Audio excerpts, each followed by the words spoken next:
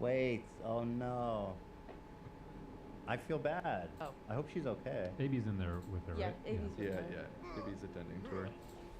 Somebody said review Tears of the Kingdom. Great game. Love it. You beat it, right? Mm-hmm. Beat it. Nice. Fun game. I played it with Theodore. We played the whole game together. He was super into it. That's a great game to play, as a kid. And then, so we played Tears of the Kingdom together. We loved it. Then we played Mario Odyssey all the way through. Oh, that's fun. Loved it. Did Then he we play tried that we, one? What? Did he play in the Mario? No, he's not up to the controller yet. How old is he? He's 4. Get him I on try. me, I dude. try. I was say- Marioing at 3. Right. But it was just left and right when we were kids. That's true. The NES controller is a lot Yeah. simpler. I give him every opportunity, and he seems to just want to He watch. likes watching. Yeah. That's fine. So then the next game we just started, which seems promising, is Luigi's Mansion. Oh, he'll probably love that one. It's very kid friendly. I'm actually surprised how spooky it is. It's spooky. It is. It's quite spooky. It's like Haunted Mansion spooky, right? Yeah, it's not like genuinely scary. It's like Yeah. fun scary. You know, I've never played any Nintendo games, really, at all. I've Really? never owned a Nintendo console. There's a reason there's All right. great games. Yeah. I want to test my Ultima Sword on this guy. It's been a good system. Little Panther. All right. Well, as let's see, Cav update, Wafusi update. Wait, there was the Jonah Hill. We should do that because we've been wanting to talk about the Jonah Hill. I gotta stuff, go but back to the I Mega don't wanna Flare. run It's out so of time. strong. You know what I'm well, saying? The Thunder's cool, but Running out of time. There's another ah, big segment. I got the Ultima weapon. That should be Oh, fine. shit. The Danchler. Oh, it's gonna be even better though. The Danchler. The Bachelor. But we could do that on Friday if you. I just think it will take a while. So. Okay, that's the audience. We'll do whatever you guys come on. You want to do the Bachelor, or do you guys want to do the Jonah Hill messages? Now the Jonah Hill stuff is getting old. I don't know, but whatever you guys want to do. Well, I think that we do the Jonah Hill thing. I'm sure we could talk about other things too. I just think the Bachelor. We really should have picked an easier way to say. the dance. I'll keep it a little longer. It's got some We'll nice take area a big chunk attacks. of I time like and we'll those. probably be ready to wrap up by the time we finish. So we could just save it for Friday and we can just do other topics today. Let's let the people decide. I want to give the people what they want. Jonah Hill plus other topics. Yo, when's that Mario RPG come out? Y'all. Wait, actually, they're making one? They're re-releasing it. Oh, you don't know. Mario RPG is one of the best games ever. Oh, really? Back on Super Nintendo, it was Like so roll? freaking good. What? Free roaming type thing? No, Oh, it was it's like a an roll- it old was school. turn-based. It's like an old school JRPG, but Dude, Mario. wasn't that game?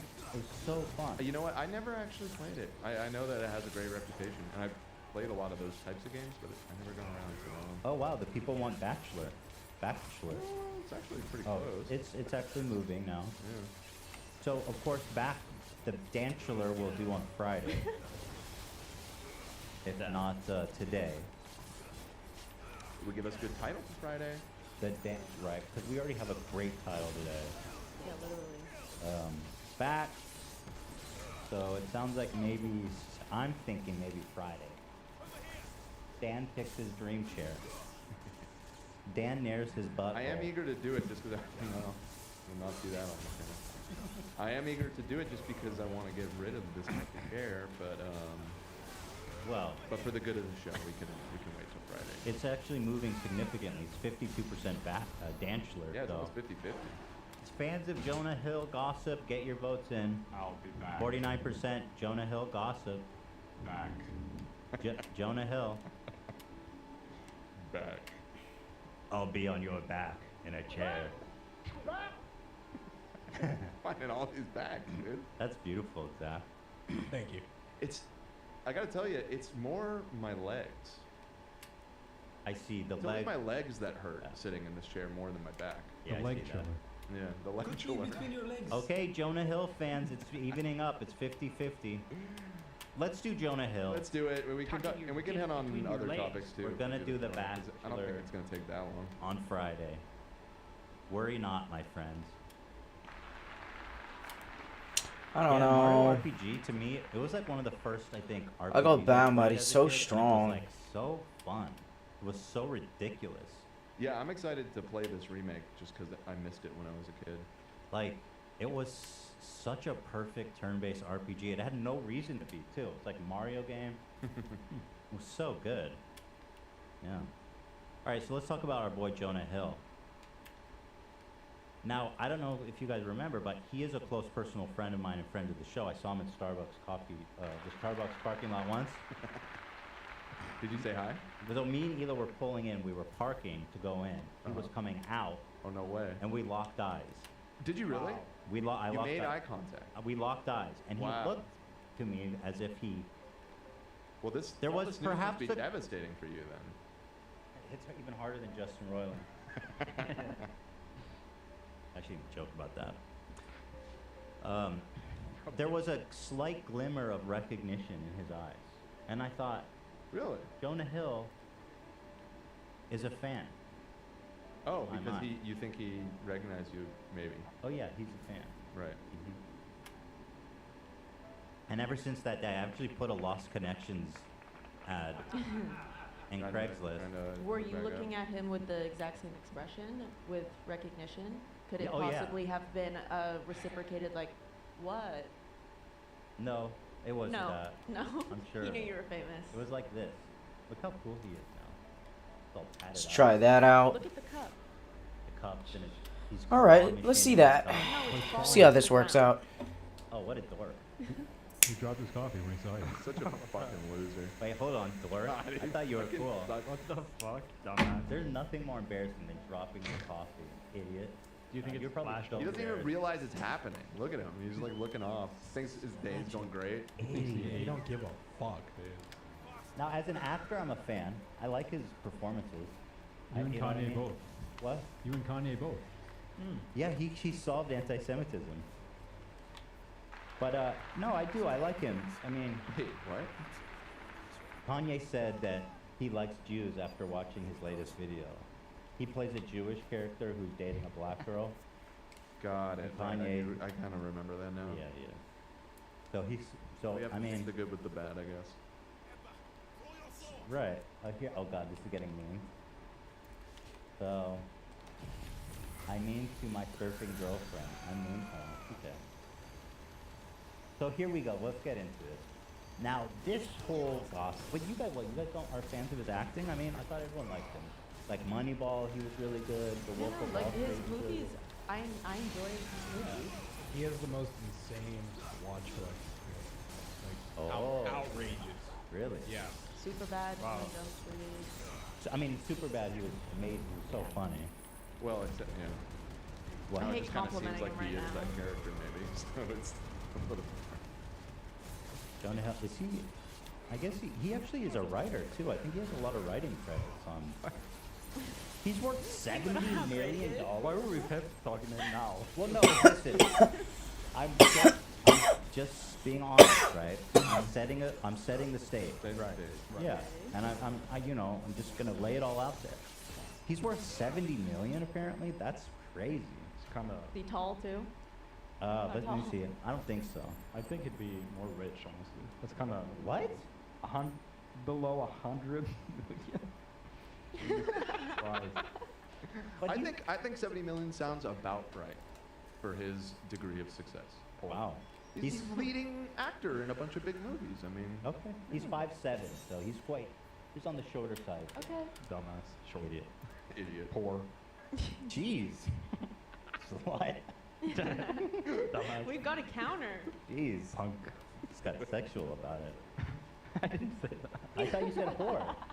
Poor. Oh, I thought you said I poor. just realized what happened. I was like, I just That's told why I him called him a slut. Right. Slut. It's funny. So before all this came out, my sole impression of him was that I liked him. Okay. Also, I really appreciated his weight journey. I mean, from Superbad, he was really, really quite big. And his journey to becoming like active and losing so much weight was pretty inspiring. I mean, listen, this photo was like the meme photo of the year. The fucking neckbeard photo. Oh, yeah. Like, he's come a long way, man. Yeah. No doubt. He's very lovable, though, in this, like, I don't know. Fat man good. Fat man good. This is No Shave November, expectations versus reality. Yeah, so, here it is. Okay. Made it worse. But his beard looks good now, right? Look It's how I'm showing fine. people images. It's fine. Okay, so anyway, let's get into the story. So, Jonah Hill was dating this girl who is, I guess, she's a pro surfer. And I'd seen photos of them together. I knew they were dating. Apparently, they've been broken up a year, though. I didn't know that. She's a surf instructor. So she's a professional surfer. Yeah. She's a surfer. And she, teaches people too. And I know Jonah Hill took up surfing, too, which I suppose is probably how they met. But what the fuck do I know? So Jonah Hill's ex-girlfriend, a year after their breakup, posted a lot of their DMs to Instagram stories, accusing him of being a toxic partner, I think it was emotionally abusive. 2 years ago. Not the most important detail. Oh, but well, yeah, it is kind of important. It does make me wonder, like, Broke up 2 I see 2021. Is Lena They okay? Split. She's with AB. Can someone go check on her? Yeah. I want to know that, like, But December 2022? That can't be right. that sounds right to me. I remember seeing them together, like, recently. Oh. Apparently, he's got a new girlfriend with, like, and he's got a kid with her? That's why I'm saying it doesn't make any sense. December Is 2022. she okay, Abby? Abby says, I think so. Okay. That's good. Jeez Louise, man. Some like purple stuff just shot out of her nose. Oh, no. Is her nose Her nose burning? is, God. her nose is really hot. Holy fuck. Holy shit. That is horrific. Did she perhaps fly too close to the proverbial spicy chip? As Icarus once Possibly, said? yeah.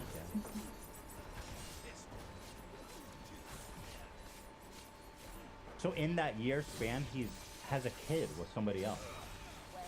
That's what I read. Okay, stop. Hammer Broke up time. early 2022. Yeah. You said December 2022. No, I originally. read That's why I was reading the right, sentence as I okay. was running, and they made their debut in December and split early 2022. Got it. Yeah. My bad. Oh, yes. So let's just get right into it. So her name is Sarah Brady. And here she is. Let me show you her Instagram. She's a public figure. She's a surfer. I'll show you. Pull this up. She seems cool. You know?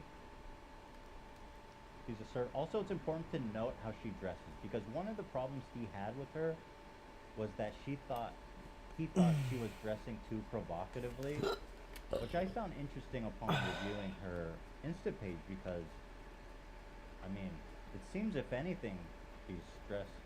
A little on the more Little- conservative side. yeah, for a she's wearing surfer. one I would pieces. agree. Yeah, As a surfer on in the beach, I mean, you know what I mean? 100%. Yeah. So certainly. Oh, she's a law student. Okay. So here we go. Let's go. Album of leaked DMs. So this is what broke the floodgate here. Sharing this publicly now because keeping it to myself was causing more damage to my mental health than sharing it ever could. So she was, yeah, okay.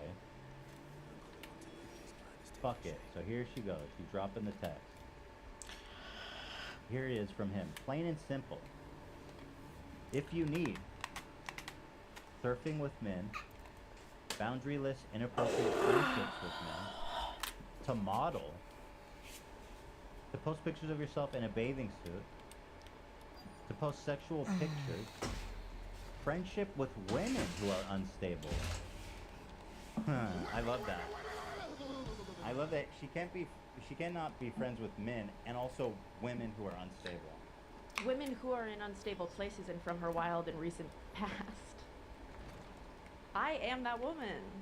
Well, he says she can get lunch or coffee with Right, with but we can't do No nightclubs. alcohol. We No can't do a wild recent past. He says if any of these things are true, Lunchtime. then I am not the right partner for you. If these things bring you to a place of happiness, I support it and there will be no hard feelings. But these are my boundaries for romantic partnerships. My boundaries with you based on the ways these actions have hurt our trust. See the misuse of boundaries. So I want to discuss this a little bit. Now, when I first saw this,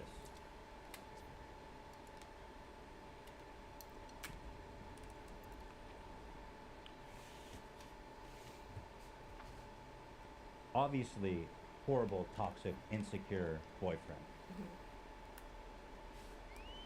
But at the same time, I saw this part already. This whole part. he is saying like, you know, listen, I'm crazy. He's basically saying, listen, I I'm saw crazy. this My part. expectations are insane. And if that's not right for you, then, you know, we're probably not gonna end the show. It just seems kind of arbitrary. Like we've been Well, going I for want to 3 leave at hours. 4:30. Oh, you have a time I want to leave at 4:30 so I can be home. limit. Okay. Yeah. Let me tell you about banana. So let's pick what we want. We want to do that. I mean, there's not much to it. He just hasn't paid anyone back. He Right. did this massive scam, CoffeeZilla covered, and he was following it up to see if he paid back. He pledged $1.9 million to pay back the zoo. What was it? Smurg. Zoo. Crypto Zoo. Yeah. Come And on, he has Smurg. not spent a dime, and people don't care. They just don't care.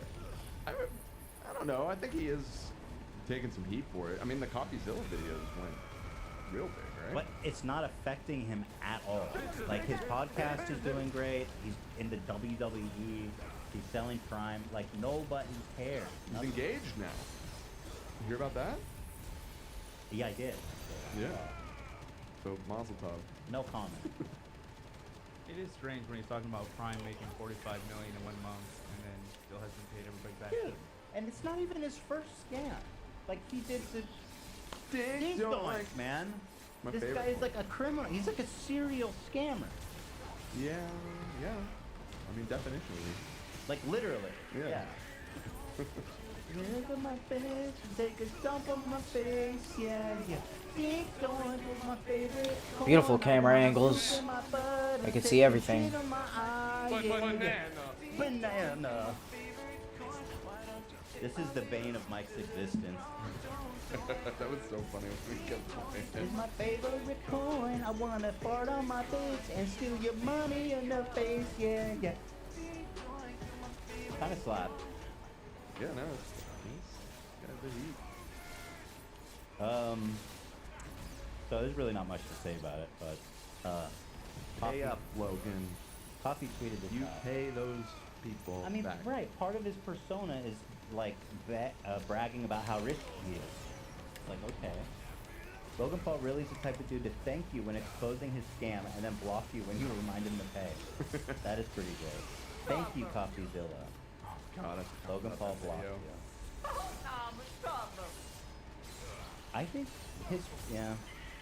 his first apology was a Hall of Famer. I wish he left it up.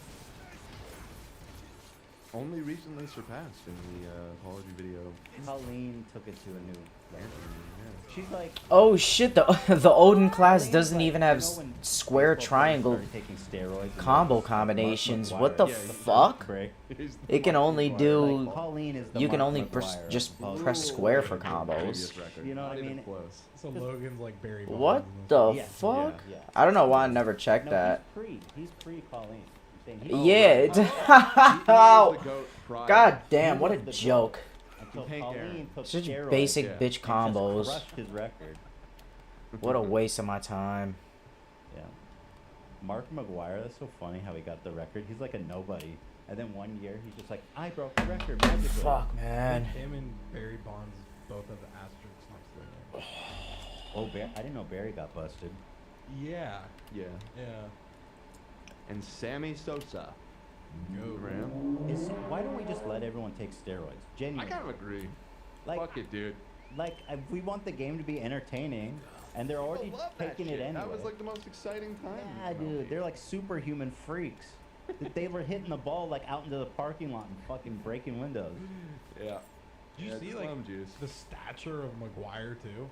Like Was he massive? Like I just don't get it. You know, let's just get him on steroids. Enjoy the show. Yeah. Have fun with it. Oh, people want the Cab Cav tea? Are you guys for real? You guys really want the Cab Cav tea? Yeah, well. That's exciting to me. Oh, fucking turtle. God That's damn exciting it. to me that you guys Come come here, you here and piece of talk shit. about Cab Cav. That's so awesome. I can't tell you how meaningful that is. I read through it. I gotta say this isn't the strongest Cap Cap. I know It's- you're excited about it, but I think kind of. Well, let's see. Let's look at it. This was a lawsuit filed. By the way, if you guys don't know who Kavanaugh is, because we have a lot of people watching, just Google Ryan Kavanaugh. Google his name. And when you get to... This is him. When you get to the result page... I'm not sure if that is him. That's Harvey Weinstein. Yeah, Wait, are you that's actually a serious? picture of Harvey Weinstein that seems to be bugged out. Okay, well, I have a website that can help with confusion. So if you scroll down to, does Ryan Kavanaugh look like Harvey Weinstein? You want to Oh, click that. interesting. And on this page, we are doing a public service to help citizens Oh. tell the Yeah. two apart. Right. And we have some really compelling stuff. I mean, they look really similar, but they are different people at the end of the day. Look at that. Wow. This one is really, I mean, come on. Wow. Bro, with the back of the shell, come on. So go ahead and spend Jesus some time on the Christ. website, right, love? Right. Click around. Look around. We have a game if you guys want to test your skill. Game on the bottom. Here he is donating $1 million to Habitat Humanity, which he didn't actually give them. $1.3 million. But yeah, check that out. So let's see. Last Wednesday, no, not this. Okay, so there's a new lawsuit. Oh, there's actually some Cav memes. Big Silly with his young friends. Just Cav hanging out with Bryce Hall. Bro. Listen, I got nothing wrong with Bryce. I like him. I mean, we did a show with him. He's great. But like Cav, you need probably to hang out with people your age. Thanks for taking care of me, bro. Is that 50 Cent? Legendary. Yeah. Yes. There is. Okay, that's fire. These guys are having a good time. Well, they're both starring in that movie together. Yeah, Yeah. remember this is Dude, I all can't because wait. of the... This movie is going to be I'm so like excited. one of the worst movies. Has it? Straight up 0% Rotten Tomato vibe. What's it called again? That's my favorite. Skill House. Skill House. I cannot wait for this Cav exclusive with 50 Cent and I feel Bryce like I've Hall. been hearing about it for so long. Like, is it just keep getting delayed? Maybe they're just putting their all into it. Yeah, it's a big project. Yeah, huge. Is it really not out yet? There's Is a it? trailer We for it in know. August of last year. There's a Really? trailer This is like a almost 3-month a year production. ago. Yeah. It's just like a slasher movie. They pump these things out. Dan, they kept pushing back Avatar 2, and that was a good quality, so I You think know what? this is going to be the next Avatar 2. Ryan Kavanaugh's the new James Cameron. You got a good point. But does it not have a release date online that you can find? Because I'm excited about this, legitimately. Angry? Sometime in 2023. Awesome. Oh wait, now on their Twitter now says, release February 2024. Wow, this movie will have been in production for. What? This man, Ryan, you are such a loser. Like No, you, bro, it's gonna you be good. ran the biggest production studio. It's gonna be good. They're Dude, putting time into yeah. this thing. Look at what an idiot you are. Literally, you were the founder of Relativity. Yeah, that one, right? Yeah, Relativity. You were making the biggest movies in the world. Bankrupted that. And now that you're trying to do a 50 Cent X Bryce Hall, it's taking you 5 years to make it. First-hand Just give up, man. Yeah. Give up. Here's Cab backing up Bryce.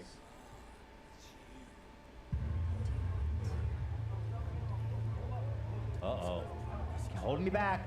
Hold me back, bro. Hold me back. Oh, this is Happy Punch promo, too. Oh, What a crossover. That's Keem's company. That was so uncomfortable. What do you think of those pants? he's Everything rocking? about that made me uncomfortable. Everything about it is just not working for me. Go back to the moment that. Yeah. What is he like really?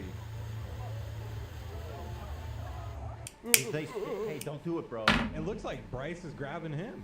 Like he's saving. Well, Bryce, like, is saving isn't him. even, Help me, Bryce.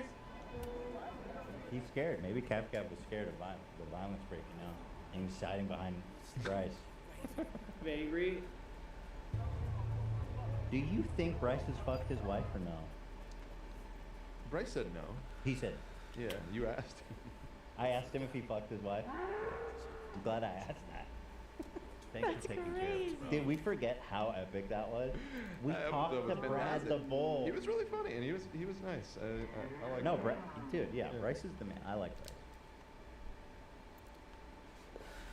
Thanks for taking care of it, bro. So there's a new lawsuit. Yeah, exactly. Let's see. Okay, so I'm gonna do all the disclaimers I have to do here. Let's do like all the allegedlys and stuff. In fact, can you put allegedly on the screen? We have one of those, right? So you can't even pull a frame. Why don't we just use the "we disavow everything this dumbass is saying"? Oh, okay. Anything's opinion. That's good. We disavow everything. It's just in reference. Saw to this users. part. That's too. good. I mean, that works. That's funny if they try to screenshot that. Well, I don't know if it will everything- work though. Maybe. In Ethan's opinions. Yeah, in Ethan's opinion is better. Everything in this article, How about both? Yeah, Ian's suggesting both. Sure, both. this stuff is sourced from. I don't remember it like that. I'll let it run. Yeah, if we just read what's in the doc, there's nothing. Let me read his get you in statement. trouble. So, this is super interesting. Nobody knew about this until Dumbass put out a statement about it. Yeah, he's really good at. What a dumbass. Hold on. So here's his statement. I'm just gonna read it. Oh, this is good. This is good. Oh yeah. You guys are gonna love this. In the past days, an insidious extortion plot devised by a former girlfriend, whom I dated over 2 years ago, and have no contact with in 2 years, Jane Doe. That's the classic, hey, it was 2 years ago. I clearly didn't do it. Now, I'm not saying he's an abuser. I'm just saying that's a line I see all the time, where it's like, hey, I didn't talk to her for 2 years. You know what I mean? Jane Doe, that can't be her real name. Oh. And her legal representative, Kurt Schneck, have been directed against me. Yeah. It began as an attempt to tarnish my professional reputation, which of course has been sterling silver up until now. Yeah. Not a single blemish. And my business interests through untruthful allegations. When their financial demands were not met, they escalated their tactics, making false allegations involving my eldest son which they threatened to leak to the press unless they receive $550. Okay.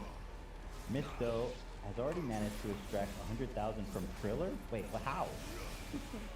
How did she get money from Triller? That's what I love. That's Dude, inexplicable. I love this statement. Like you said, it's like nobody was paying attention, nobody cared.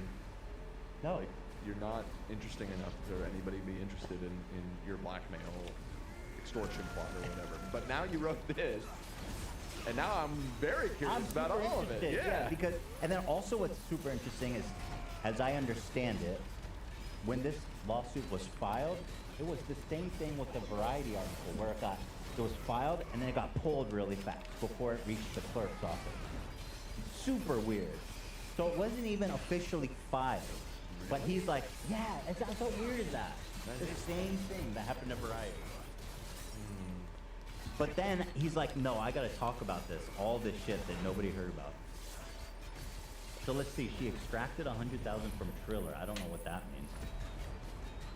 Her claim, I've extracted money from Triller, I guess. Well, 60,000. yeah. I believe, in my opinion, not even, and I could be wrong, but based on reading the article, I think what it was saying. Might is that switch Odin with she the had- Thunder class. Try that out. They did some sort of settlement or something with her because she wanted to work at Triller, and she claimed that Ryan Kavanaugh would not allow her to get that job, and they made a decision without Ryan Kavanaugh to give her money. Oh, so what a dumbass. Cause I can't do Like, that's super combos with the misleading Odin what you class, She got paid. and I right don't do my from regular Triller. sword damage. Right. Unrelated. I mean, Her claim- you could call that extracting. I guess anything's extracted. You guys extract a lot of money. Yeah, I every extract month. a salary from you. Still, Peter. bro. Stop extracting from me. Her claim was that after we broke up, she wanted to be employed by Triller. However, I and Triller kept her from being employed by Triller due to our prior relationship. Dude, I totally believe you wouldn't do that. I 100% believe that you, Ryan Kavanaugh, would not go out of your way to block your ex from working at the company that you partially You would own. never. No, I totally believe him.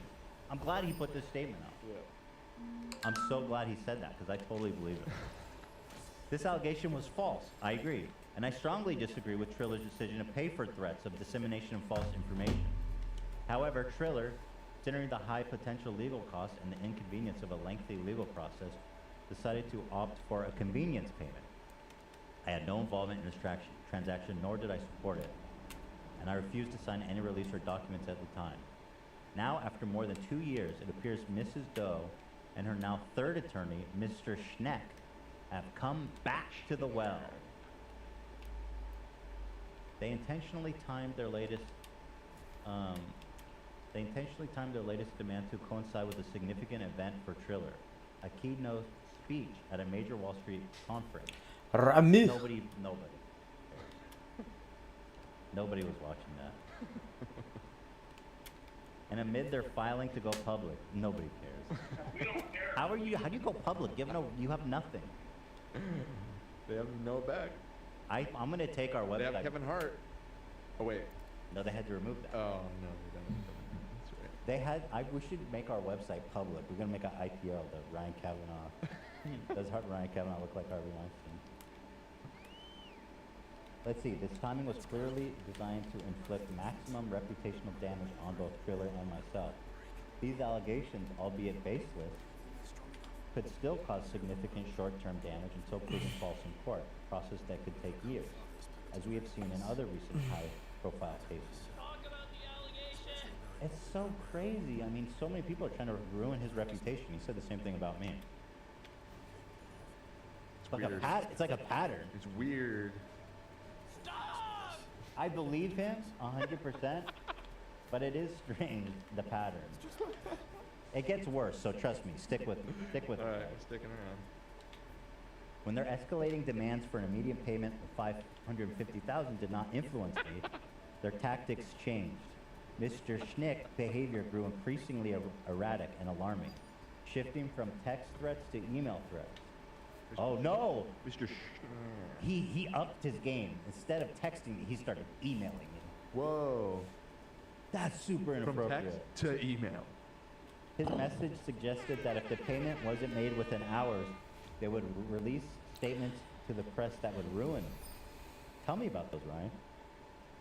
New allegations which had never been raised during our entire relationship after our breakup or for the past 2 years post-breakup have never been so much as mentioned or concerned, allegation otherwise. Again, not the best defense. She never told me that she was upset about it. So he says what began with insinuations of sexual harassment? Say more. Hold on, she accused you of what? Or she insinuated that you did what? Sexually harassed? I think that the complaint is public. I think we can access it and read from the complaint, which we should do. I don't know if you can pull that up. Get the other side of the story, huh? AB? I've tried looking for it. I But might have it know in how my you email. would Hold find on, I it. might have it in my email. Oh, do you? Yeah, I might have it. Somebody emailed it to you? Maybe. That seems like an escalation. Right. They used Straight to to your text it me. inbox? Mm-hmm. Straight to my inbox, man. Jesus. What a violation of my privacy.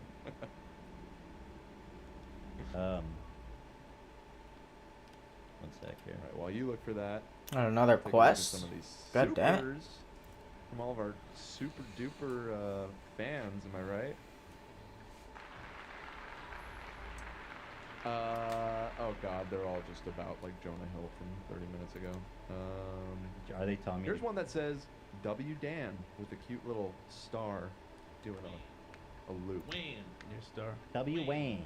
Thanks, Wayne. Amy. Wayne. Cheers, my dude. Here's another generic one. Somebody just said love. That's true. Yeah. Yeah. Good Can we not stuff. have the dumbass alert up for these? These are our paying fans. Oh yeah, we don't disavow this.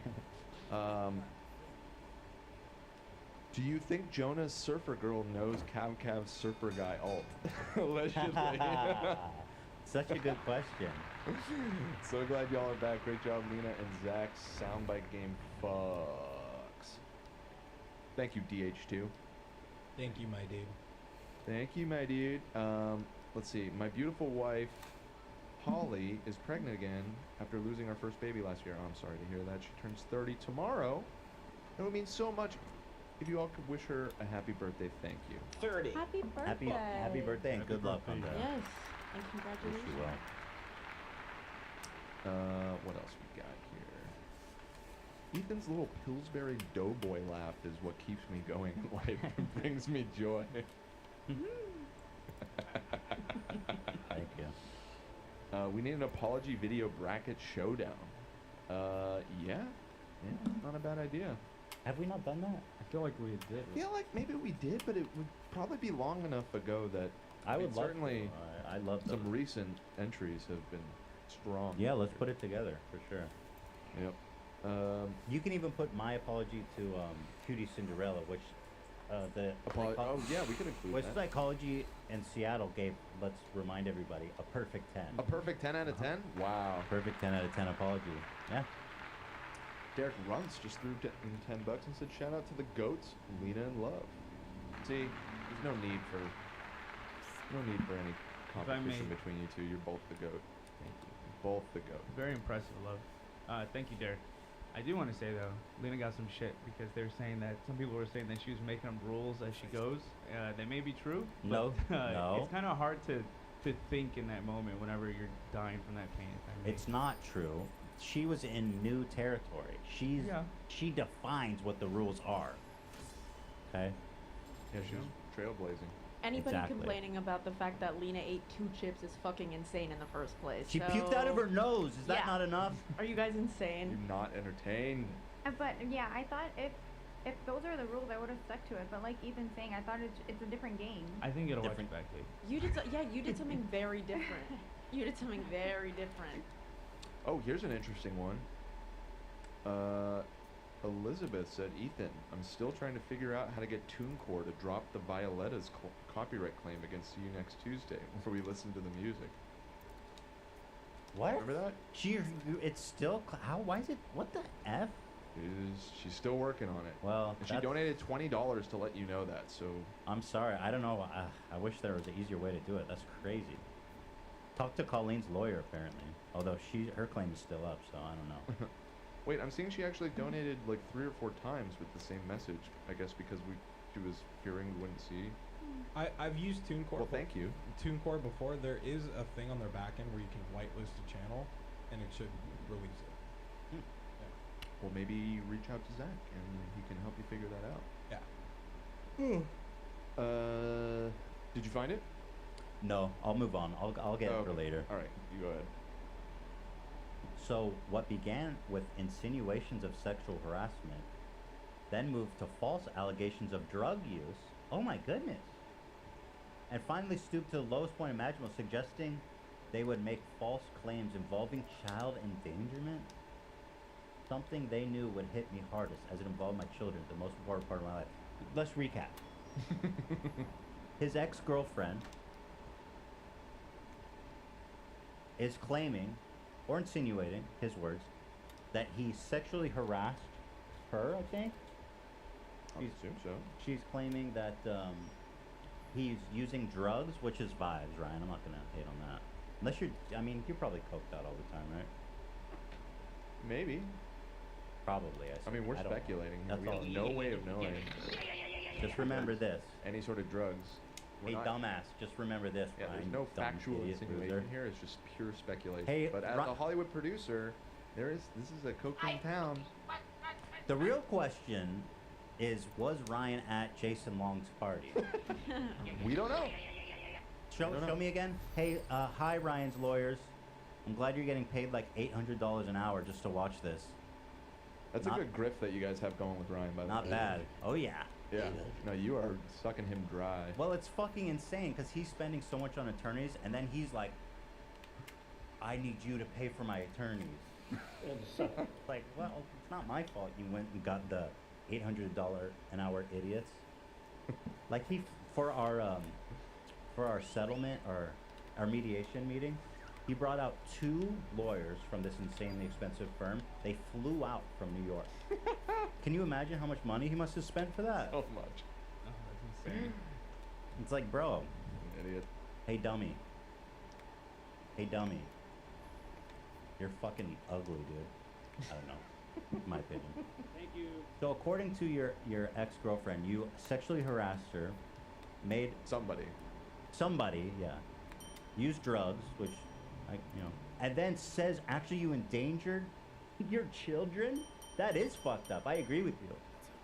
He says it's so low, it's unimaginably low, that you endangered your children. Damn. Somebody said that about you? Damn.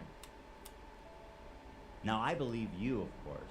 But it's crazy somebody said that about you, even. What was it that I said?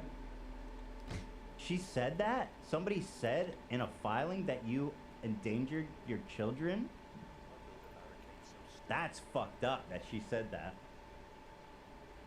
Which is not true, probably, because I believe you. The situation evolved from a typical breakup where one party, Jane Doe, didn't accept the end of our relationship at the time, more than 2 years ago. Of course, a scorned lover. Who could resist the hunky, charming, just as long as he doesn't drink and drive. Into an unjust assault of my character and my wallet. And finally, more than 2 years later, into a clear extortionist plot that threatened to harm my relationship with my children. Oh no. I assure you, I stand firm, fight these allegations, and protect what's most dearest to me. During my career, I have weathered adversaries and navigated through unfounded criticism. The brave explorer he is. However, I draw the line firmly when it comes to my children. The very thought that someone would manipulate information concerning a child's welfare for financial gain is deeply disturbing. More alarming is the fact that such egregious falsehoods could created for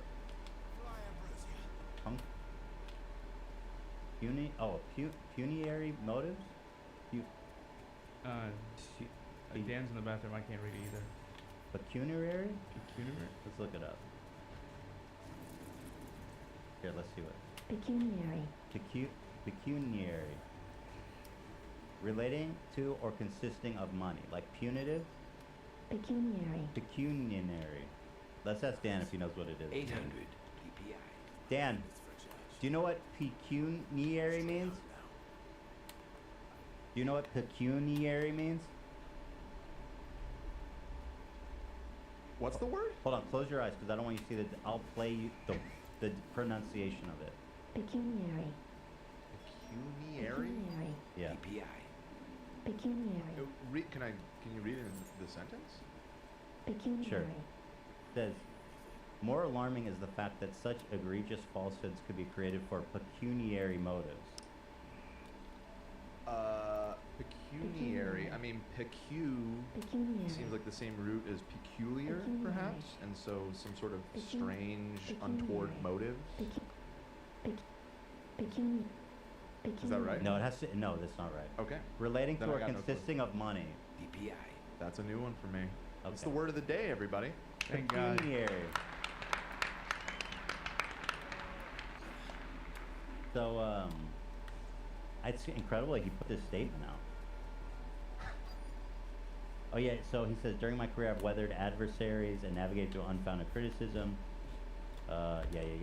Jane Doe is the same individual who once claimed that watching me with my children made her heart explode with love. She said that, but then she changed her mind. She was a part of my life, shared countless hours with me, spent time with my children, and met my family and friends. Oh, so she knows you really well. This same person, after all these experiences, now seeking to inflict harm on my loved ones by exploiting our past relationship. It sounds to me from reading this that she knows you really well. And if anybody were to lay these claims against him and have a credible accusation, it would be her. That being said, I believe Ryan Kavanaugh, and she's lying. She's probably for sure. lying. Yeah, for sure. But if, Why does it lie? like, if somebody's gonna say, "Oh, you abuse children," "Oh, you sexually harass people," what else did she say? "Oh, you drug use." Like, if there was somebody in his life in the position to know those things, it would be her. Yeah. Yeah. I think that's fair. She's a lie. She's lying, though. I believe Ryan. Let me be clear. My children are my world. Why does Insecure. it lie? That's giving me like that's giving me what was it where he said my children are not responsible for this? What was that we were just watching? Stephen that was Crowder. Crowder. That was Yeah, Crowder. Crowder. It's who had giving to me Crowder. clarify it's not my kid's The one thing, my northern star is that my kids aren't responsible for us getting divorced. Like, no. Yeah. No. So let me be clear, my children are my world. I will spare no effort to shield them from the morally deplorable conduct of Jane Doe and her lawyer, Kirk Schneck. He's coming for Kirk, Captain Kirk. Their innocence and safety are my utmost priority. Yeah, nobody's saying anything about them, dude. And I will not allow these falsehoods to compromise that. I have nothing to hide. In the interest of full transparency, I'm willing to make all written communications between myself and Jane Doe, my ex-girlfriend, as well as her lawyer, extortionist communications available to any member of the press interested in reporting the true nature of our relationship start and end. Can we get a hold of that? Do we know anyone from the press?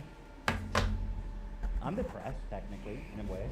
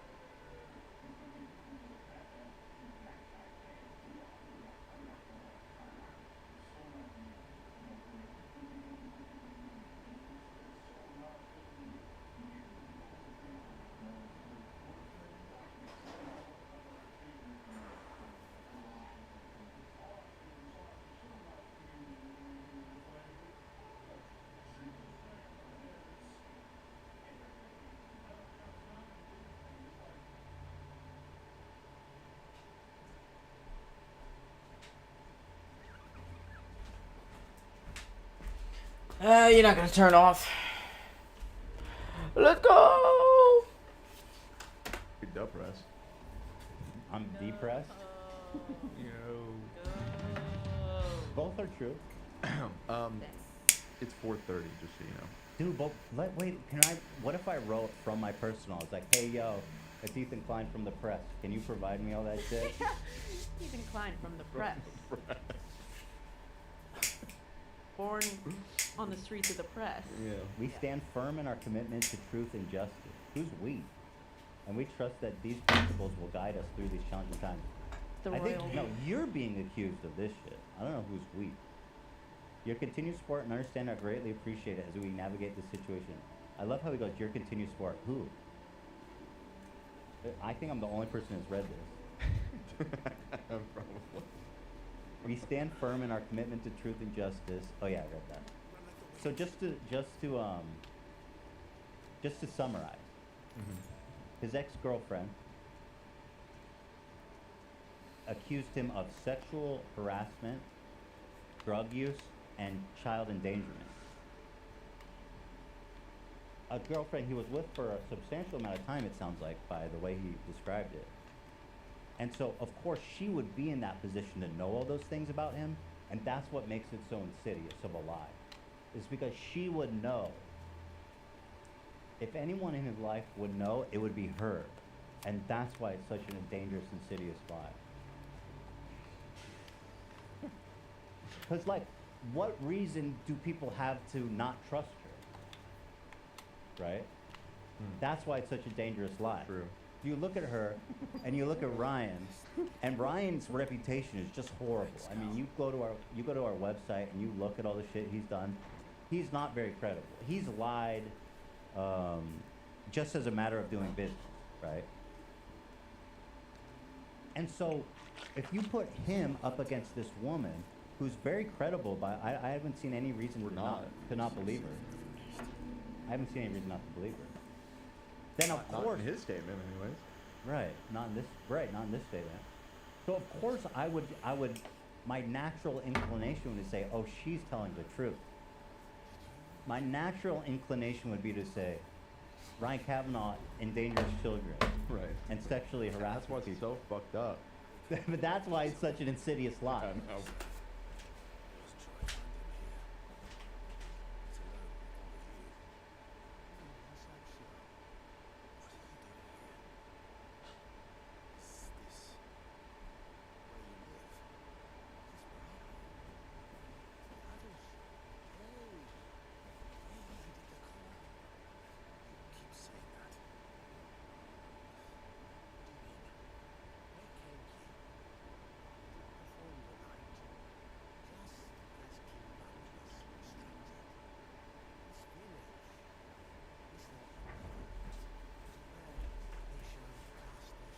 Oh, I don't even know why I got that. God damn it. It's not even on.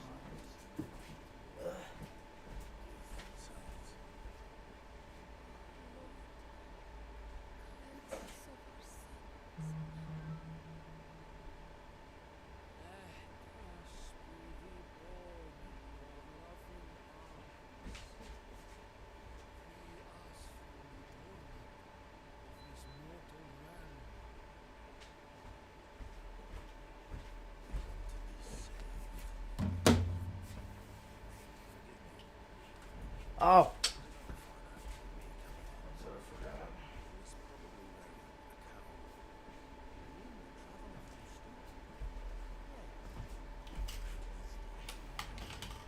For sure. Because she's so believable, and he's so unbelievable. Yeah, no, that's real fucked up, actually. That's what's so insidious about this. Yeah. And it's fucked up that she's extorting him. Yeah, I mean, come on. So that's kind of. Oh, we can listen to the audio of it? Where's the audio? Ryan Here. Kavanaugh files lawsuit against L.A. attorney Kirk Schenk and client Jane Doe over extortion scheme. Let me go to the middle. Now, after waiting 2 years, it appears Ms. Doe, the now third attorney, Mr. Schenk, have come back to the well.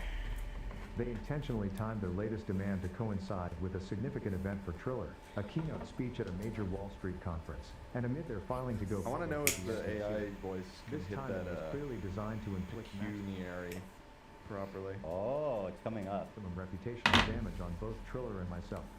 These allegations false in court, a process that could take high-profile cases. Mr. Shank's behavior grew increasingly erratic and alarm allegations or otherwise. What's Mr. Whatever. So that's the problem with this new one. And I'm firmly on his side. And also Stan BTS. Stan BTS fan cam. Shout out to LG for the 10 gifty subbies here, or members, or whatever you want to call it. Shout out LG. Yeah, but even though I believe him, he's such a piece of shit, man. I fucking hate that guy. There's also a super chat from my girlfriend Allie saying, Dan, can you pick up some Nair on the way home? Are you serious? I am serious. Let's go. Oh, was that a past super I chat? love that. Yeah, it was from a few minutes ago. Let's nair that butthole and film it and put it on YouTube. Later. How about some For members educational BTS, purposes. Dan? Yeah. Stop holding out on us. Alright, you have to leave, yeah? You were the one who put a limit on it. People want us to talk about Boogie's new girlfriend, which is pretty fun. We can talk about that on Friday. Yeah, we'll get to that on Friday, I guess. He's dating a 20-year-old, and he's like 50. Not like 50. He's like 48. Is he 50? He's almost 50. Age. 20. He's 48, yeah. And he goes, we met when she was 19.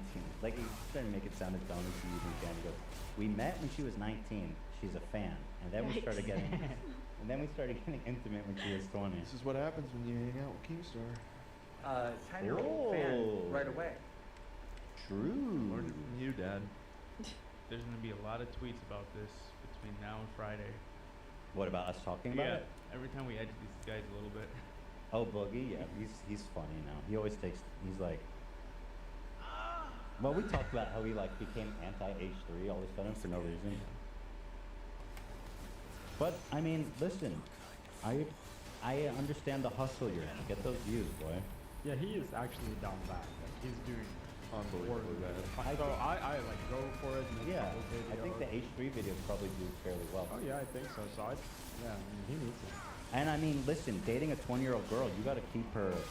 You got to keep the action going. You need a little money to make it worth her time. Nice dinners, bags. Come on, let's get those H3 videos out. Only 5 years older than Ethan. Okay, first of all, fuck you. I'm 38. 40, wonderful. He's 10 years. Why did you even get the 4? He's 10 years older than me. 48 minus 43 is 5, yeah. 41. He's 10 years older than me. So he's so awesome. All right. So that's it. You know, just keep Cab in your minds. Keep him close to your heart. He's going through really hard times. And he's just awful. He's being accused of these horrible things. Sexual harassment, drug use, and child endangerment.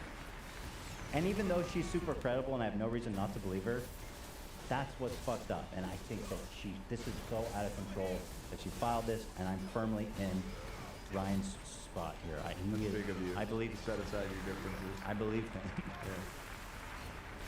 I believe Ryan. He's the fucking man, dude. I love Ryan Kavanaugh. All right, well, that's the show. Thank you guys for all being here. Appreciate y'all. I hope you guys. I'm legit, like, I think people are going to stop watching because I said, I wondered if Jonah Hill's ex-girlfriend overshared. What can you do? What will be, will be. See about. I hope you don't. I ended up agreeing with you. You know? I wouldn't agree about it. I ended up agreeing. Oh, people are asking if leftovers are happening tomorrow? Yes. Yes. We back. Hell yeah. We back. So, 10 a.m. Pacific. And by that I mean probably like 10:15 Pacific. Yeah. Usually about 15 minutes. No, he's here. He's back in LA. So, yep, we're on. Back. And we have a lot of good stuff to talk about. We got a lot of stuff to talk about, and yeah, because we actually didn't have an episode of Leftovers the week of the live show either, because he was out of town. So it's actually been really Wow. The boys are back in town. Yes, sir. Boys are back in town. All right, guys. Thank you to our wonderful audience who love you so much. Thank you to everyone who's being here. Thank you to our members who make it all possible. And we will be back on Thursday with Leftovers at 10 a.m. and Friday at 1 p.m. for After Dark. Great shows ahead. Thank you all for being here. It's the H3 Podcast. We're not going anywhere.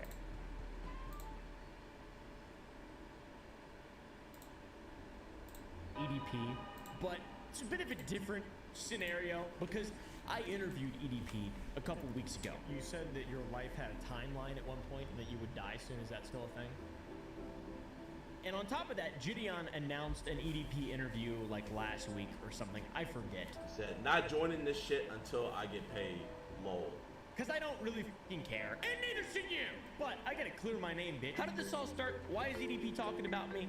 Well, I'll tell you what. It all started with a little guy named Shimmy Peppers. He's my alter ego. He interviews people and he is a true journalist. He does journalistic things. He looks like a journalist. Is that like even a real, do you like cupcakes? Or are they overrated or what? He acts like a journalist. He talks like a journalist. I know a thing or two about having an unfortunate name. My literal birth name is Shimmy Peppers. That's your actual name. That's my real name. What else does he have? No spine. That's the whole bit. I interviewed EDP using a pseudonym, Shimmy Peppers, and I wasn't really sure if I was going to be posting it, and I tweeted the announcement on Twitter to see the feedback, and I was like, yeah, this is a bad idea. This is a really, really, really bad idea.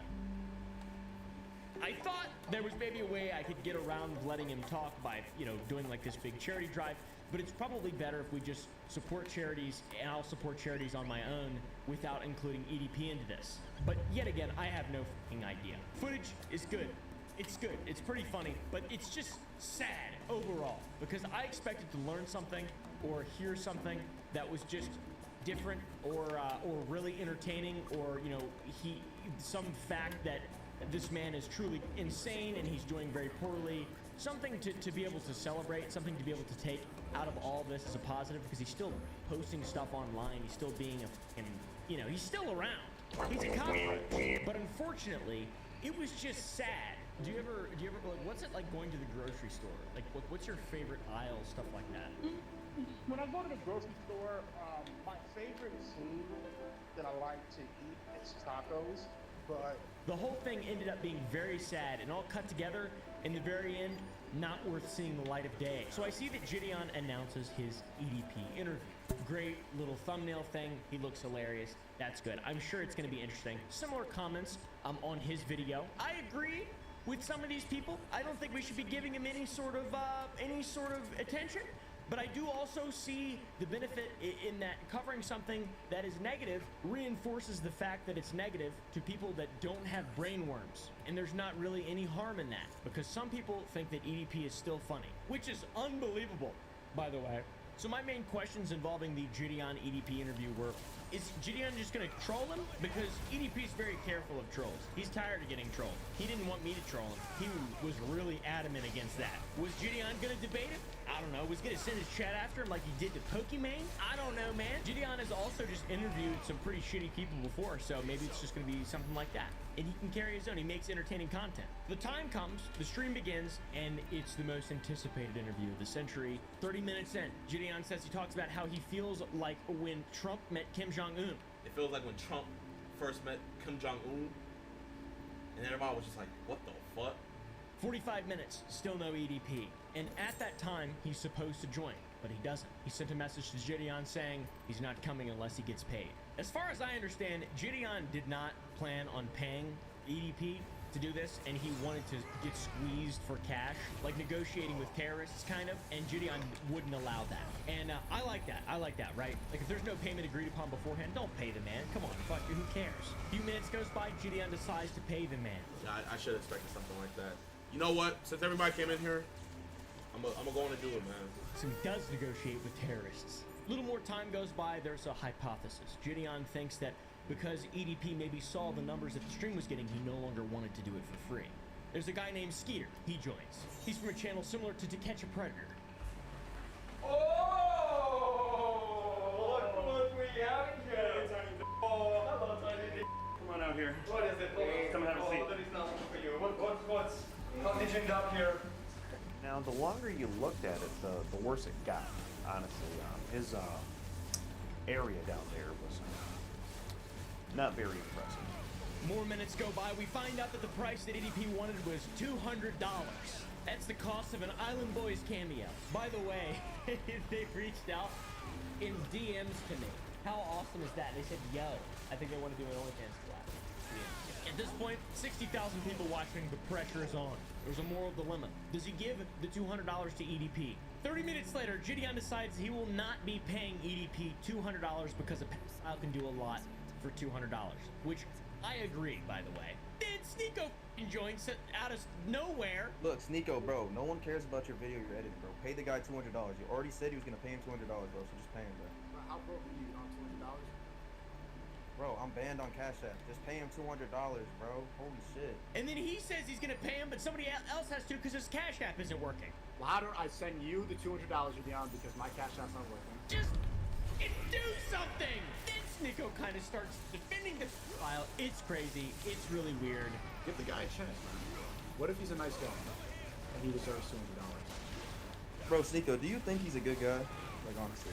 I want to hear him out. Turns into whether or not Sneeko thinks EDP is a good guy. Then they start talking about the age of consent. I don't know, dude. Gideon gets really tired of it, and then it just ends. It just ends, man. It just ends. Now on to my interview. Did I pay EDP to interview him? Yes, I did. The nature of the inception of the interview was through a transaction of money. On EDP's website, at the time of me recording my interview, you could give him $100 to talk to him for like an hour or something like that. I really don't know. I saw it, I was like, oh yeah, that's a no-brainer. We could easily do a video with some kind of charity involved and turn $100 and a piece of shit into gold, basically, for a charity. You know, all the money from the video could go to charity, something like that. I really don't know. By the way, that's what's happening with this video, just so you're aware. At the time, thought this was a great idea. It would be really entertaining content for people to enjoy and be able to come around for a good positive cause. But it wasn't negative enough, to be honest. That's why I'm doing this video now. Just the level of ignorance and the lack of self-awareness was actually sad and life-sucking. That's the reason I didn't post the fucking video, because it made me sad to watch. You mentioned you're into older women. A lot of people would consider you to be a pedophile. You would not consider yourself to be a pedophile. You would consider yourself to just talk to women, all kinds of women, at some point, and then you made a mistake, and now you're only talking to older women with cobwebs in their foot. Well, let's keep it straight, man. First off, I don't fuck with that underage shit. You know what I mean? Again, bro, if you ain't 40 years old and plus, I can't fuck with you. The meat and potatoes is that EDP heard me talking about this whole situation on my podcast with Some Ordinary Gamers, Mudahar, and Nux Taco, the PNG guy. EDP got very mad. He even titled a video called Oompaville is a Bitch. So let's take a look at Alrighty, y'all. So, Oompaville, Some Ordinary Podcast, Caleb, Shimmy, whatever the this motherfucking... That's me, yeah. Shimmy. My name is Caleb. My name is Caleb. We'll probably get his little short punk made ass knocked the fuck out up in the real, you know what I mean? Your typical shit-talking motherfucker. Likes to run his motherfucking mouth online. Absolutely. Likes to spread false rumors. That's like me, to for sure. Clout chase. Loves to do whatever the fuck that these getting retards like to fucking do these. Dude, it's just like, slow down on all the bad words. I'm trying to make money for charity, you fucking idiot. Dude, what are you doing, trying to sabotage it? You're like the perfect vessel, but also the worst.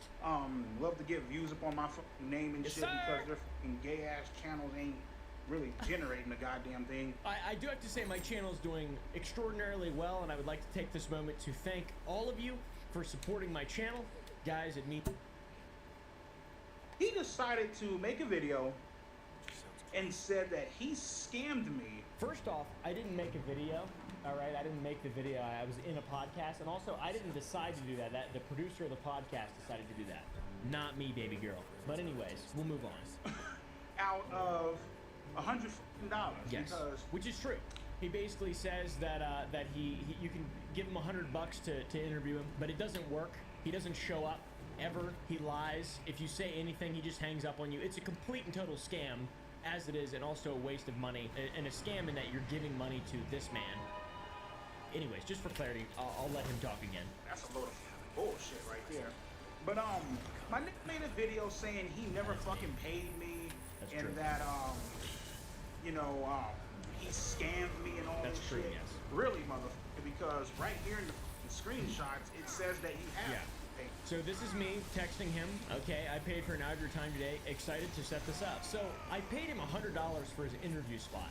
Like I said, the thing that I scammed him on is in the video, in the recording. I asked him if he could do the gritty.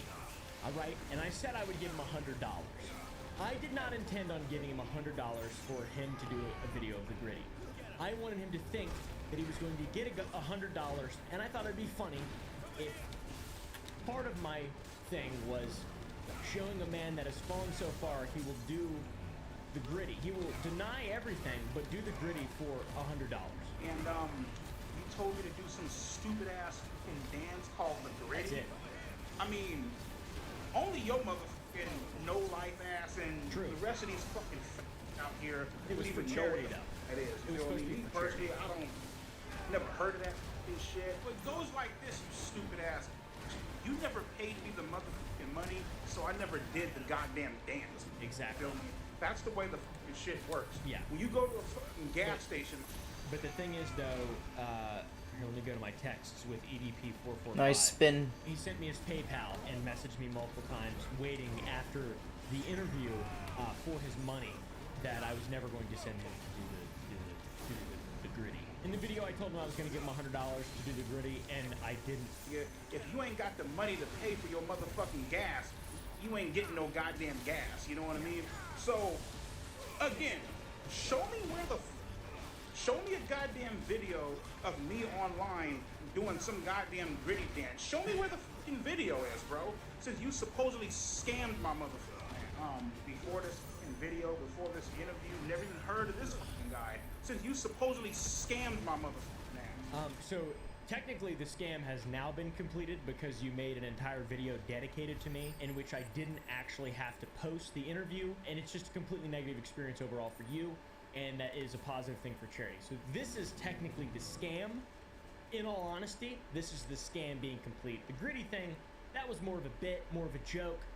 I told my friends, yeah, I scammed EDP, whatever. I didn't actually scam EDP. It was an inside joke because I was being, you know, I'm not that good on podcasts, and clearly EDP agrees enough to make me a 3-minute video. How much do I owe you for that, by the way? I was supposedly blowing you the fuck up about the $100. You said that you were gonna give me $100 to do the fucking gritty video. You know what I mean? So let me backtrack. You paid me the $100 for the interview, and then you were going to give me another $100 to do the goddamn gritty video. You feel me? So what I did was, you're all like, oh, what's your fucking PayPal? Blah blah blah. Gave you my fucking PayPal. Hit you up maybe once or twice after that, and nothing else. Okay, once or twice. I don't even know how many times it was. I'll check my texts right now. Let's see. He also leaked my fake number too, by the way. You guys can feel free to call it. I'll just delete that shit. Okay, yeah, he sent me his PayPal info, and then he texted me once after. So, 2 days later, 4 p.m. So, multiple texts here, multiple texts there. At the end of the day, it doesn't matter because this is what I wanted, truly. Not sure where you're getting the fact that you scanned me, but I didn't. motherfucker, you might want to sit back and check your motherfucking history, and know your facts before you start talking shit and running my name through the fucking mud. Amen. Oh my God. So how was that, guys? Was that better? I feel like that's better than showing an interview, because this is just ugly right here, dude. This is just ugly. Bad person. Anyways, enjoy. Support the charities linked down below. All of the revenue from this plus more will be going towards you know, my charity of choice, which is enjoy. It's just so how. Amen. Oh my god. So how was that, guys? Was that better? I feel like that's better than showing an interview. It was just like This is zesty. just ugly right here, dude. This is just ugly. Bad person. Anyways, enjoy. Support the charities linked down below. All of the revenue from this, plus more, will be going towards, you know, my charity of choice, which is Rain. We and I have supported it in the past multiple times. They send me letters all the time. They're nice people. I hope to be able to do more stuff for charity outside of just this type of shit, you know, stuff that doesn't involve EDead 445. Anyways, have a wonderful rest of your evening. Welcome back to the second channel. Oh, my word, it's getting chilly out. Oh, it's chilly out. I have my homeless man jacket on. And, you know, thank you guys so much for the little love on the break video. Appreciate it. Feels nice to have some breathing room for the main channel, but I still have some stuff on the second channel that I just got to let you know about. One is AI-generated art. It's a machine learning and deep learning algorithm that are used to generate art, aka soulless creatures, man-made objects who do art better than us. It's like Event Horizon and fucking Terminator came together, you know, and it's like this portal through hell. It's fucking crazy, man. Whenever you type in anything, I mean, it sends you into this, like a soulless realm of just debauchery of these landscapes that are just terrible. And I had to share it with you today, but right after this sponsor. Today's video is sponsored by Surfshark VPN. In today's landscape, you're never too sure who's around the corner and collecting your data. But there's a way to protect your data from those pesky intruders with Surfshark VPN.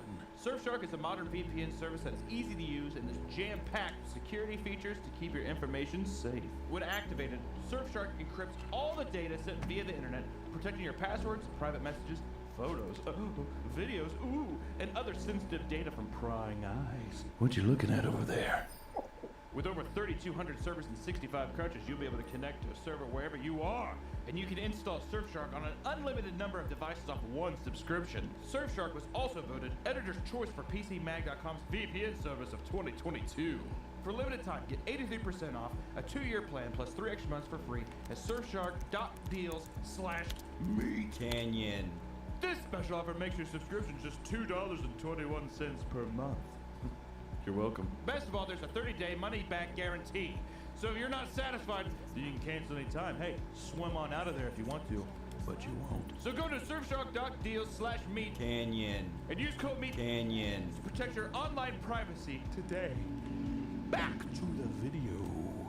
So I just had to show you this art because the biggest question today I want to pose, because we all know that the AI is going to take over the world and kill us all. We're fucked. But really, what is humanity? It's culture. It's experience and it's life. It's empathy for the fellow man who's gonna die after you, that's died before you. You know, that's machines don't understand. But the real question I want to ask is, will AI take over traditional art? And with these generators, it seems like it's just on course. So let's go. ArtAIGallery.com. This just shows you a bunch of AI generated art, some abstract art, which if you would have told me that this is AI, I would have been like, what? I went to an art school and this looks like about 90% of the painter's body of work senior year. So there it is. Let's see, what about architecture? The scary thing about even the architecture on some of these is there's like a human touch. Well, I don't know what this is. I don't know what this kind of, that's not gonna work, machine. Sorry. Ooh, surreal. Oh my god, this is so sweet. It feels so, it all feels like it has a human touch. That's the scariest thing. I don't even know what the fuck this is. It's gorgeous, I love it. There's the website called dreamapp.wombo.art. So if you wanna fuck around with this, feel free. So I'm gonna start off with, let me remove this first. I'm gonna start off and I'm gonna throw it a bit of a curveball. So I'm gonna type in cheeseburger, penis. Right now we wait. Oh my god. Holy hell. Cheeseburger penis. Creating. I thought it was just gonna be cheeseburger with a little pause. Alright, well I am disappointed. There's not a lot of penis aspect, but the whole entrails, like the intestines here, are so freaking, I love it. I almost said freaking sweet, so now I have to go back and I need to type in Peter Griffin. I want a steampunk Peter Griffin. It's kind of bulbous and round like Peter. I would be happy with this if somebody said this is a steampunk Peter Griffin. Hey Lois, this is crazier than the time I got turned into a steampunk NFT. Ooh, actually speaking of that, what would be an NFT? An NFT with no art style. Let's go. Wrap your head around this one, computer. Go on, do it! That's a big fucking miss, computer. What a terrible one. Mint as NFT coming soon. Fuck's sakes. I'm gonna do prolapsed anal cave. Prolapsed anal cave. That's gotta be sweet. Oh! Oh my god. Oh my god. Watching this get created is fucking horrible. Holy shit. And just like that, it's the best thing. It's so fucking gross. Put some hikers, like some PNGs, some hikers. They're like walking around the cave and stuff. They're sitting there and they're just like, oh my god, is someone there? Hello? Oh my god, Billy, I don't think we're the only ones alone in here. What is this place? What is it? Why does it smell so bad? That is fucking horrible. What the fuck is this? I don't know if you've ever had to do this. I have a dog. You saw him in the last video. His name's Tugboat. He's a good boy. But his ass glands, they smell bad, so you actually have to pop them. Or you go to the vet and they pop them. It's just this whole weird thing. But it smells like fish food. It's fucking disgusting. And it looks just like that, I swear to God. I'm just saying, that's medical. All right? I'm just saying, the accuracy is there. It kind of looks like an Arby's, like roast beef. Oh. Is that a woman's vagina?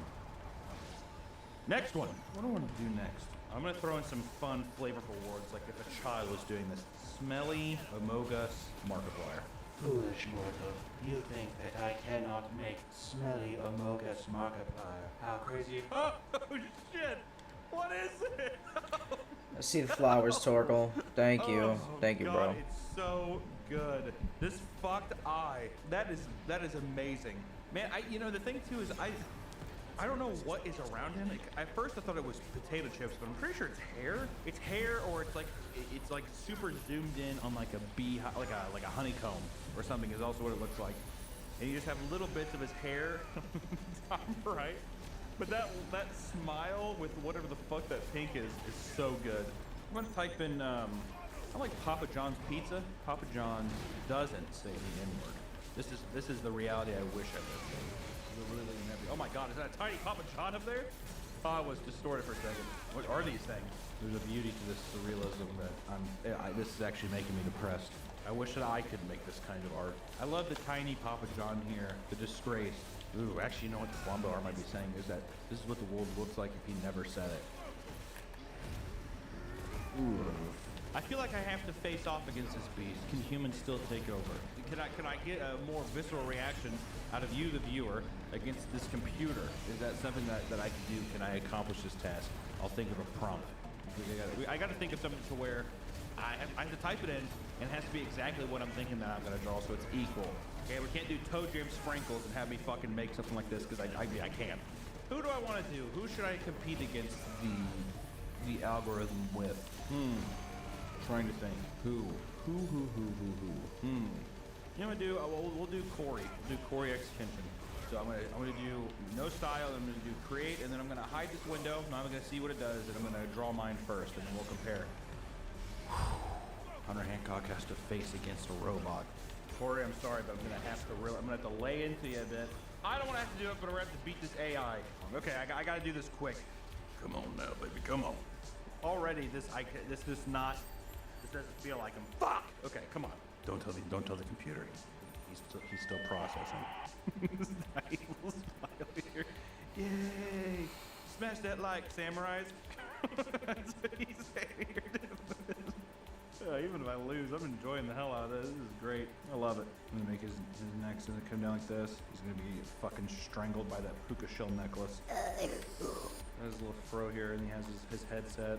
Let me work the lines on this and see if this feels right. If not, I might have to bow defeat to the AI. I might have to immediately give up. You know what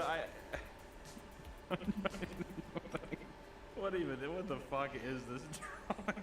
Dude, it's so bad. So in my theory here is he's just this like humanoid that consumes media and games and this is the part of him we don't get to see. This is him whenever he takes off his outfit, his hoodies, and all that kind of stuff. That's what we get to see here. You know what? No, you know, I don't even need an explanation. This is just what I'm drawing. Fuck you guys. I'm sorry, Corey. I'm sorry. Corey, just know that I didn't want it to end like this. It's for the challenge. Yeah. All right. So this is mine. You know, listen. I'm not saying that it's good. Time. I'm just saying that does it get a more emotional response over what the computer did? You know. All right. This is mine. Let's see what the AI came up with. No contest. The fucking thing won. Included, it looks like samurai gi, I'm pretty sure. It looks like blood, the face, and he has even the hair and everything. He wins. The AI wins. This is a clear direction. AI is coming for us. If you're an artist, just give up now. There's no point. It's done. It's all done. We lost. It's true. It's truly done. I'll put a link to the AI generated thing. It's a lot of fun. Just off this, you can make some art, send it to your friends. It's fucking weird. I don't know. Also, be sure to post some shit to my subreddit. It's awesome. It's right there. I'll kill this big guy just hanging out. Who are you? Oh my, wow. Oh god. Oh. Are you my bounty? If you want to support me, check out my Patreon. You get a monthly Behemoth sticker. King? It's cool. And also be sure to check out my podcast channel with the Flash Gets Oh, Guys. S rank. All right, let's go. If you want more content. Thanks for tuning in today. I hope you liked it. These websites are fucking weird, but thank you for tuning in. Thank you so much. You all have a fantastic day. I'll see you next week.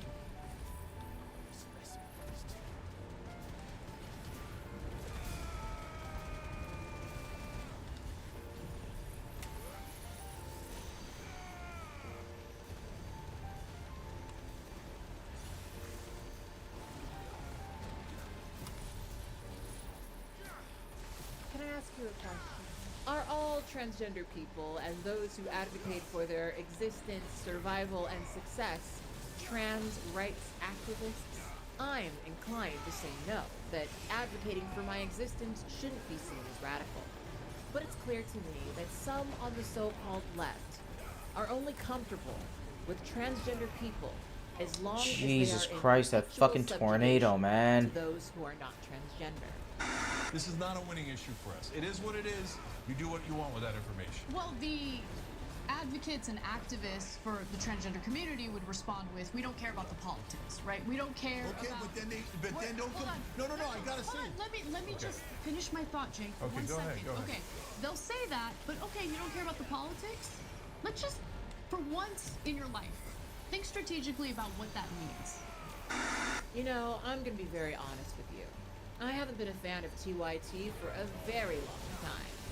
I've been on panels with both Cenk and Anna, and frankly, both of them strike me as, well, liberal blowhards who are far too invested in respectability politics. So much that they often can't see beyond their own ass. Cenk especially. Now, to deep throat them a little bit, I will say that TYT is incredibly impressive in that they started as an independent news source who has grown to be someone that people actually listen to. You guys know that I've been on YouTube for a very long time, so I will definitely say that I've seen them grow, and I think that their success is worth celebration. But what isn't worth celebration is their recent decision to turn in a more reactionary direction and decide that transgender people are not worth advocating for if it means they stand in the way of electing Democratic politicians. For once in your life, think strategically about what that means. That means that you're going to continue pushing the Democratic Party to unequivocally support everything that the trans activists want, even if it's unpopular among the electorate. That means they're not getting reelected.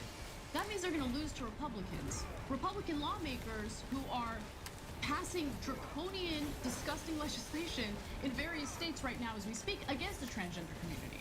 So how does that make you win exactly? No, that is incredibly selfish of activists who are betraying their own community. Because when you say I don't care about elections, who cares about the Democrats? That isn't the point.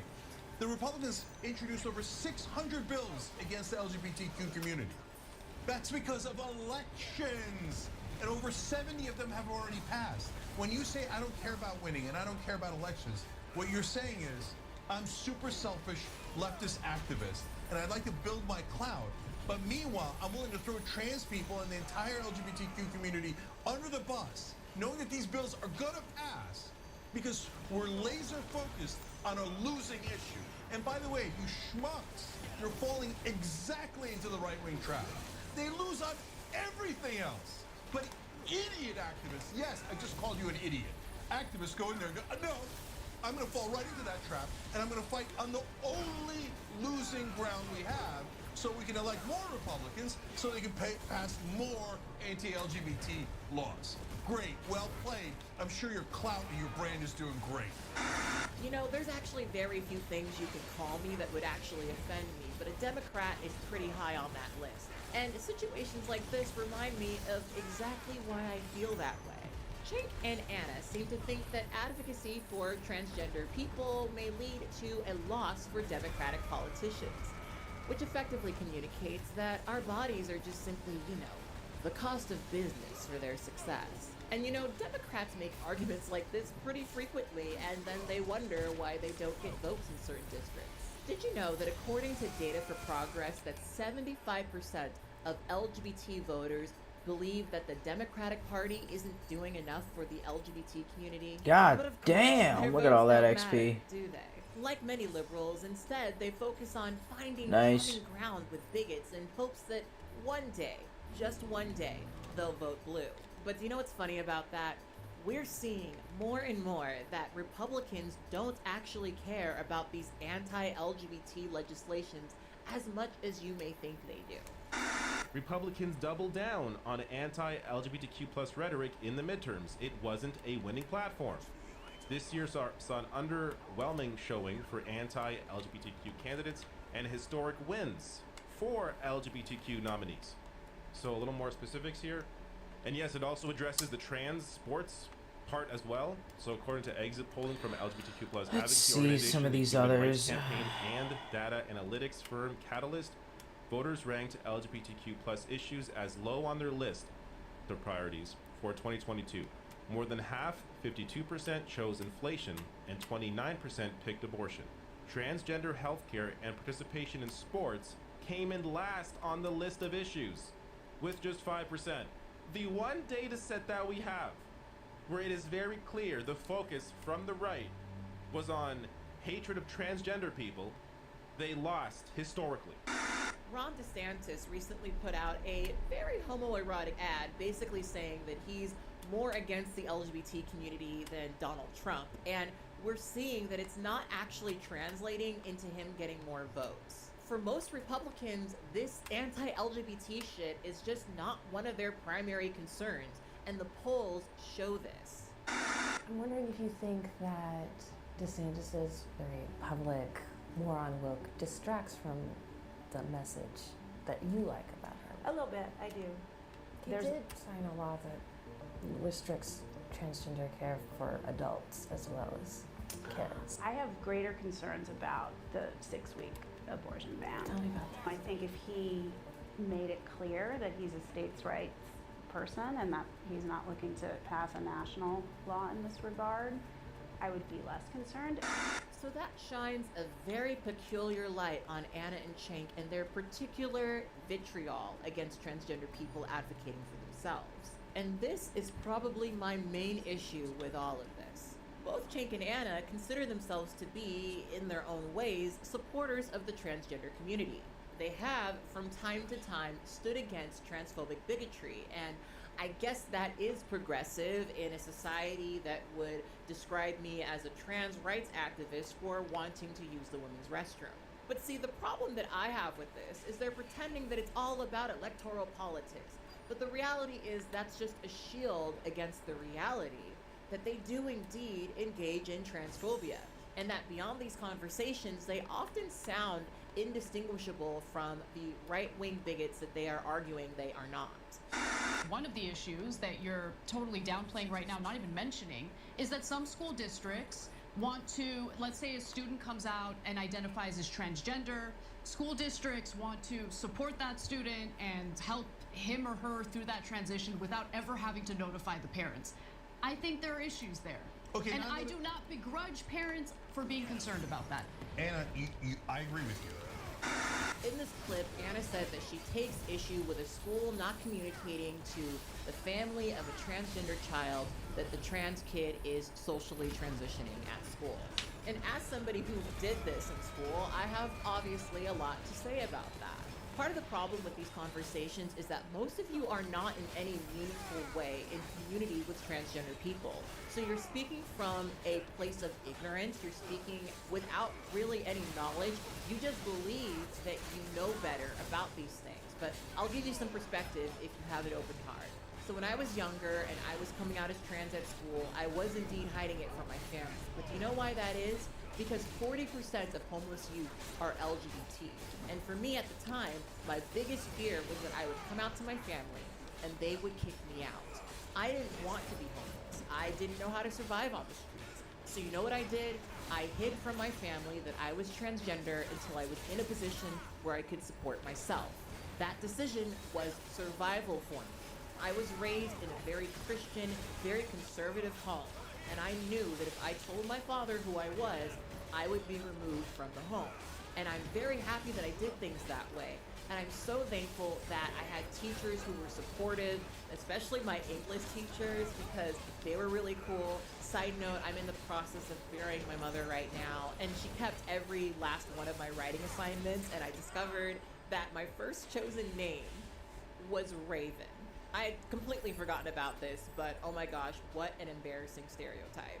But anyway, I did what I needed to do to survive at the time, and part of that meant that I didn't communicate that I was trans to my parents, and I'm very thankful that I did things that way because it meant that I was able to survive. And that's a perspective that you would assume 2IT would at least be kind of familiar with as people who are progressive, right? But it's clear to me that Cenk and Anna aren't doing the things that allies are supposed to do, listening to the people that are actually intimately impacted by the things they're talking about. They quite genuinely see the few times they've stood in solidarity with transgender people to be sufficient enough.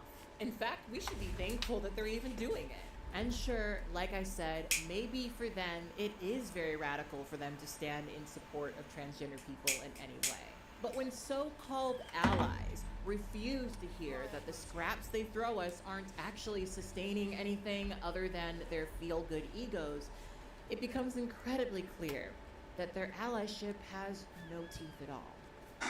But then everything escalated when they decided to talk about trans people in sports, which is a very common thing that a lot of cisgender people like to complain about because they don't understand how hormones work. They come in with all of these assumptions about biological males and think that there's some sort of magic secret advantage that just exists persistently regardless as to what hormones are literally dictating what your body is doing at the time. And that's where I came in, and I started tweeting at some of the hosts, saying that, hey, you're wrong about this, that, or the other thing. You're missing these details. Hey, you're literally just being transphobic right now. I even reached out to people within the network to say, like, hey, I would like to maybe sit down with Cenk and maybe even have an on-the-air conversation where I could talk about how all of this stuff actually works. I may not be a doctor, but I like to think that in my master's degree in biotechnology and my experience literally being a trans person, I might know a thing or two about all of these things. And I figured, hey, if Cenk doesn't know about this, maybe it'd be interesting for him to learn. But with that though, he wasn't really interested in having an on-the-air conversation because he seemed pretty intent on not changing his mind, but he was open to having a phone conversation. So we had a chat over the phone. I'm just gonna give you a brief synopsis because that's really all that's important. The first sticking point was Cenk seemed convinced of this idea that I'm living in some sort of bubble. They've even said it on the air, that people fighting for trans rights are all living in some sort of bubble. I told Cenk very specifically, you know I have friends that are like big Joe Biden fans, right? Like they are theoretically to your political right. His reaction to that was quite literally laughter, which I just thought was like so hilarious. And he just kind of wouldn't believe. He was like, no, you're in a bubble, you're in a bubble. But really that kind of gave me the vibe of like, oh, Cenk really thinks that like every trans person is part of some sort of ideology, that we're of like a strict like political viewpoint, and that we don't just exist as like a type of person that exists. Which, I don't know if you know this, but that's actually something that the most unhinged transphobes are like spewing as conspiracy theories and stuff like that. Is literally what like these unhinged right-wingers are saying. But it does kind of seem like Cenk is just in that camp of, oh, if you're trans, you must by definition be like some sort of radical leftist, clearly not connecting the dots about people like Caitlyn Jenner or Blair White existing. That was Benny Carollo, a transgender woman who left the TYT after Cenk and Anna started turning in a more reactionary, transphobic direction. As she states, she tried very hard to get through to Cenk and Anna, but she was stonewalled at every turn. And this is partially what I mean when I say that they prefer perpetual subjugation.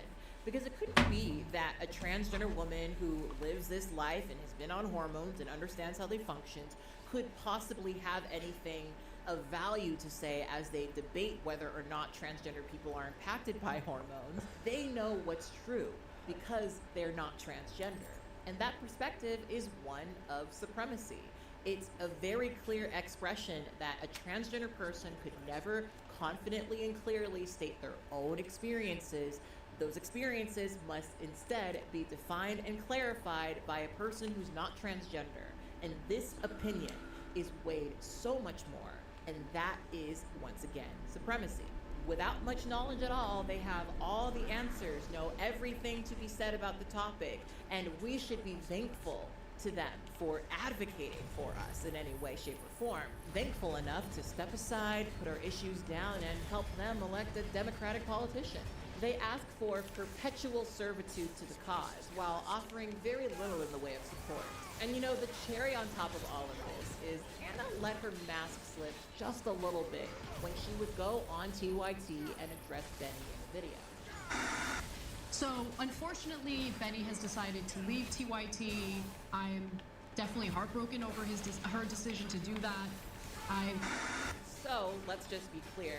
Benny left because of their transphobia, and when Anna went on air to address the topic, she misgenders her. Like, if I wrote this down in a script, this would be a little too on the nose. Now, the main topic they're discussing here is transgender people in sports. And if you follow my channel, you know that I have not made a video about this topic. And that's for a reason. Mostly because I feel like I'm still collecting my information. I tend to try to speak from my own experiences and perspective, and I can only really say what I've gone through, right? All I know is that when I was younger and my dad would ask me to help do some heavy lifting around the house, I was, with very little athletic training, able to help him. And once I started taking hormones, it was like all of that went away, right? Hormones pretty severely impacted my strength and abilities, not to mention they made me gain a lot of weight. To some degree, I can understand why this particular topic is such a hot button issue for people. We live in a society where sports are gendered, and the subtle suggestion, even though this is not true in all cases, in fact, some sports are only gendered because women were kicking the men's asses, but the subtext of why we have a men's league and a women's league is because men are supposedly stronger than women, right? And that is our common understanding. And transgender people are a minority, right? So a lot of people, when they hear this conversation, all they hear is this person who used to be a man is trying to play with girls, and that's unfair. I understand why that is a point of discourse, right? But here's the issue I have with this discourse. The United States population is about 332 million people, and transgender athletes make up, get this, 150 people within that population, meaning that there's not thousands of transgender athletes trying to infiltrate sports. There's not even hundreds of them.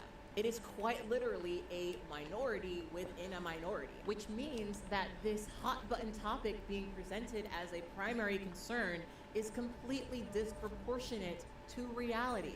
I personally know a lot of transgender people, and I don't know a single transgender athlete, though I know they exist, and I'm inclined to say that they should be allowed to play school sports. And what I really don't love about this discourse is the suggestion that if a transgender person competed in sports and was successful, that would always be because they had some sort of unfair advantage.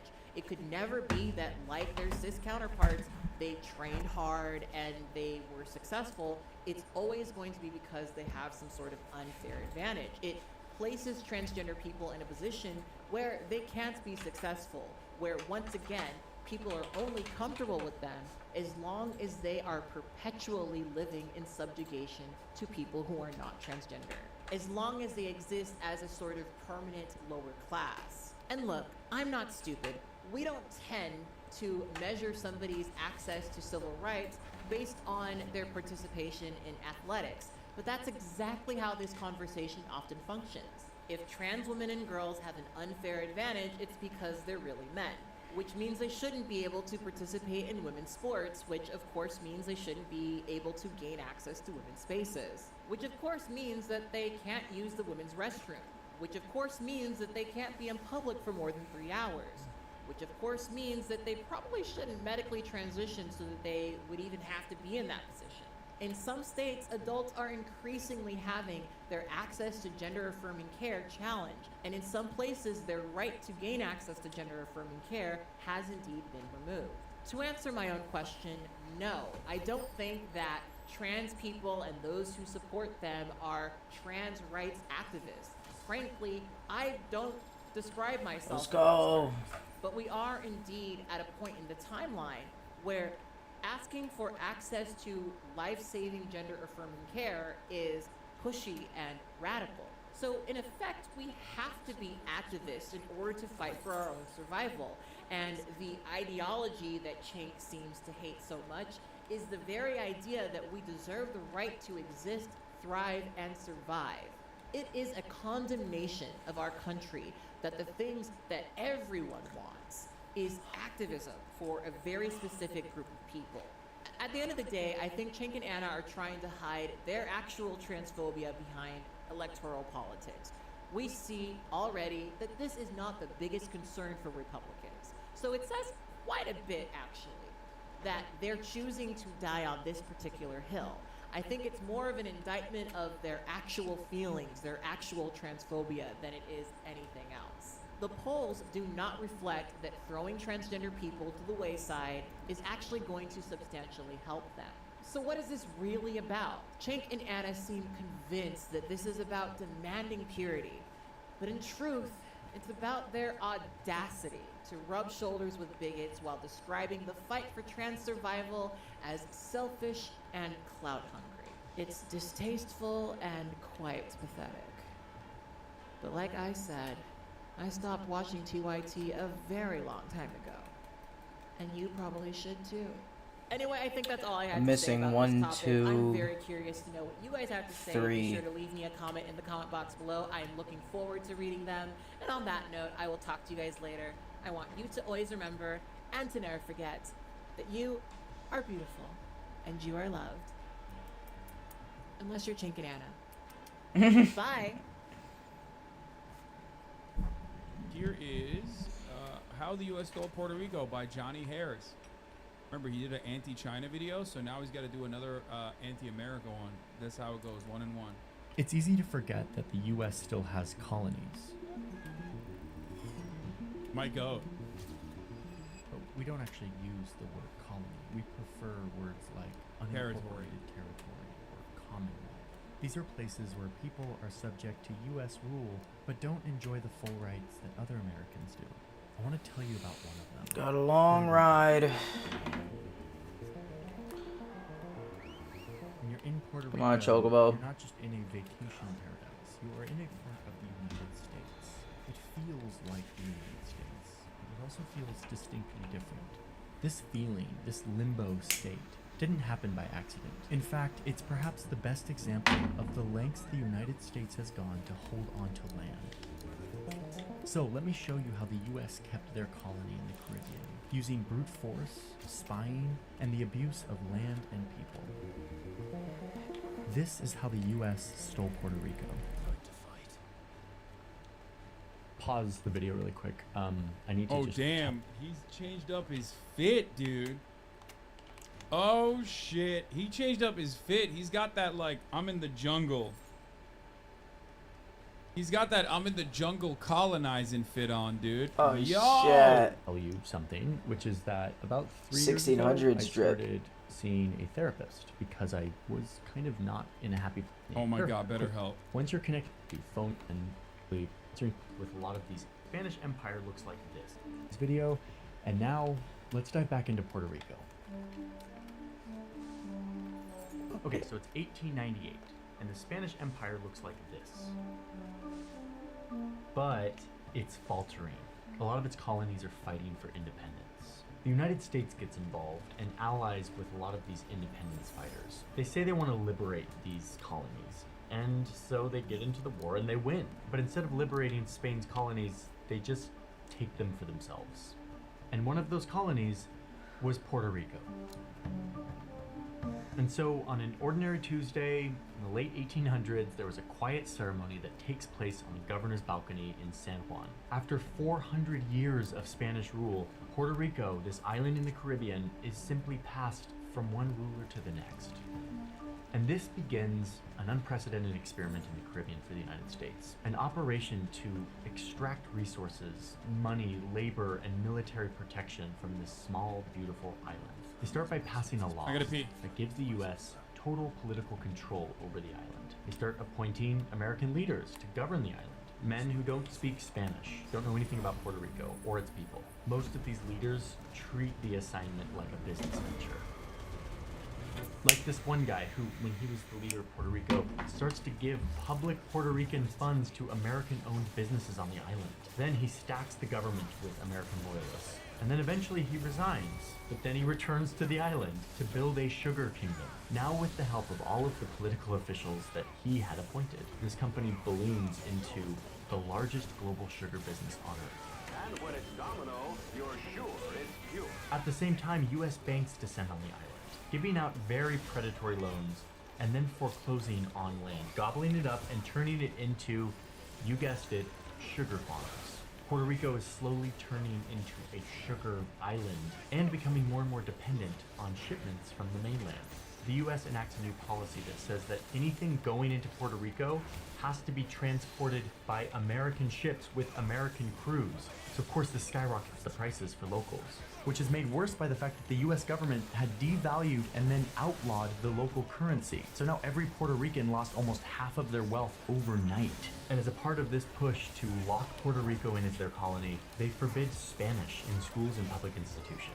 And so in this very short amount of time, the US turned Spain's former colony into this giant sugar farm, stripping down local identity and language and culture in the process, and locking the people under their control. And then Congress gives Puerto Ricans US citizenship, which conveniently was just in time for a giant global war.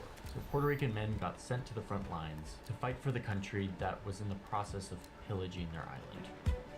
By 1922, a series of Supreme Court cases had solidified Puerto Rico as a, quote, unincorporated territory, which is just like word salad for the US Constitution doesn't fully apply here. I mean, think about it, unincorporated territory, this intentionally contradictory jargon. I don't get it. Capitalism is so great. So why not super capitalism in Puerto Rico? Just like more capitalism. And that came from these men hundreds of miles away. But honestly, the message was very clear. Puerto Ricans did not look or sound enough like Americans to actually be a part of the United States. By the 1930s, big banks owned 60% of these sugar farms, 80% of the tobacco farms, and 100% of the... Puerto Ricans still get ads at the top of the hour too, because it's technically still U.S. territory, you know what I mean? Which you can avoid for $5 or for free with a Twitch Prime by connecting your Amazon Prime account to your Twitch account. If you no longer want to see those ads at the top of the fucking hour. 5 out of 10. Guam 2, yeah. Puerto Rican vegan socialist will not be seeing those ads because he is subscribed.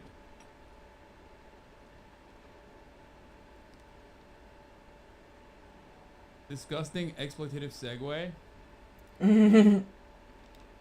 Yeah.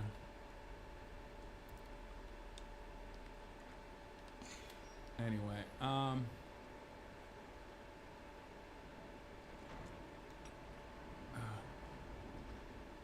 the Wizard Cult, thank you for the 5 tier 1 gift to subs, allowing 5 people, 5 Puerto Ricans to no longer see the ads at the top of the hour. Here's the 3-minute ad break now. Railroads and shipping facilities. At the same time, Puerto Ricans were being paid less than 4 cents an hour. If you put that into today's currency by inflation, that's like $1 an hour. Poverty and malnutrition start to grip this island. All the while, the U.S. is turning the island Yo, into I got an a essential million. military outpost. See how Puerto Rico juts Guess out maybe I could buy, I can max out my resources or buy all the orchestra stuff. trade routes and a place where you could refuel ships. Over time, more and more military bases and installations start to pop up on this island. The U.S. would go on to test thousands of bombs in Puerto Rico, leaving behind one of the most hazardous waste sites in the United States. And by the middle of the 1900s, Puerto Rico really starts to mirror what the U.S. envisioned. Puerto Rico, the sugar metropolis. Puerto Rico, the land of low wages and abundant laborers. Puerto Rico, the irreplaceable military outpost. The empire that billed themselves as the liberators from Spain is now an overlord, and the locals start fighting back. Alright. The fight is led by this guy, Pedro Albizu Campos. He's this poor kid who ends up going to Harvard. He graduates valedictorian from Harvard Law School. He serves the US in World War I and even helps draft Ireland's independence constitution. Like, the guy's kind of a superstar. Ultimately, he returns to his hometown to attempt the impossible, Puerto Rican independence. But soon, Campos would find himself bouncing in and out of prison for 25 years. Cuando los adultos de la patria tienen que salir despavoridos de sus lares, no tienen siquiera salida a países extranjeros distintos del poder enemigo que nos oculta. Tienen que ir a Estados Unidos a ser los esclavos de los poderes económicos de los tiranos de nuestra patria. Things haven't quite escalated. This movement is just starting. Campos comes back to Puerto Rico with the goal of total separation from the United States, and people join him. A lot of people. Just everyday, ordinary Puerto Ricans who are fed up with being exploited. They join them, they organize, and they call themselves the Nationalists. They run for office, they go on strike, and they fight back against this superpower that has been exploiting them. Momentum begins to pick up. And then the dominoes really start to fall. There was this American doctor. His name is Cornelius Rhodes, and he went to Puerto Rico saying he's going to do like health research or something. We know what he really was doing and thinking because he wrote this letter. Let me read it to you. He writes that Puerto Ricans are, quote, beyond doubt the dirtiest, laziest, and most degenerate and thievish race of men ever to have inhabited this sphere. And he goes on to say that it makes him sick to, quote, inhabit the same island with them. But he doesn't stop there. He says that Puerto Rican... Least racist American military official, dude. Least racist colonizer. I know a lot of people hear nationalism and immediately go, whoa, whoa, whoa, nationalism. Why I have often talked about nationalism as an emancipatory cause against colonial powers, okay?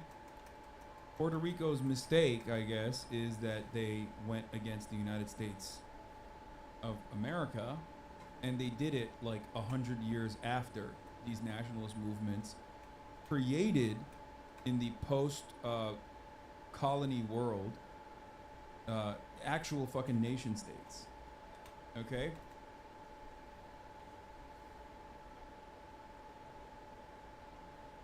It's about forming a national identity and creating a nation state. Nationalism of the oppressed is different from nationalism of the oppressor. A lot of people that only learn about politics online hear nationalism and don't comprehend it, don't understand it. Okay? Like, for example, Pan-African nationalism. They hear that online and they think, what? That's like, these guys are the same as white nationalists, I think. No, it's not the same. It is a movement to create a national identity. Irish nationalism is a movement to create, or a movement towards full emancipation from colonial subjugation. Anyway, just something important to explain to people.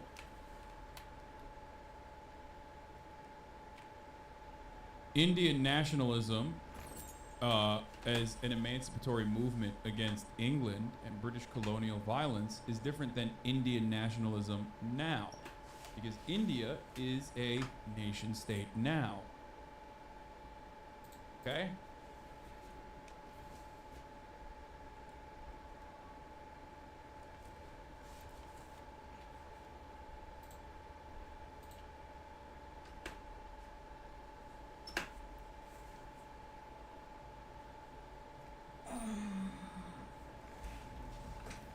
Need, quote, something to totally exterminate the entire population.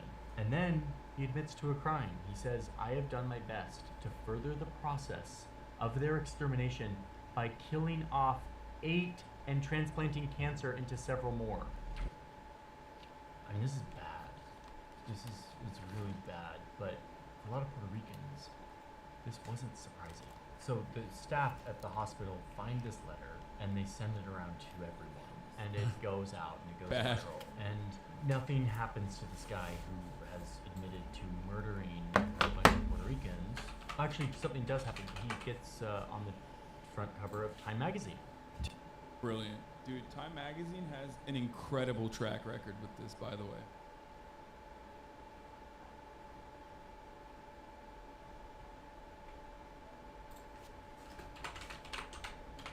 You know, other notable figures that made it to the cover of Time magazine, Adolf fucking Hitler. To the nationalists, this letter confirms something that they already knew. It actually wasn't that surprising. There was an awareness that, yes, America loves Puerto Rico for their soil and their labor and their strategic location, but hates them as people. So after this letter, the movement explodes. It's crazy for Johnny. This whole thing is somehow different for Cuba. What has he done about Cuban independence? I don't think he would say the opposite for Cuba. I guess maybe. I don't know. Have I watched any of his Cuban videos? Has he done videos on Cuba?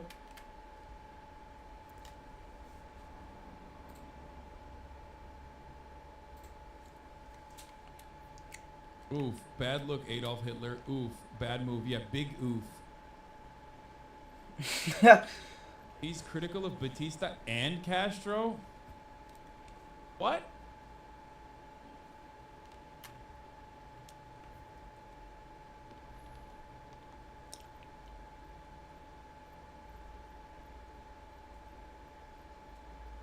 No, we watched a video on Cuba that wasn't directly related to the Cuban Revolution. It was more so about like America's involvement after. So it's different. I'm talking like straight up one where he like talks about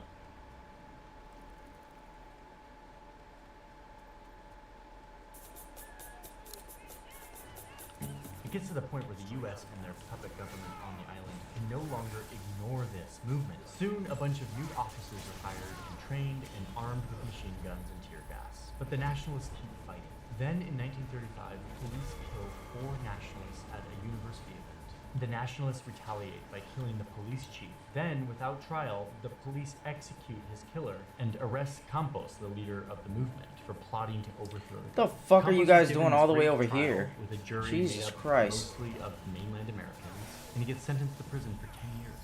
A few months later, people are out peacefully protesting on Palm Sunday, and the police start shooting into the crowd. Men, women, children, and elders are all clubbed and beaten to death and shot in the back as they run away. 19 good American, wholesome American stuff. are killed, and over 100 are wounded, but it still doesn't put down the movement. The violence only pours fuel on the fire. Back in Washington, D.C., they're starting to get worried that this independence movement is just going to keep building. And they don't want to give up their island in the Caribbean. There's still plenty of money to be made off of Puerto Rican soil and labor, not to mention the military bases that they have there. So they turn to an extreme measure, something that, as I learned about, as I reported on, has been blowing my mind in a way that I study this stuff a lot. You look at the behavior of empires, and look at how they control people. I've never seen this before. It starts with FBI agents who come to the island to work with the police of Puerto Rico. They have one simple mission: to spy on. This is still not defeating the CIA allegations because technically, given Puerto Rico's territorial status, it's the CIA shitting on the FBI. You know what I mean? Typical CIA behavior.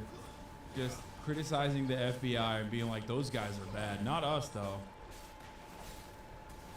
Anyone who they deem politically subversive and to sabotage them and thus sabotage the independent. So they spy on everyone. They spy on the nationalists who are part of the movement, but also their friends, their partners, their sexual partners, their business colleagues, their children. They track down criminal records and mistresses and debtors and creditors and photos. God, so odd that the FBI does this. Surely they never did this during the civil rights movement. I mean, certainly no. That can't be a thing. That they, please don't tell me that they did this also to Martin Luther King and Malcolm X and the like. No. And license plate numbers, school transcripts, and even the guest list to weddings. Like, they got really, really detailed. They started listening in on phone calls and intercepting letters. Everything was fair game. The idea was to create panopticon, this idea that they're always watching. They also started to cultivate relationships with a network of informers. Often the victim's family or friends or neighbors would get sucked into this state spying apparatus. The FBI uses payments, coercion, and manipulation, which often forces people to turn on each other, causing divorce and broken friendship and fractured communities. Much of this was done undercover. Like, these FBI agents would just be dressed in normal clothes, but would be constantly surveilling the people around them. Oh, and we know about this because they documented everything. I've often talked about this, but like, the state security apparatus oftentimes will do this thing 20, 30 years, or even sometimes 10 years after the fact, where they will go and declassify all of the shit that they did. And it's more so like a big flex. But of course, you look at that and go, oh, well, time has passed. We know that was wrong. And they certainly aren't doing that now.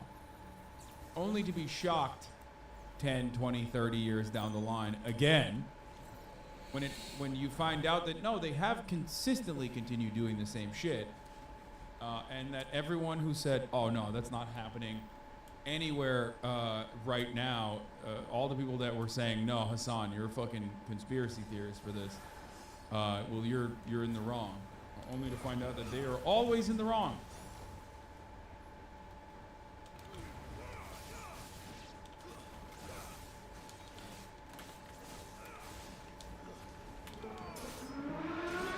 If you were a person of interest, you probably had a file.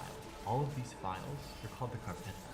Our story producer, Rafaela, went to San Juan to see the carpetas firsthand. So I'm at the General Archive building in San Juan, in Puerto Rico, to see these secret surveillance documents that were collected on thousands of Puerto Ricans over so many decades. After weeks of work, I finally got to look at Las Carpetas to see what was actually in these files. Las and Carpetas. It's kind of creepy, I have to say. You see specific times and dates and details for meetups, detailed descriptions of the locations where people are just meeting, all of the names of people involved, these subgroups that were potentially supporters of the independence movement. You get these highly detailed physical descriptions of the people that they were tracking, their occupation, the model of their car, their license plate number, and all of their moves, all of their activities, what they were doing, who they were. According to the research, during the investigation, she participated in the picket during the strike at the UIA, and she always passed by the members of the FUPI, for which I qualify her a member of this group.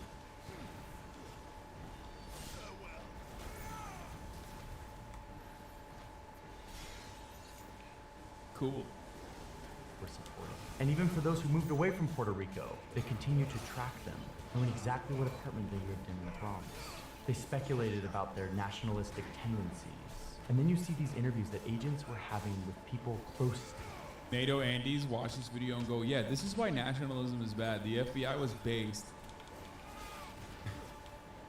NATO Andes will be like, the FBI was just fighting against nationalism. What do you mean? I thought you hated white nationalism. Whoa. All of a sudden it's cool when Puerto Ricans are doing white nationalism? Sorry, sweetie. The target, where their personal beliefs are revealed, like one who thought that Puerto Rico would be repaired with socialism and independence. You can see a source telling these agents that they're afraid that their friend had become friends with the leaders of the independence movement, and had been inducted in because of this friendship. And of course, these informants request that all this information they're spilling to the agents, quote, be kept secret. These agents would even interview family members. Like, there's this whole transcript of... God, I have such a funny segue here. I'd be like, if my FBI file ever came to me, it would be Hassan serves the top of the hour ad breaks at the top of every hour, but I already did the segue. So, unfortunately, I will not be doing another one. But it would have been so fucking good if I timed it perfectly. I ran it already. I'm not running it again. I'm just saying. Can I have fun? Stop. Stop giving me 0 out of 10. It would have been a 10-10 if I actually did it like that.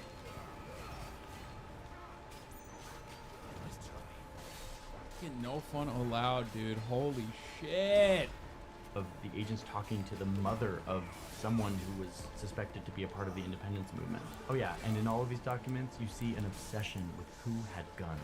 It's hard to overstate how exhaustive this spying effort was, and how powerful it was. The FBI was able to use all of this information to intimidate and blackmail and punish suspected nationalists. I mean, there are thousands of these examples, from children being like kidnapped and put into a helicopter by the FBI to people being denied government jobs, all because they had a carpeta. At the end of the day, it was psychological war against Puerto Ricans who wanted independence, and it worked horrifically well in dividing these people and making them feel powerless because they were always being watched in their most personal of moments.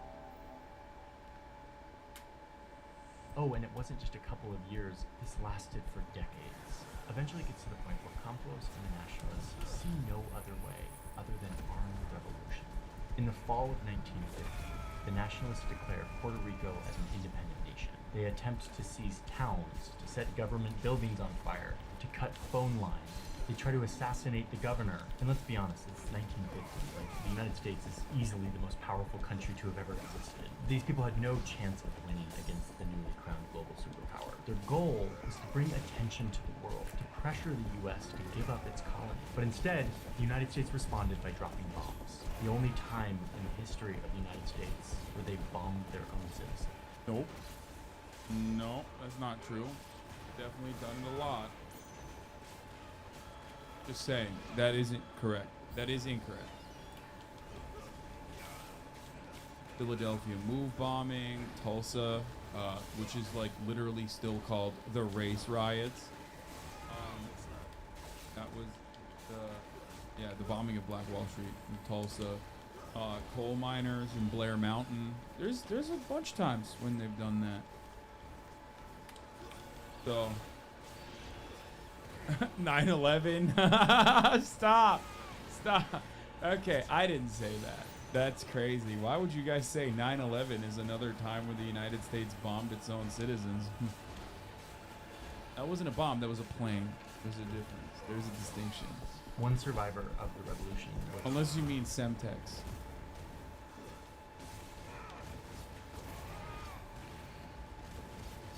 Unless you mean Semtex.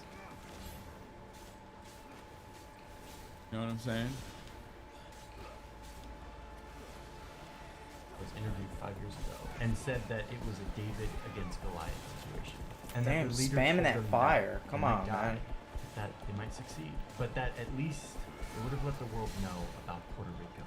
During this revolution, many of the fighters wore their Sunday best, ironed suits and pressed ties, because they knew they would die. They had a cause they were fighting for. In the end, 24 are killed. Puerto Rico really didn't have a chance. President Truman comes out and is sort of like, there was an incident in Puerto Rico, sort of downplays it. And a couple days later, 2 nationalists attempt to assassinate him. The world doesn't come to Puerto Rico's rescue, and instead, the police carry out a mass arrest, throwing 3,000 people in jail. A few years later, 4 nationalists open fire in the chamber of the U.S. Congress.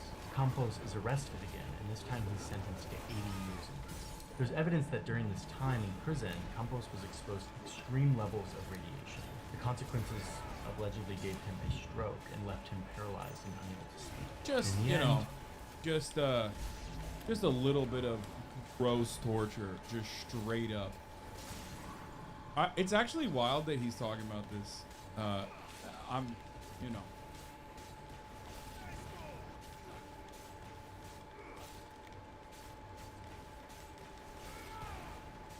The US's wish came true. They silenced Campos for good. After the squashing of the revolution, the surveillance program continued for decades. In the end, it was a total of 50 years of state-sanctioned spying on the people of Puerto Rico. When it all came to light, they estimated that around 100,000 people had files. A lot of people in Puerto Rico knew that this was happening, but they just knew it in their gut. They didn't have any real evidence of it. They didn't Another realize one. the sheer scale, the methodical God damn approach it. that the FBI was taking to spy on them and to divide them. and Jesus to Christ, that was a lot. debase them. In total, it 3 was stages and then the 1.8 final million boss. pages of documentation. And many of the victims of this spying are Good. still alive Come on. today. I think the carpetas are a really powerful signal of how the U.S. kept its colony in the Caribbean.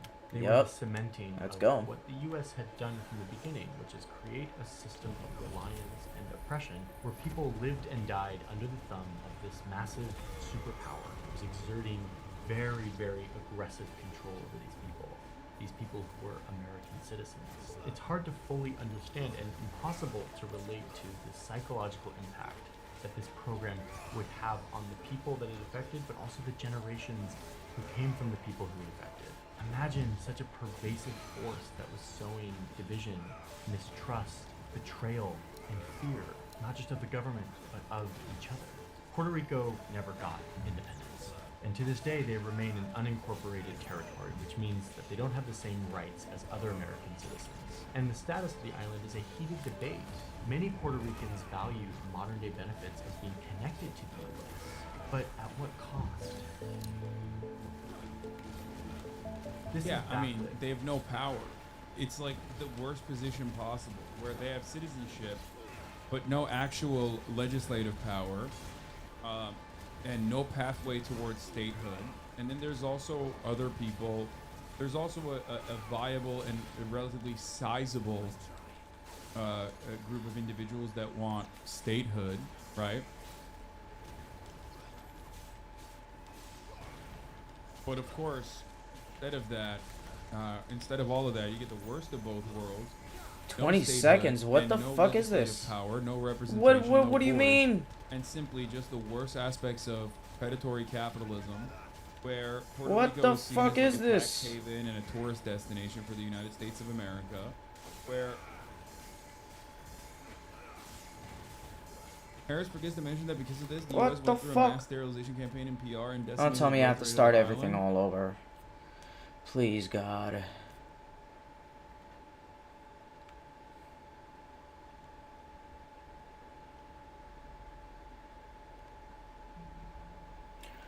No! Isn't Logan Paul and Dave Porkboy there? No, Logan and Jake are there. I don't think Dave Porkboy only went to Miami. He didn't want to leave the mainland, which is a very subtle and slight Puerto Rican W.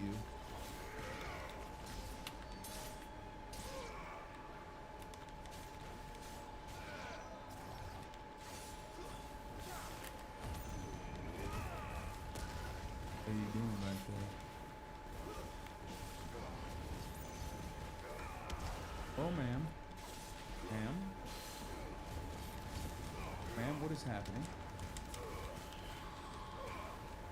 The independence movement didn't recover until recently, and their candidate in 2024 is finally a real contender. By the U.S.'s lasting control over the island. And even though the people of Puerto Rico serve in our armed forces, they still can't vote for the president. They still don't have full representation in our democracy. And yet, Puerto Rico still has this immense impact on American culture and life. The food, the music, the dance, the art from this island, it's a part of what it means to be American. And yet, I think most of us don't really think about the status of this place very often, or its history. It's only when there's like a hurricane on this island, when we see the U.S. kind of barely show up relative to how they show up for their other citizens. Only then are we reminded that Puerto Rico is a colonial possession, one taken in war and exploited through predatory and racist policies, and then held on to through a massive amount of state force, You wanna go outside? spying, violence, and repression. And what we're left with is yet another example of a place whose vibrant spirit and culture and people are somehow able to shine through the dark fog of colonial abuse that has left deep wounds on this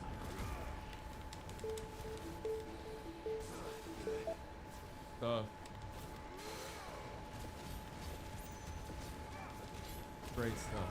I mean, it's a pretty God decent damn it. video by Johnny Harris. I have no notes, honestly. Before we get to Tucker Carlson, let's get to our last item on the docket here. On Charlie Kirk's show, Jim Caviezel compares critics of QAnon to the Pharisees, who are opponents of Jesus in the New Testament. He also says it's not QAnon, it's Q and Anons, which is a phrase of Q, Prop 4881. Come on.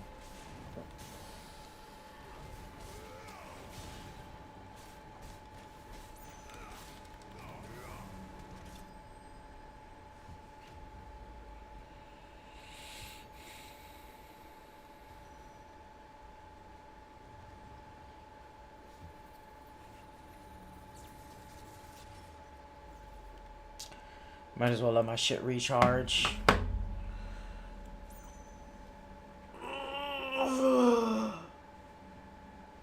Ugh.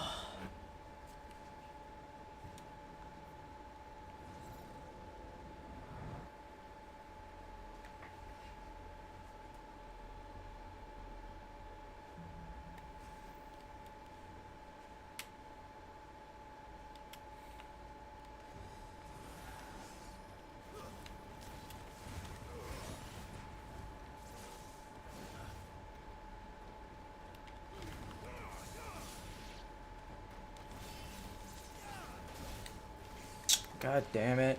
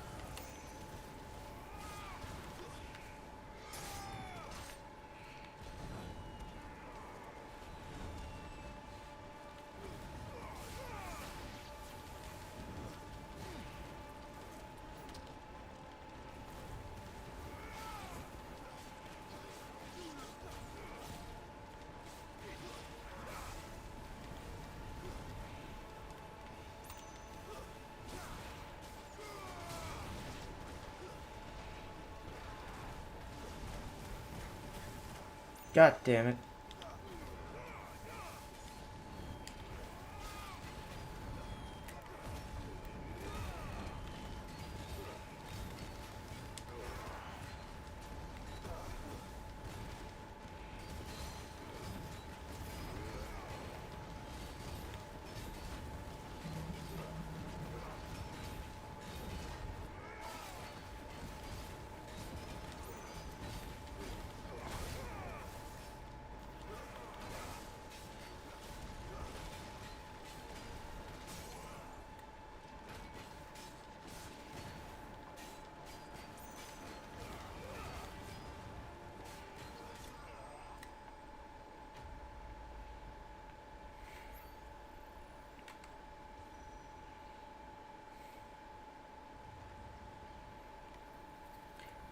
Whew.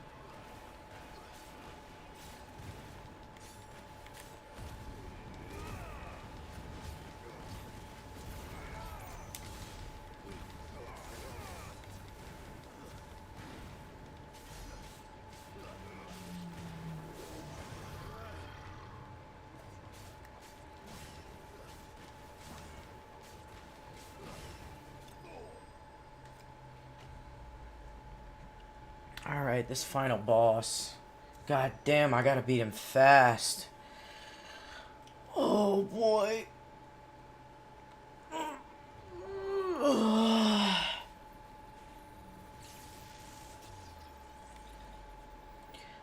Oh, I'm gonna let my shit charge up. I don't know if it's gonna... I get the rising flames and the area attack shit. Whatever. No. Yeah, it should be... They should recharge it for me.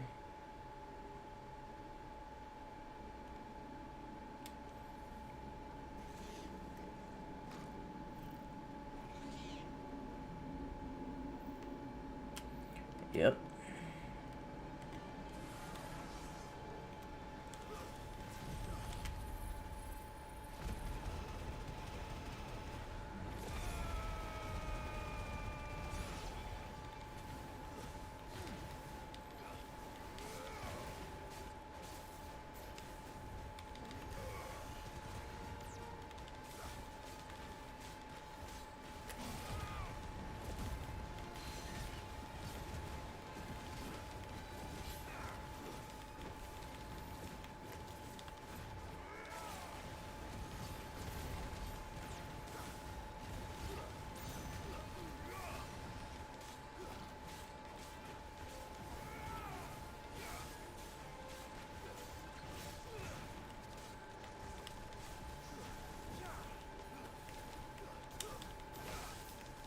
Shit.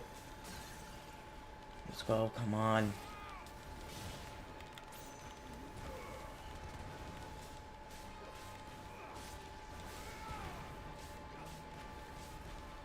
God, these combos are so fucking lame without the magic.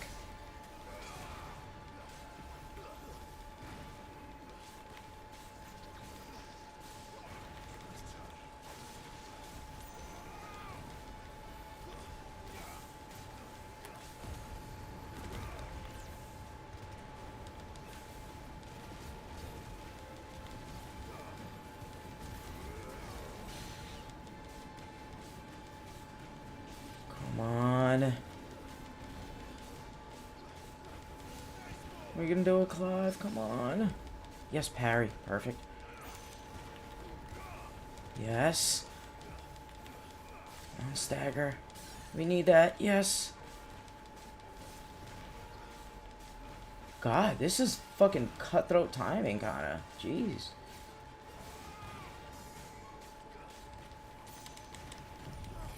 Yes, alright. Nice pause. Oh, we got it. Jesus.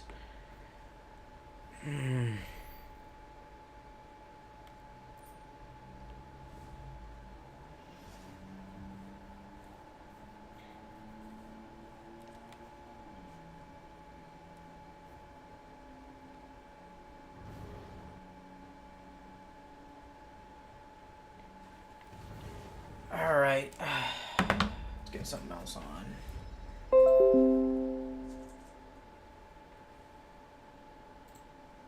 What up, Katie? What up?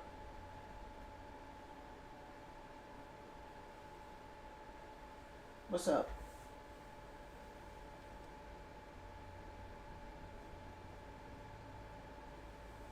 Hmm?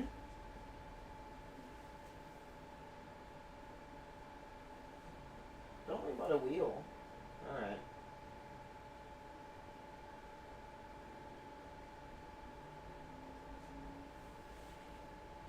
Alright. Be careful. This asshole. Alright, we got that.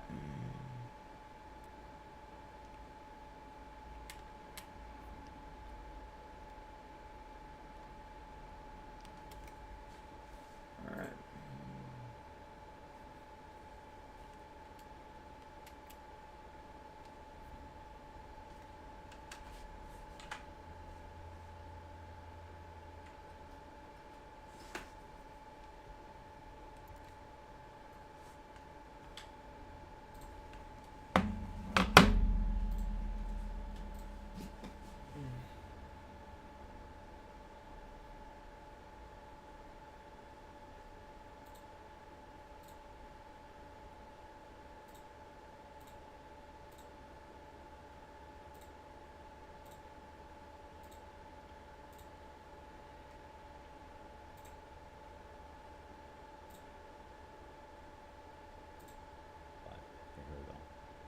I go.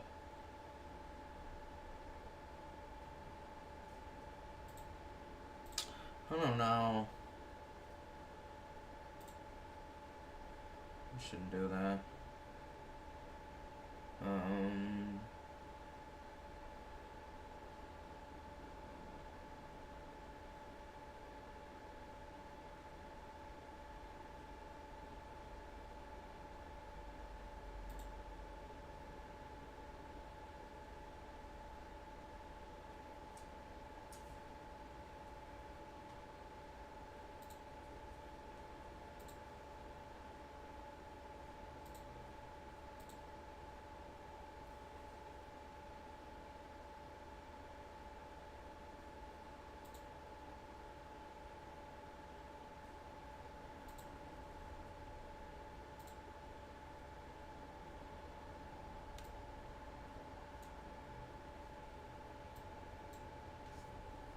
Yes.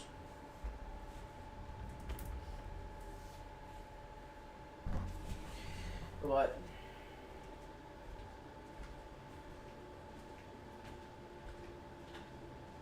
What's up?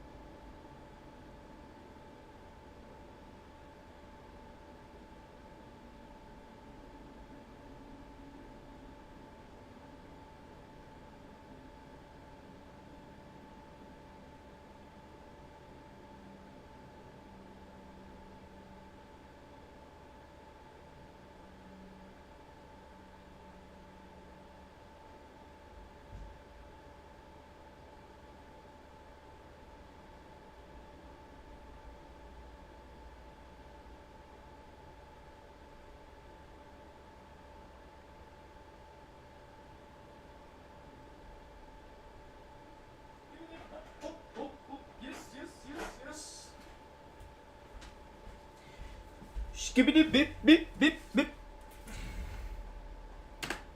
What This do you is a mean giant TNT? pit. Like, is it Tenorite or is it actually like? This is a you can giant just dick. buy comical ass like TNT like you're a cartoon villain.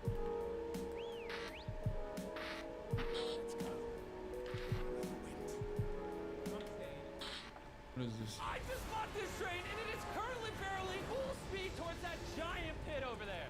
What the fuck? No! Mr. Beast came out as anti-train. I don't like that. I don't like that. We're also crashing countless cars, blowing up thousands of sticks of real dynamite, and even putting 10 jet engines on a car. Just to show you the most insane experiments of all time. Starting with filling a house with over 100,000 fireworks. Please do not try this in your house.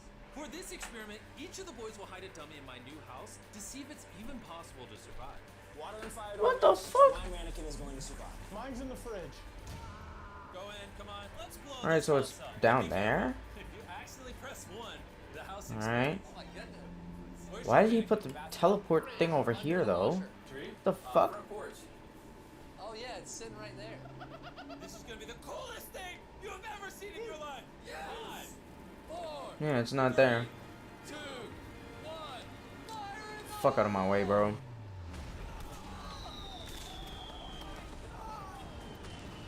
Am I crazy or is that kind of weak? It's like weaker than I thought. I can't even see it anymore.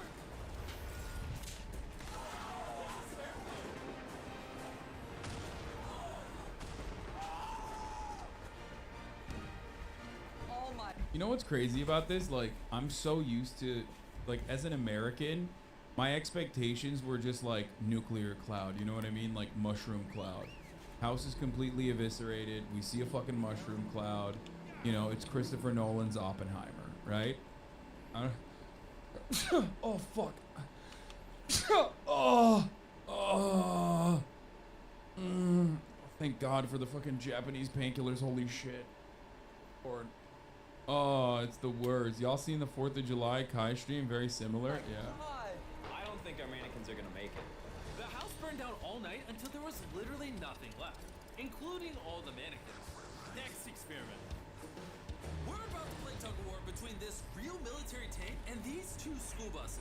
And the loser gets dragged into this pit. Yeah, no shit. Tank loses. We're probably gonna lose. No, we're not. Obviously, people can't. Dude, what is happening? How is he allowed to do this? Is this legal? Do they just let you do whatever the fuck you want in North Carolina?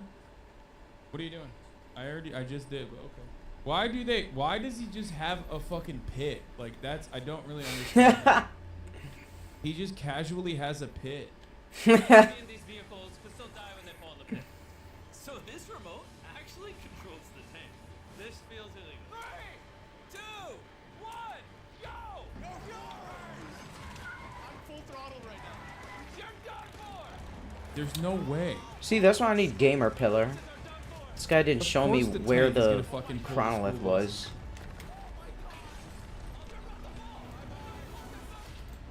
No, he did the location, but the Hand of Lapetus. Garuda, my favorite class. I love when people go such waste and then you sit there and you watch any movie ever made.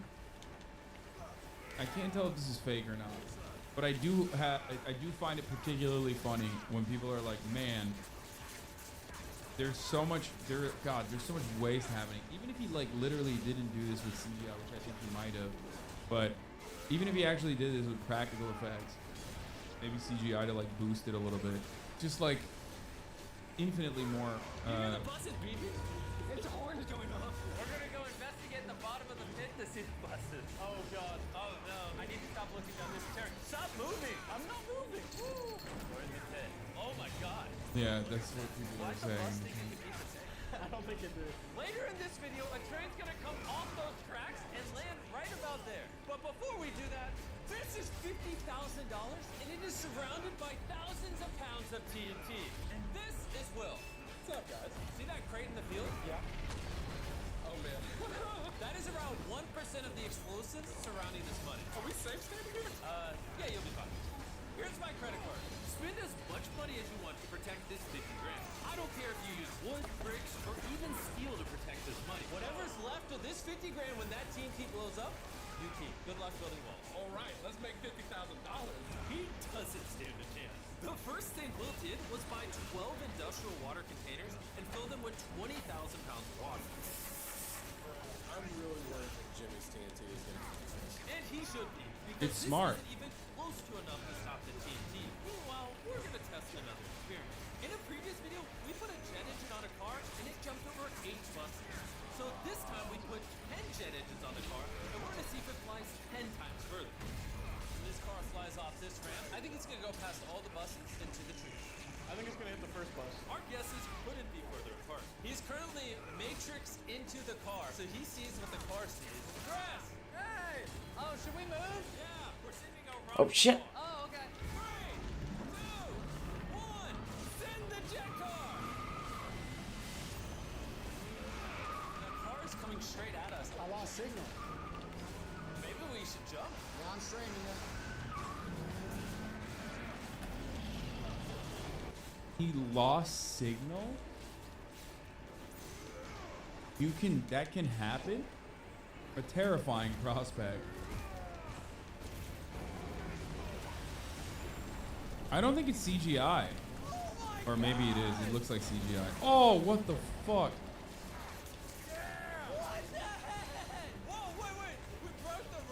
I think it was a success. Yes. The jet car easily cleared all 12 buses and literally left a crater in the road. I love how this block of engines just on the road. Yeah, it's still smoking. Whoa! This time is insane. I don't think I'm gonna be able to beat the boss.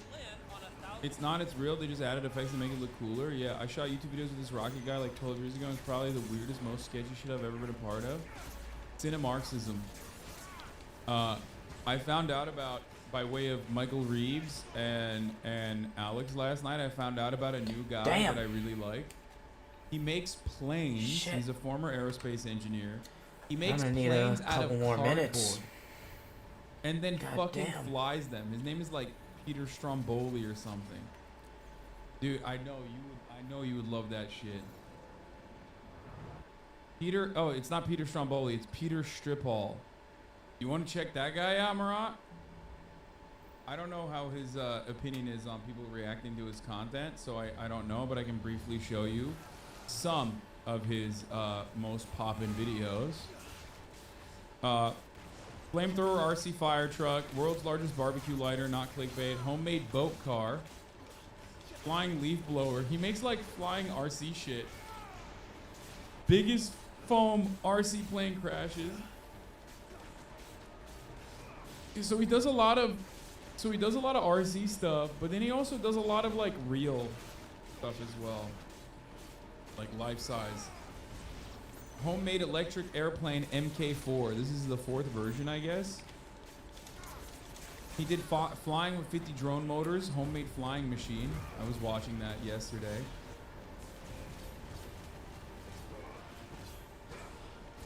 We didn't even finish this video. Let's continue. I'd love to know. Oh, the cat! Catch what? What are we doing? Goodbye. Oh!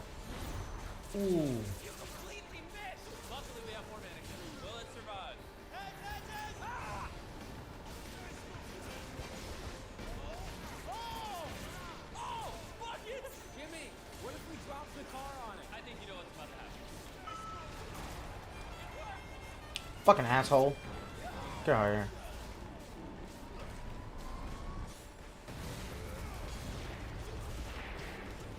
Clearly that mannequin didn't try. Next bit. Meanwhile, Will was desperately trying to protect his video. Yes, I am going to bring Kai to leftovers. Yes.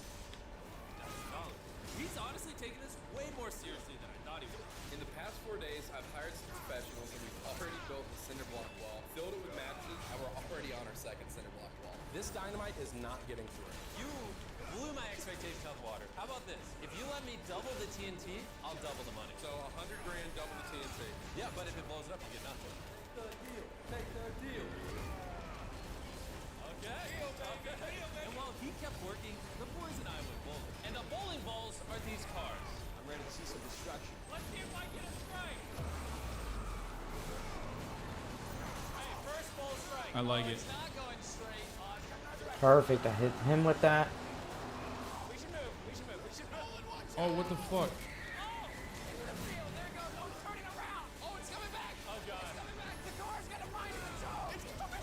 Jesus Christ. Wait, where'd it go?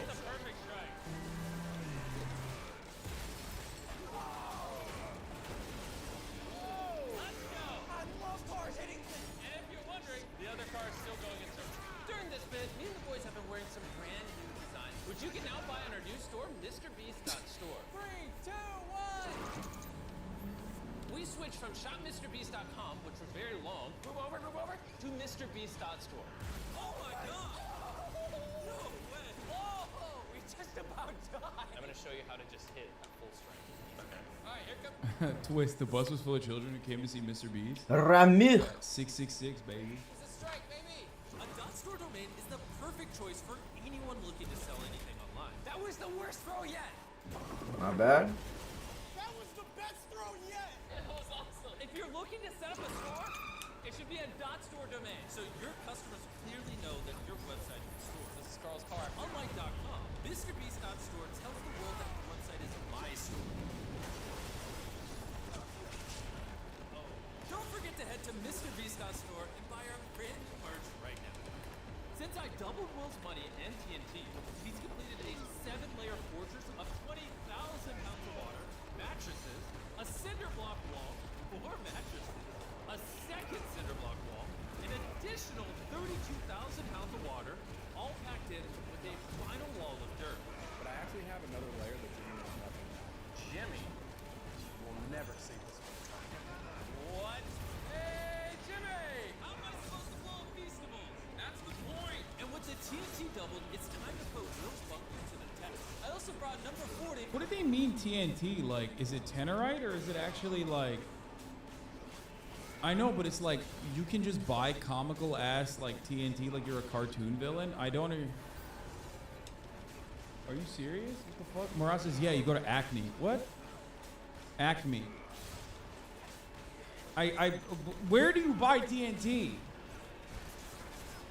Why is that allowed? This is clearly a demolition site. From 1 to 100 back to help us blow up all this TNT. You're in charge of the button. Don't press anything yet. Moment of truth. Whenever you're ready, press the 1. I'm nervous.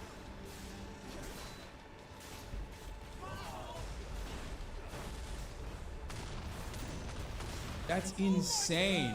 Bro, this motherfucker did Oppenheimer, dude. He's like, oh yeah, we used conventional, we didn't do CGI for the fucking atomic bomb with Mr. Beast.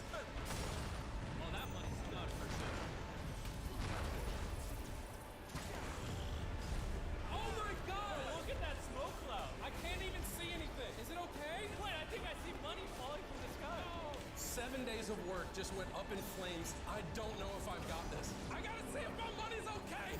Why are we running? I'm running because he's running. Oh my goodness!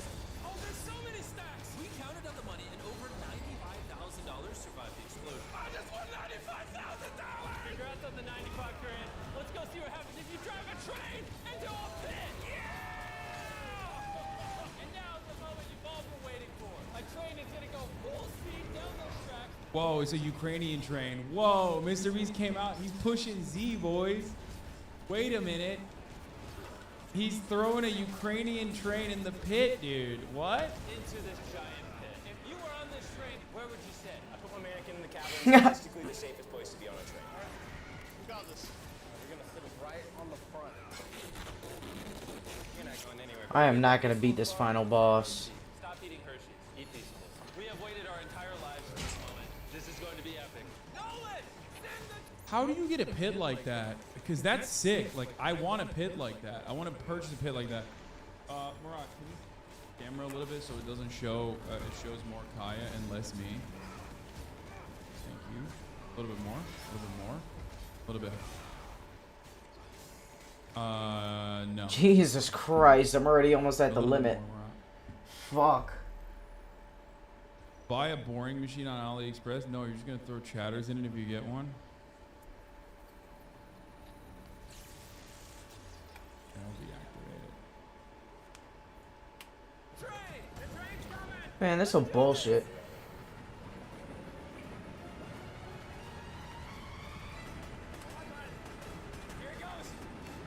Let's go, bitch. Come on. Yeah. Gouge and aerial blast. Wait, what's in there? What is it? Water? Mr. Beast Mr. Beast does Palestine, Ohio.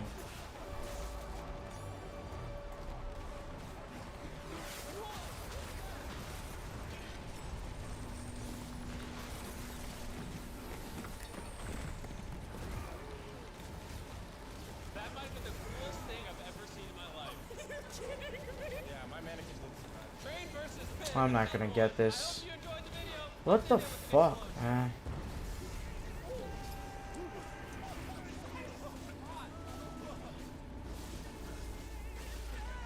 What happened? Did he hire like a CGI guy or something? Is that what was going on with the...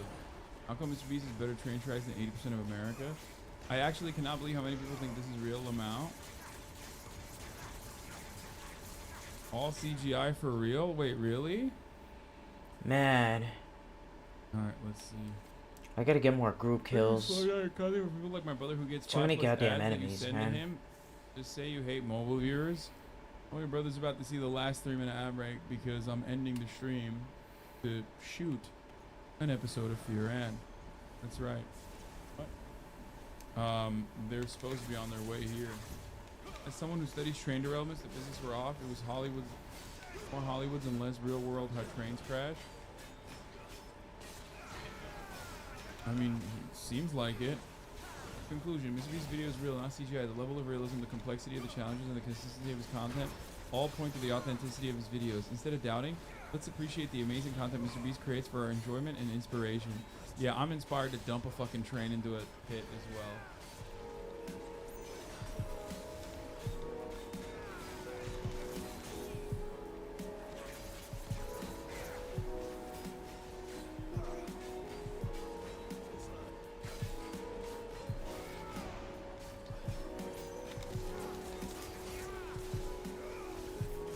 Shit, god damn it.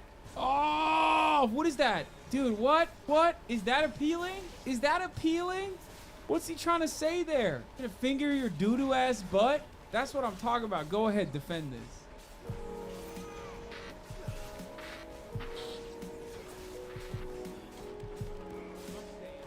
All right, let's watch the horny chefs of TikTok.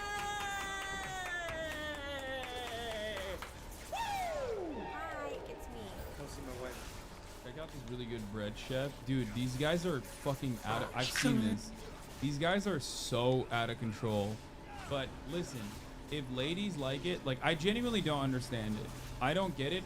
To me, it sounds gross. But I think some people appreciate it and like it.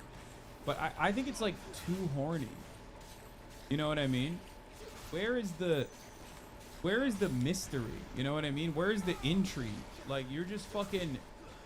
You're hamming it up. You're going way too hard at it. You know what I mean? You're like not even trying to sneak it in like a top of the hour ad break, which comes at the top of every hour. If you no longer want to see those ads, all you need to do is subscribe, which you can do for $5 or for free with Twitch Prime by connecting your Amazon Prime account to your Twitch account, where you get one free Prime subscription a month. Use it on your favorite broadcaster. Hopefully that's me. Here's the 3-minute ad break now. Like anime fan service for normies? Yeah, exactly. I think its content is great and funny as hell, and I'm a cis dude. I don't know. It's just like, you know what it reminds me of? It reminds me of when those fucking TikTok Zoomers were doing the thing where they would like lick their fingers and then simulate the motion of like fingering you.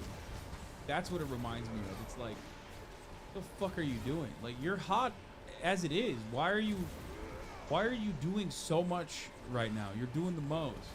Like, you know who does a great job of thirst trapping without doing the most? That fucking lumberjack guy. He's sexy. Okay? God damn it. He's sexy and he fucking knows it. He's sexy and he knows it. He takes his shirt off and he cuts wood. Okay? And it's great. It's hot. It's sexy. It's cool. It's not going overboard. You know what I mean? Like, you're going too crazy with it. You're Let's just make like pasta bolognese, bitch. Let's get started, bitch. Wait, no. You think this guy leans into it so much? I don't even think this guy's that aggressive. I haven't seen his new videos, but like, let's see. What do you mean? He's just making food. I don't think he's like leaning into it that much.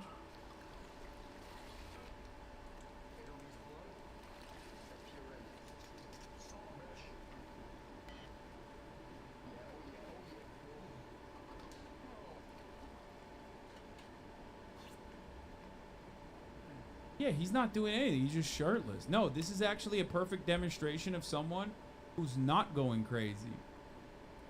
No.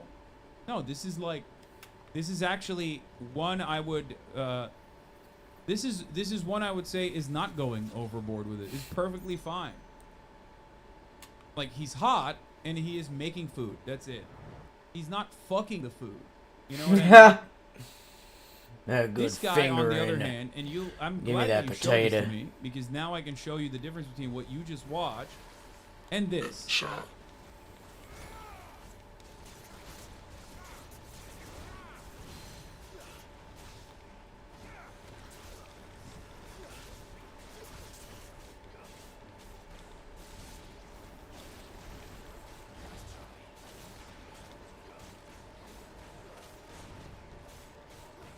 Like, I don't know, maybe I'm not the target demographic for this, so I just don't understand it. But I feel like it's like overboard, you know what I mean? But ain't the joke that it's so try hard? No, I think he's like actually trying hard.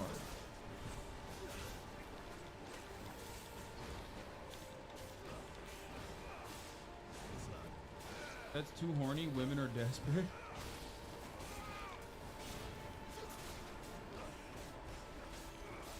This is for the homies. I haven't seen this much sexual tension since Ben Shapiro talked about WAP. Why ice cream on the bread though? Yeah, I don't really understand what he was making there, but I think that's a thing. But anyway, listen, my point is this. He's already hot. Like, if he literally just made this normal, I feel like it would probably be sexier to people, right? Like, he's already hot. He's making food. You know what I mean? That's already, you're hitting two of the targets, like right on the money. Yeah. You know what I mean? There's virtually no reason for you to go like put your dick in the fucking bread, you know? Dude, I think he was doing this for you. You are right, it is. It's for middle-aged women. Bradley Thor is more for both of them, and gay men, which is why he's more successful. This dude is horny outdoors, is food, then fuck it. No, this is a fucking, I know what this is. This is a joke. Where he puts his finger in the chicken. He's not showing himself. He's not trying to be sexy. He's just making it. That is a joke. Okay, now I'm realizing chat literally doesn't understand context.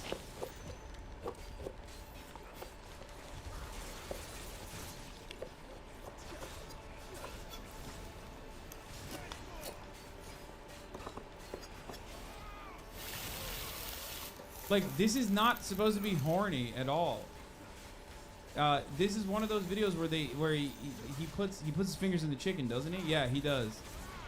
I think. Damn, I'm getting some good time. Just got to attack the boss, and the enemies will come into my attacks. Exactly. That's the difference between get some someone extra being, bonuses. Trying to be fucking sexy and okay, like I got the formula. If you think that this is a thirst trap, I don't know what to fucking tell you. There's nothing sexy about what he just did. This isn't horny. This is hungry. Yeah. Yeah. No. Literally. Anyway. I remember watching this one guy open a watermelon between his thighs. Shit was wild. I mean, that was a trend. And I think that was significantly less horny than fucking the food. But maybe I'm wrong. I'm open to you guys telling me I'm wrong here, okay? That's damn it, I use my shit. I have a question for you. Yeah. What do you think when I'm cooking? You look at me and you think that's a sexy daddy. I usually think that's a sexy. Like that guy, that's a sexy. Oh, that's a sexy. Usually when I see you and I look over there and I do one of these, and then I... Yeah, this is much better. Look at all that time. Jesus. Yeah, exactly, right? Aerial Blast is giving me a good bonus here. So there might be a market for that sort of thing in the online content world, maybe, right? Sure. Okay. Horny cooking. I mean, you say that and it seems preposterous, but it is a very active genre. And so today we're going to explore how someone starts by posting cooking videos like this. That guy's just walking into the Minotaur. He has no idea what... Damn. Sorry. The kid in the back of the class. It looks good, right? Yeah. Slab of butter. Yeah, right? Yeah, it looks really good. Sorry, I'm getting. Was that getting you? But you know, that's all things considered as a pretty PG. Yeah. Because I mean, it's G-rated. Like, there's nothing. It's only I would food, show that. right? I would show that to a child. Yeah. Okay. So now, this is the same guy. Keep in mind. Okay.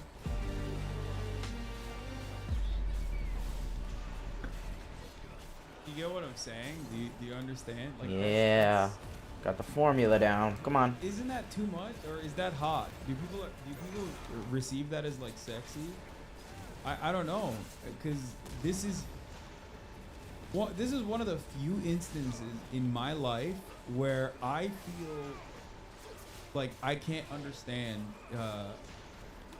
Like usually I am, you know, pretty good at grasping why something would be considered like hot, even if it doesn't personally appeal to me. I don't want to keep watching. Look at this screenshot. Oh, it's disgusting. I hate that. Oh my god! Why is he doing that? Why is he doing that? Why is he doing that? Why is he doing that? Why is he doing that? Why is he doing the fast one? Why is he doing that? Oh my god! Oh my god! Oh my god! The fast one? Oh my god! I don't want to see the fast one. I don't want to see the fast one. Why? Why? It's not. This should not. It's too much, but yeah, it's hot. Okay, some people are saying it's hot. So it's not gross. It's like over the top, but it's sexy. Like people are thinking that that's Not sexy. be legal. It's not gonna come. Why does this fucking thing squirt? Oh my god. I was not expecting that fast one. That's not how you make lemonade, Cedric. All right. Oh my god! Never mind. It is gonna come. I actually cannot believe that. Seriously. I actually cannot believe that. What? Like, I don't understand. Why would you do this? My Yo, okay, someone just said I'd watch a hot chick Ooh, eat a banana. I guess. thumb. Great. You just Got a brought little up really extra good 20 point. seconds. That is kind of Final. hot. Or not even kind of hot. That is hot. Final But fight. I feel like men are. Maybe it's for gay men, but it's like simulating a pussy. So I don't know. But like, a woman eating a banana is hot because we're fucking Hey, apes. cat daddy. And I feel like that's not what's like sexy to women, which is why I'm asking. Like, I don't think women get turned on in the same way that men do for the same kinds of visual stimuli. You know what I mean? Does that make sense?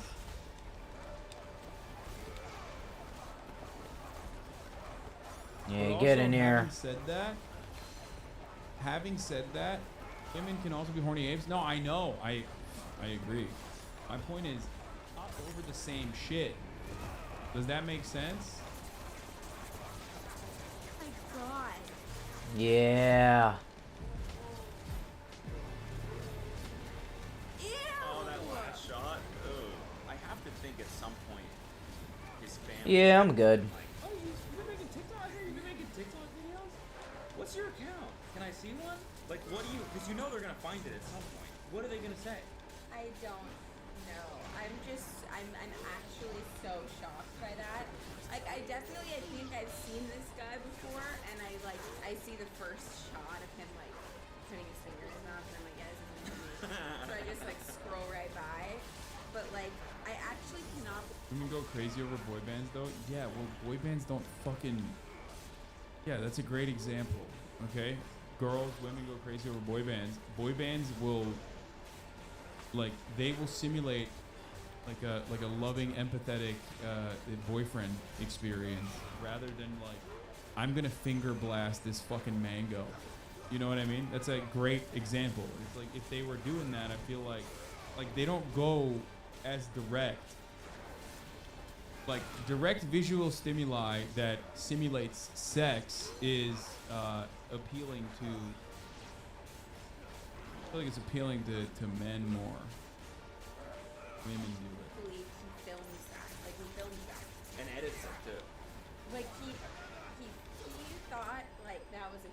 There we go. That was easy. Literally, like. Shit. What do you think that, like, what do you think it's like in the home? Like, 'cause That's it's it? quiet, you know, All right. when he's doing it. And it's just like that.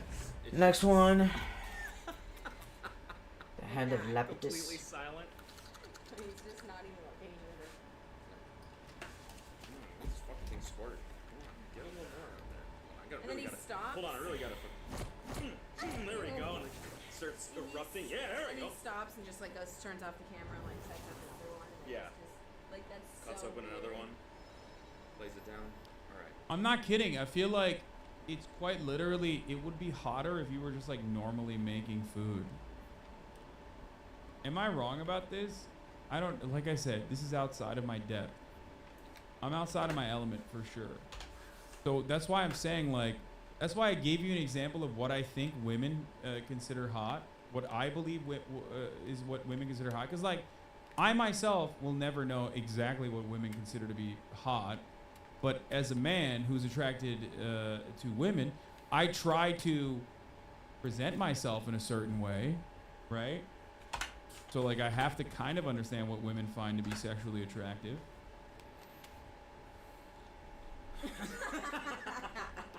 What's sad for me is the corruption, you know, that the internet has done to this guy. Yeah. You start out with innocent French toast videos with, Mhm. you know, big old slabs of butter, and slowly people start liking and commenting. Oh, wait, I like the shot of your face in that one. Yeah. Or Wait, like, I like when you grab that little thing. Wait, you're flirt. kind of hot. And he's like, oh, fucking okay. People want to see some Yeah, more. yeah. And then eventually, fucking 2 years later, you're doing this. Yeah. 2 years later, fucking I really hated that. DJing Yeah. orange. Yeah. You didn't even make anything added to favorites. Okay, See, Chriselle. Okay, Chriselle, you're the problem. I was just police escorted out of the fruit aisle. Why? Okay, so women are horny about it. Okay, I stand corrected. Some women are definitely horny for this kind of shit. I take it back. So more power to those boys, you know? It's like, I don't know, not me watching this 10 times in a row, which is insane, and identifying as a coconut from this moment forward.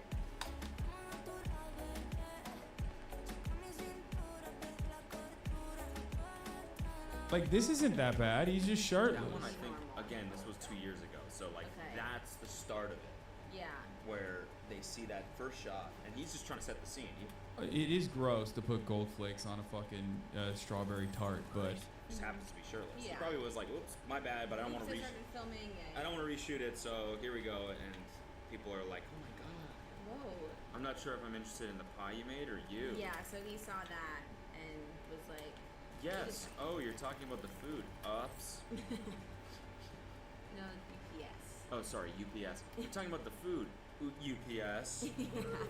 Because it's like deliver my package. Yeah, deliver me straight to your door. Yeah. Okay, see, now it's starting to get a little bit more raunchy. Smacking. You don't. He's Why are you spanking smoldering. dough? Actually, I've done that. I do that every time. Yeah, it feels a little different, but The thing is, he's for everyone. yeah, this one, yeah, totally. You know? Totally get what He you're just saying. grabbed that Yeah. dough shaft. Yeah, he grabbed the dough shaft And he wipes the flour. God down. damn it, you fucking assholes. Fuck you. Leave me alone. that is like more acceptable, I think. Oh. It's like that looks so freaking good, and then all of a sudden he's fingering it and winking at And me. you're like, It's oh, what the God. fuck? Thank you, It Joshua. feels like you watched porn or something, doesn't Totally, it? you feel like Guilty. You feel guilty. Yeah, it's like, Yeah. oh, why did I? Oh, God. Is that cheating? Is porn Of cheating? thunder. I wouldn't say this is porn though, because Alright. when you're watching porn, you know what you're doing. This is more like, Totally. oh my God, cinnamon buns. Maybe I'll cook those Well, for my this wife. This is the kind And then of all of a thing. sudden, Pile he, like, drive blasts you and with it, thunderstorm. you're like, Okay. oh. Like you could also just be showing this. Normally, I would say they are way too horny, but then I'm reminded of a quote tweet of your pic, and someone said, "My leg cried." But like, that's a great example, right? Those pictures that I'm posting is just me shirtless. But because I'm usually not, in the rare moments where I am, people go overboard, over the top horny, which is fine. I mean, it like that's why I'm trying to more so understand this kind of content and whether people find it like horny or not. You know what I mean? I was fired for this exact shit at Applebee's. Man, it's just cooking.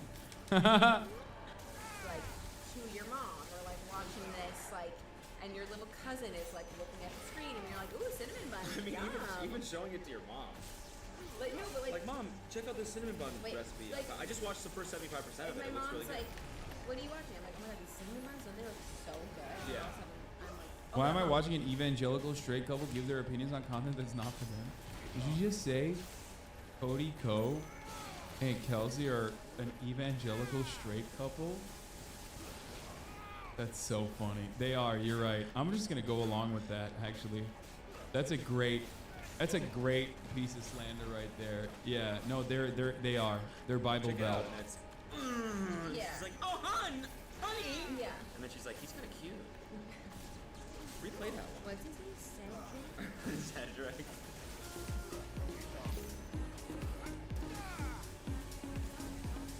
You know what's gonna happen. You know what's gonna happen. Fucking dragon and those goddamn balls. Sitting there, ready. Yeah. Sorry, I actually am curious about this one. What was the little spitting part? Like, what was going on there? What was Cedric's thoughts on the spitting? He does that in a lot of them. But why? Like, it doesn't even go along with the theme. Like, it doesn't. It doesn't. It just makes him more horny. It's just a horny thing to do. The spit tape? Yeah. The spit Because tape. it was like, because he was in a. Yeah, it's not even really spit. It's not like because they had a nice little tooth. Yeah, no, he definitely went. And then no, but then he like.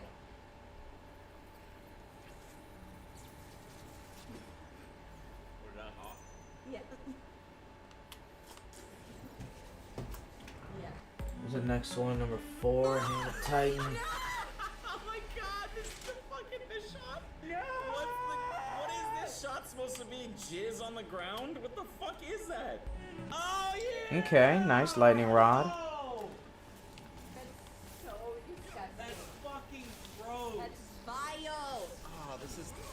It's odd. It's like it feels like it's made by people who, like, you know how a lot of people say porn is for the male gaze, right? In a lot of respects, it is. Like, most of the porn is geared towards like heterosexual men or gay men, right? And that's why a lot of women, I mean, this is like relatively anecdotal, and some people are immediately going to correct me, but like a lot of women, at least I've talked to, say that their favorite category is like either lesbian porn or other kinds of like other categories, right? Not just like regular straight up porn. This is for people who react to visual stimuli. It's odd. It's like it's too on the nose.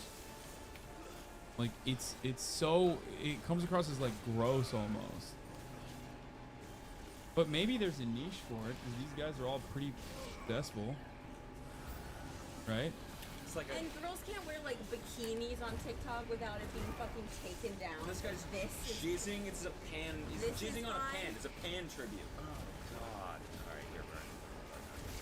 You're safe. What about eating a banana is not on the nose? No, that you're missing the point. I'm saying men are stupid, and oftentimes like, and this is not every single man, but a lot of men, the way that they like what they react to visual stimuli and how they react to it, like we don't want subtlety, whereas I feel like women want a little bit more subtlety in what turns them on.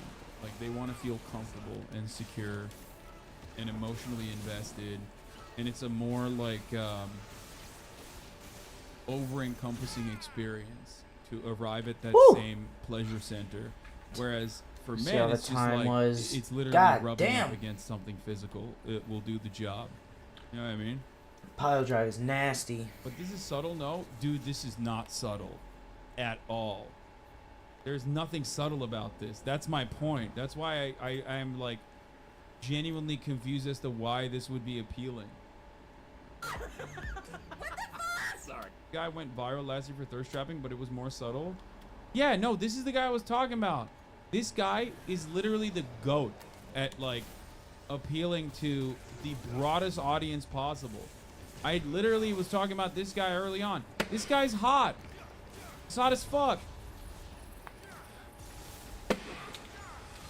Fucking God.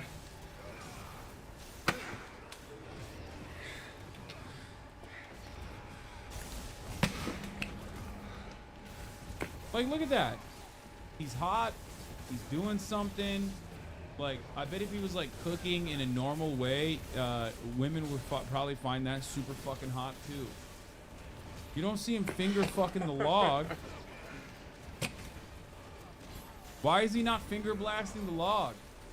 It was so funny, the same guy. So usually when you get a piece this big, or around this big, it doesn't make sense to split it down the middle. It doesn't, does It's going to bite you a little too much, so you'll work your way around the edges. Well, I don't want to do that today. This is my biggest piece of the day, and I'd rather just draw a line down the middle and fuck this thing up. So let's do exactly that. Ready?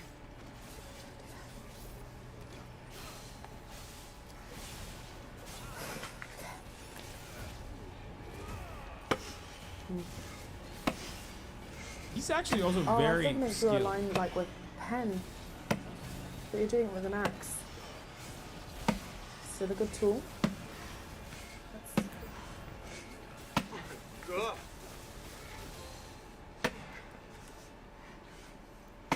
That's also That was a crazy quick hard. one. That was kind of quick. Lasted longer, but. That's like actually an incredibly fucking difficult feat too. He's got something for everybody. Droning is pretty hot. Yeah, but like he's literally cutting a fucking massive tree stump in half with an axe. Of course he's gonna fucking grunt. Shatters. You now understand? That's like that's sexy, but also subtle. You get it? It's sexy, but it's subtle. Which is part of the reason why I think he is more appealing to a broader audience.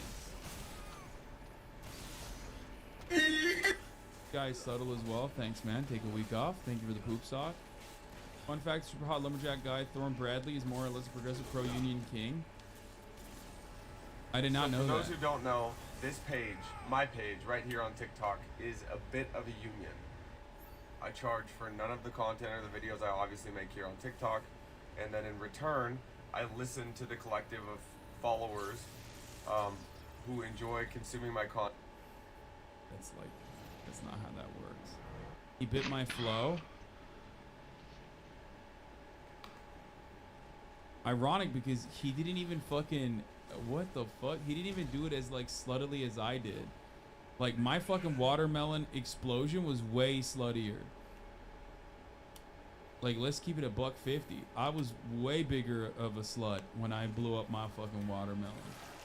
Where is it? I can't even fucking find it. And we posted a lot, haven't we? Wait, what? Community guidelines violation? Is it my watermelon video? Oh no, it's right here.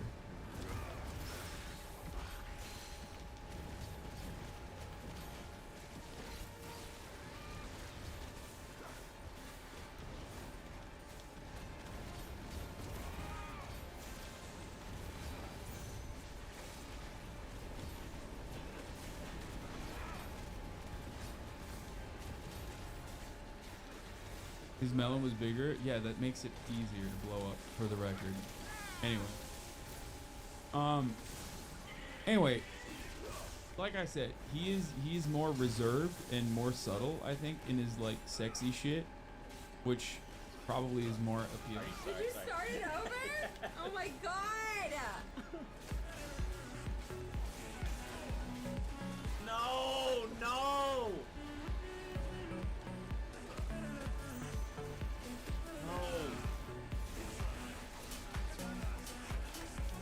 That last shot is always so funny. The last shot is so It's literally a bizarre. half second of him just going like this.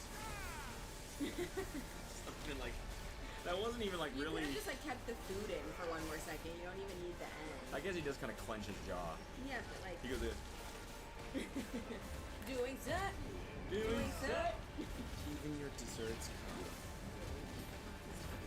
Like it's not only the fruits, it's the desserts Ew, too. guys. Yeah, he plates the food so well, and he's also in great shape. Like, you don't need to do all this stuff, King.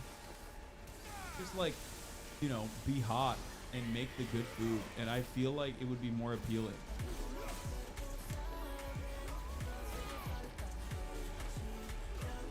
Well, it's not that bad. Oh, god damn it! I'm so wrong. God, like that's fucking beautiful. On German stream, what is this?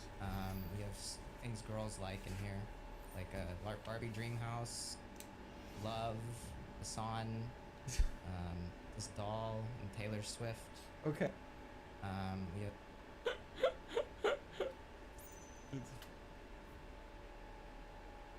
Yeah, but I feel like it's bad. You think so? Yeah. Why? Just like fingernail stuff in there. Like, get this fingernail. Yeah. Tastes like just cum. It tastes like it's like just spitting. It's like spitting. Yeah, your assumption is someone in the chat said it perfectly. He says he lulls you in with a false sense of security, and then bam, he's finger fucking the fruit. That's what it is. Every time you're like, oh, it's not gonna be that weird this time, and it's like, no, it's gross. It actually is gross and weird. He did it again. He fucking did it again. And fingering, like, you know how dirty that is. Like, this is the most Being plain is more appealing, but a hot man cooking is a dime a dozen on TikTok. The outrageous shit gets them views because not many people are doing it. Yeah, I guess so, but I feel like you could carve out a niche where you could be like sexy and make food in a sexy way without like simulating the worst finger banging that a woman has ever experienced. Because that's the other side of it too. Because like he's literally shoving his fucking fingers in there, which is, as far as I understand, I mean, I have I would say above average sexual experience. You know, probably a little bit more than the average male. And no, that's not. Everyone finds that hot, I don't think. Okay, buddy. I can't even say I have like, more sexual experience than the average male. And I can't have the fucking chat. The chat has to farm Haas Moss. Okay, buddies. Yeah, you would. Yeah. I've been way less sexy. Okay, Dud. Sure. Oh my you could, god. Could never open a restaurant. Dude, No. because Okay, you'd the- be fucking fingering all the foods. And spitting And roguely spitting all on it, over like- the place. Yeah. Man, what it's is what this? dudes think women want, so they like Okay, it 'cause they did- want to emulate it to get girls, in my opinion. Not that some women don't like it, but it seems geared towards men. That's exactly what I'm saying. Exactly what I mean. Man, how the fuck do I get up there? No! Why does he do it? Why does he do that? Why does he do that? It's so fucked up. Yeah, Like, I am watching this and I'm thinking, wow, that looks kind of good. Like, okay. And It's then like all of a this. sudden it's like, This is the thought process. It's like, ooh, yum. Ooh, that looks good. Ooh, that looks pretty good. Ooh, yum.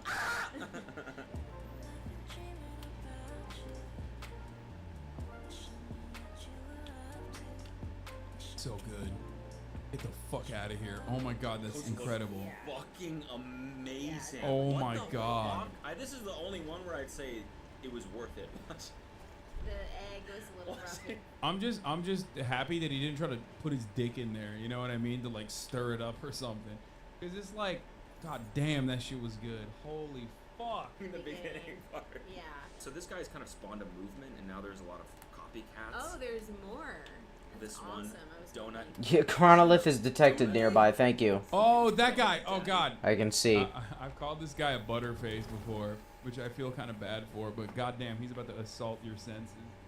Oh no. Betty Davis, thank you for the 5 gifted.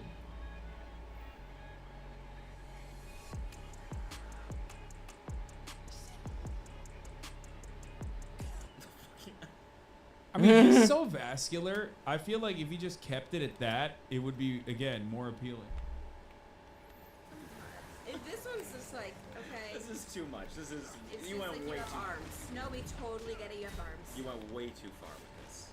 with this fucking the vein shot here. To be fair though, vascularity again, it's appealing to men.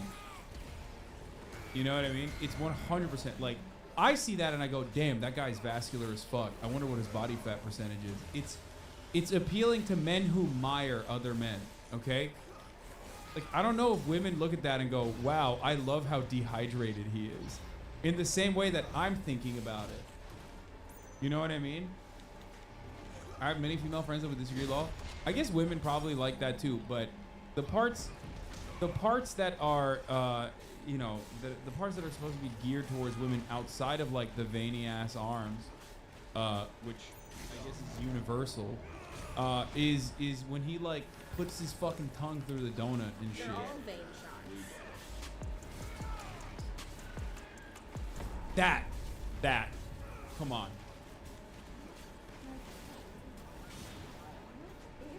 This is like actual. I couldn't be less turned on. Like I'm trying to think of something that would give me more of an ick than him grabbing the dough and shoving his face into it. See, I'm telling you, if he kept it at just like rolling the dough with his arms, like that's one thing, right? But then when he puts his when he starts licking it, it's like, the fuck are you doing? Don't do it, dude. Leave the dough alone. Keep that face far away from that. If you, I swear, if you go in there. If you nosedive into the crack of the dough.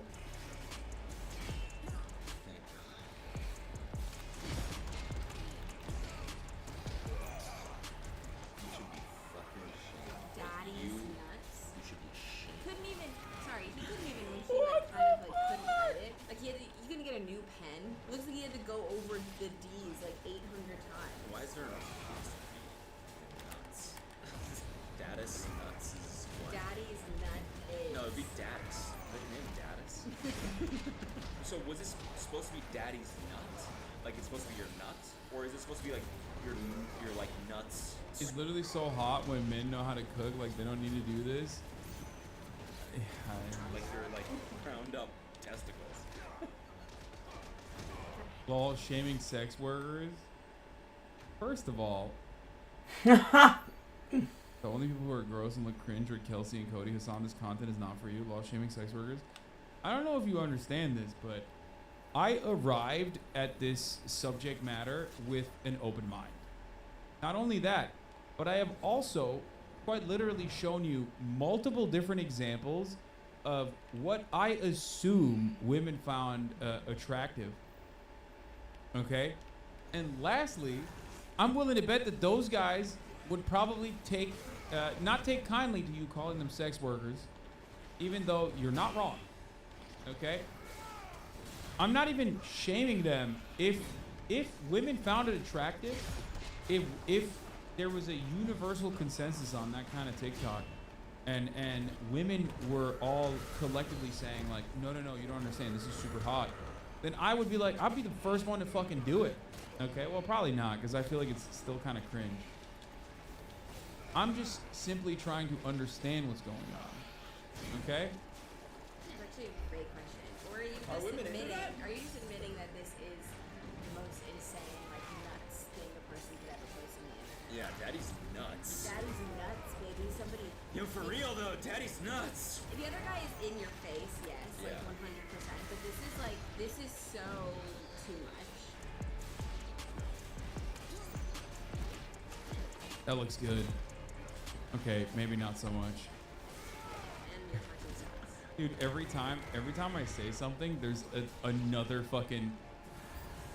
Anytime I say something, there's like another dumb moment from the video where I'm like, oh, that looks good. I'm like, oh, fuck. Oh, he fingered the Nutella. I didn't even realize that. He did that. Like, this is so too much. Oh, what is that? Dude, what? What? Is that appealing? Is that appealing? What's he trying to say there? Gonna finger your doo-doo ass butt? Oh, hell yeah, dude. That's what I'm talking about. Go ahead, defend this. He's like, yeah, ooh, I love fingering your doo-doo ass. Yo, he pulled a Ron DeSantis, dude. He's finger fucking the Nutella. I like that stinky stink. Give it to me, why don't you? Why did you waste that? Jesus. This almost makes me appreciate. I love eating cookies. That part is funny. Yeah, he's got the most powerful jaw I've ever seen in my life. No lie. Okay, that is too much. His jaw has a jaw. Yeah, dude.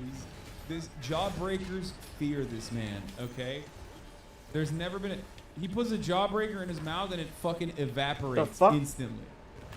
It's crazy. Don't even think about it. Don't. Uh-oh. She waking up? Uh-oh. Back to sleep. Lay down again. Uh-oh. Yeah, I almost missed Cedric. This guy saw what Cedric was doing and was like, oh, I could take that up like 15 notches. And it's too much. It's too much about you and not so much about the food. Yeah. I feel like the comments in this are a little bit more. They're more making fun of him. Please never do that again. I'm dry heating right now. Alright, making good time. Yeah, but those are dudes. Let's get this first try. If your intention was to make people cringe, you're doing a fantastic job. Was he jerking off? He was jerking off in that first one. And then he's like jizzing all over the glass. We have the charge up, nice, beautiful.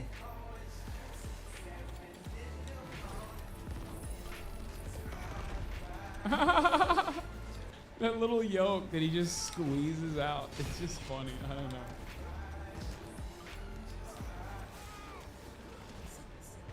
I think a lot of this also depends on like how hot you think the guy is, because like the other guy was, I think, a little bit better looking than this guy, unfortunately for him.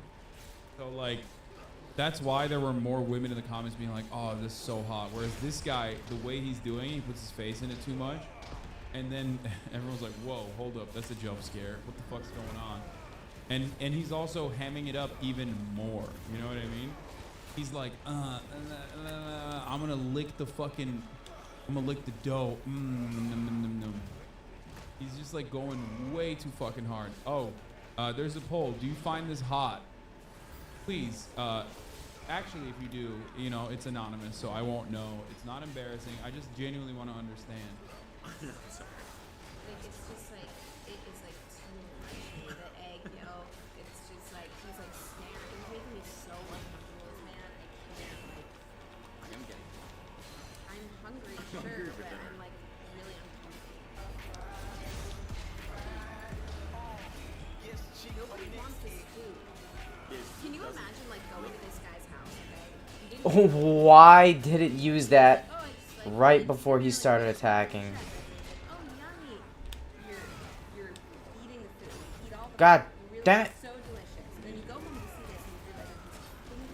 Can I say something without chat jumping me? Go ahead, Bussy Angel.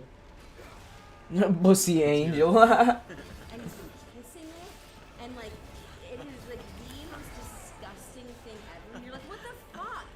I ate that. You're shirtless. You're taking your shirt on and off. You're kissing. I wasn't attacking him because his fucking metal bong was blocking me.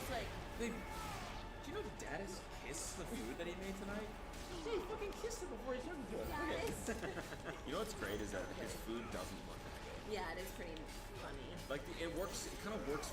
And I don't know why I'm fucking backing up Cedric. Yeah, now we're like team Ced. Because we realize what he does is kind of tasteful. We realize what we had. We realized how lucky we were before it was gone. Like you never know what you got until it's gone. Exactly.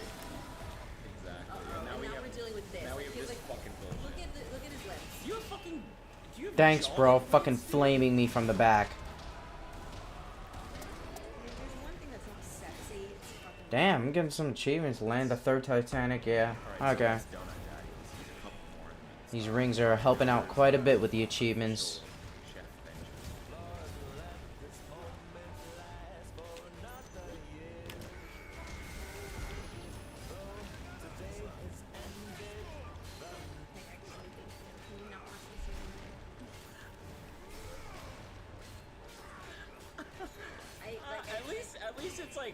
At least there's like a loving partner in this one. You know? At least there's like a consenting partner. It's not just us watching and be like, oh! He has rubber gloves on. And his Alright, let's get this boss. It's boss pussy. Boss pussy. Not the same girl. You're right. So this guy's just kind of a chef playboy, I guess. All right. Well, there you go. What do you think? You feeling pretty horned up? Well, The dog. get ready because you're about to see some more of this. Right inside. Whoa, cannot wait. Very turned on by that whole thing. Yeah, this guy is easy. I can't remember cringing as hard Yeah. as we did to the squirting. I've never screamed out loud.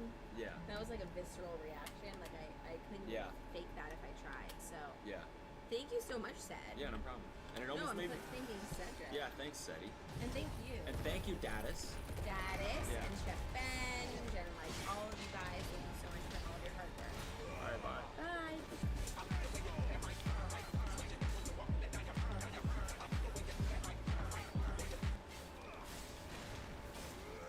Yeah, I don't know. Hey, hello. Cringe to post that, but I 100% had someone hold my neck while feeding me before. Not weird in my opinion.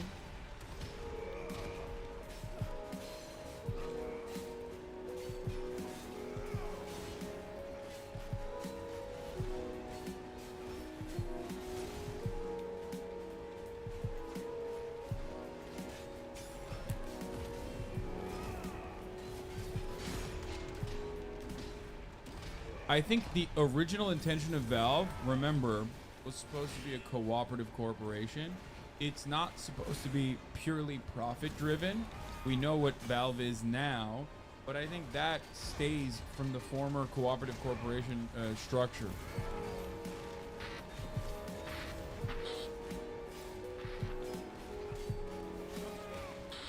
Video on how Valve operates. Oh, these guys are great.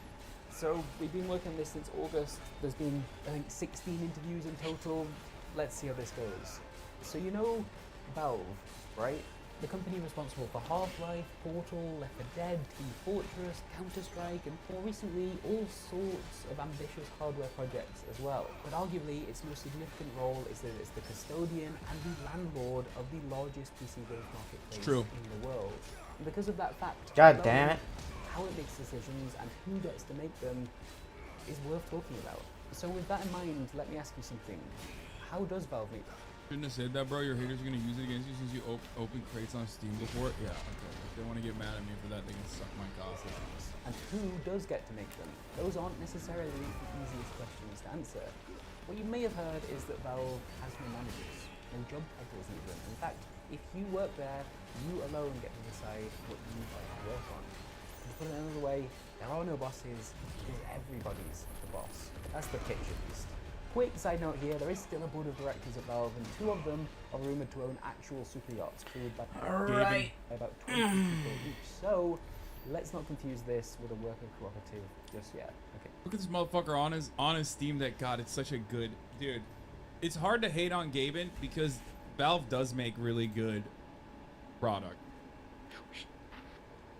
We're such cucks, dude. Gamers are such fucking cucks. You give a gamer like something that is marginally better than what they're used to, and they'll just be like, no, you're my lord, you're my king, you're my savior, you are literally the best. Okay. But here's another thing you might know about the company. It's opaque. A Valve interview is a rare, treasured thing, and when they do happen, they tend to be about a very specific product or some grand thing about the future of games and technology.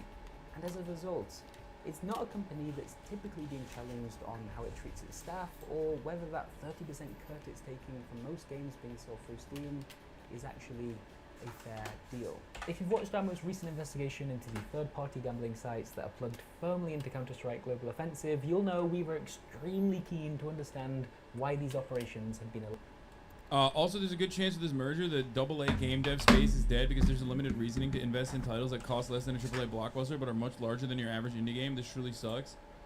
That part is also true, yeah. I'm gonna roll a blunt.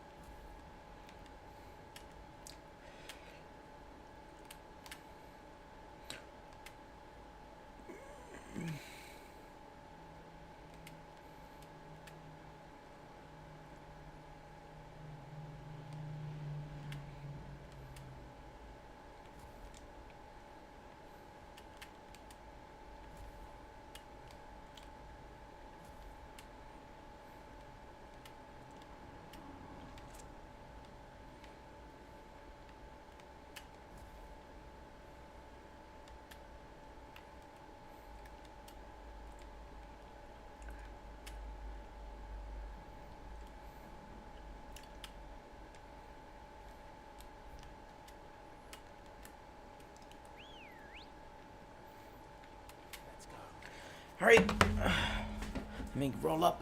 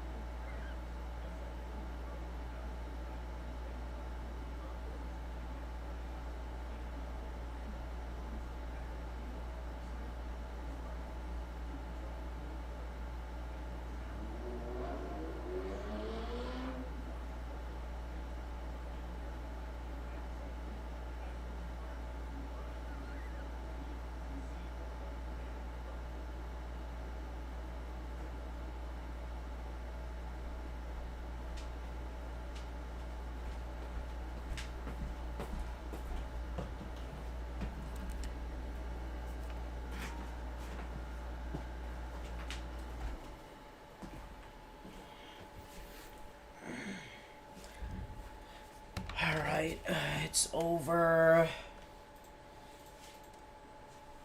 It's all the way over here, Chronolith or some shit.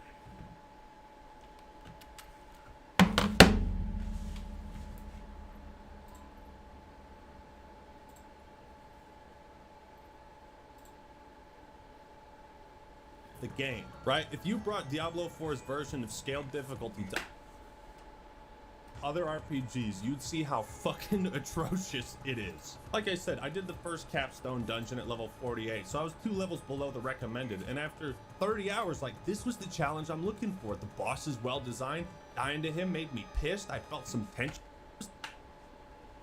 since he whooped your ass. And it's that feeling of growth and accomplishment that I tend to chase in RPGs. Unfortunately, in my 30 hours of playing Diablo 4, I never once had that feeling. These types of difficulty spikes, they just give me something to look forward to. I need a challenge I can't beat yet, or a super difficult optional boss thrown in my face, a forbidden area I can't access yet.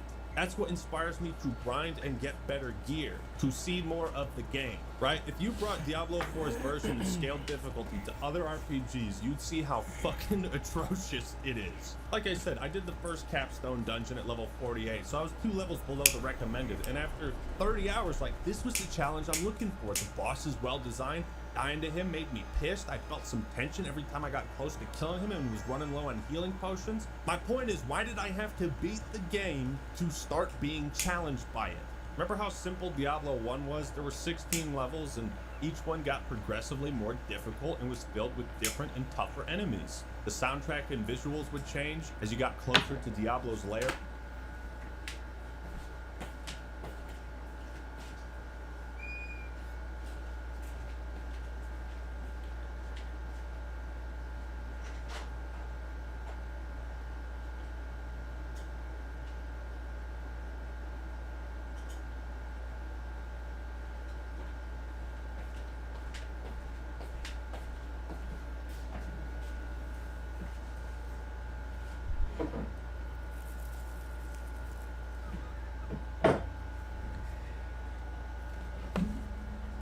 And hell itself. This is a very simple way to convey to the player that the challenge was evolving. This doesn't happen in Diablo 4. It doesn't matter when you go to hell. The challenge will be the same.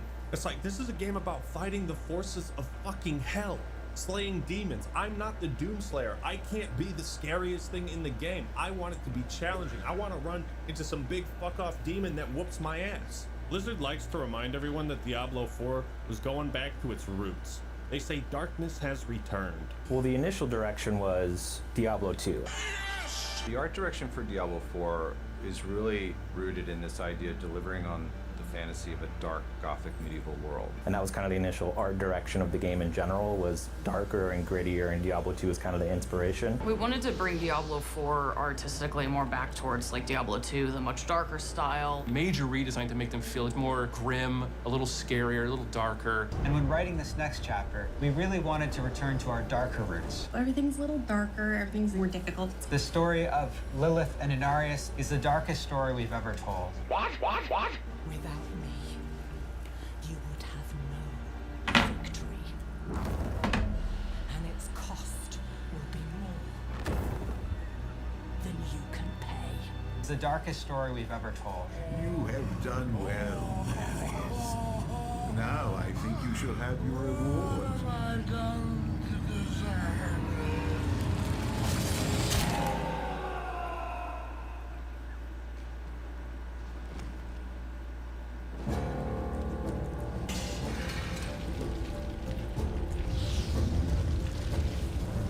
The story of Lilith and Inarius is the darkest story we've ever told. The dark tone is at direct odds with the gameplay because you're slaughtering endless hordes of trash mobs like it's nothing. You could compare this idea to Bloodborne or Bioshock or Dead Space, where the gameplay matches the tone of the locations and narrative. You see, the brilliance of Diablo 1's design is there are very few moments where you can let your guard down, even at the start, because even the trash mobs can surround you and kill your ass. This made exploration in Diablo 1 very tense and methodical. It was an action RPG, but it also felt like a survival game. But this whole aspect of surviving the forces of hell started to become more and more irrelevant when they released the second game. The issue with Diablo 1's design is that it doesn't fulfill the power fantasy modern gamers are looking for in a Diablo game.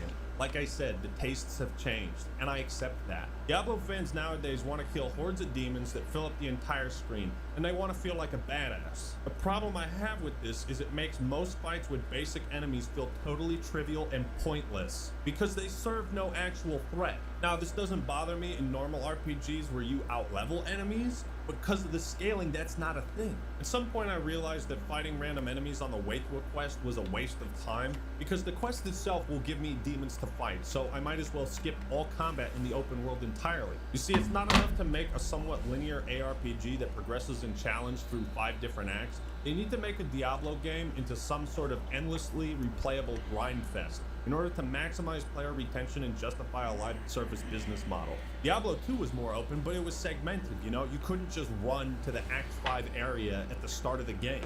If they had to have the open world, I would have suggested make the campaign somewhat linear, and then once players beat the game, the world opens up. But there would be a lot more to it than that. The point is, when you throw hundreds and thousands of trash mobs at me, it trivializes the combat and therefore trivializes the threat hell itself poses to the world of Sanctuary.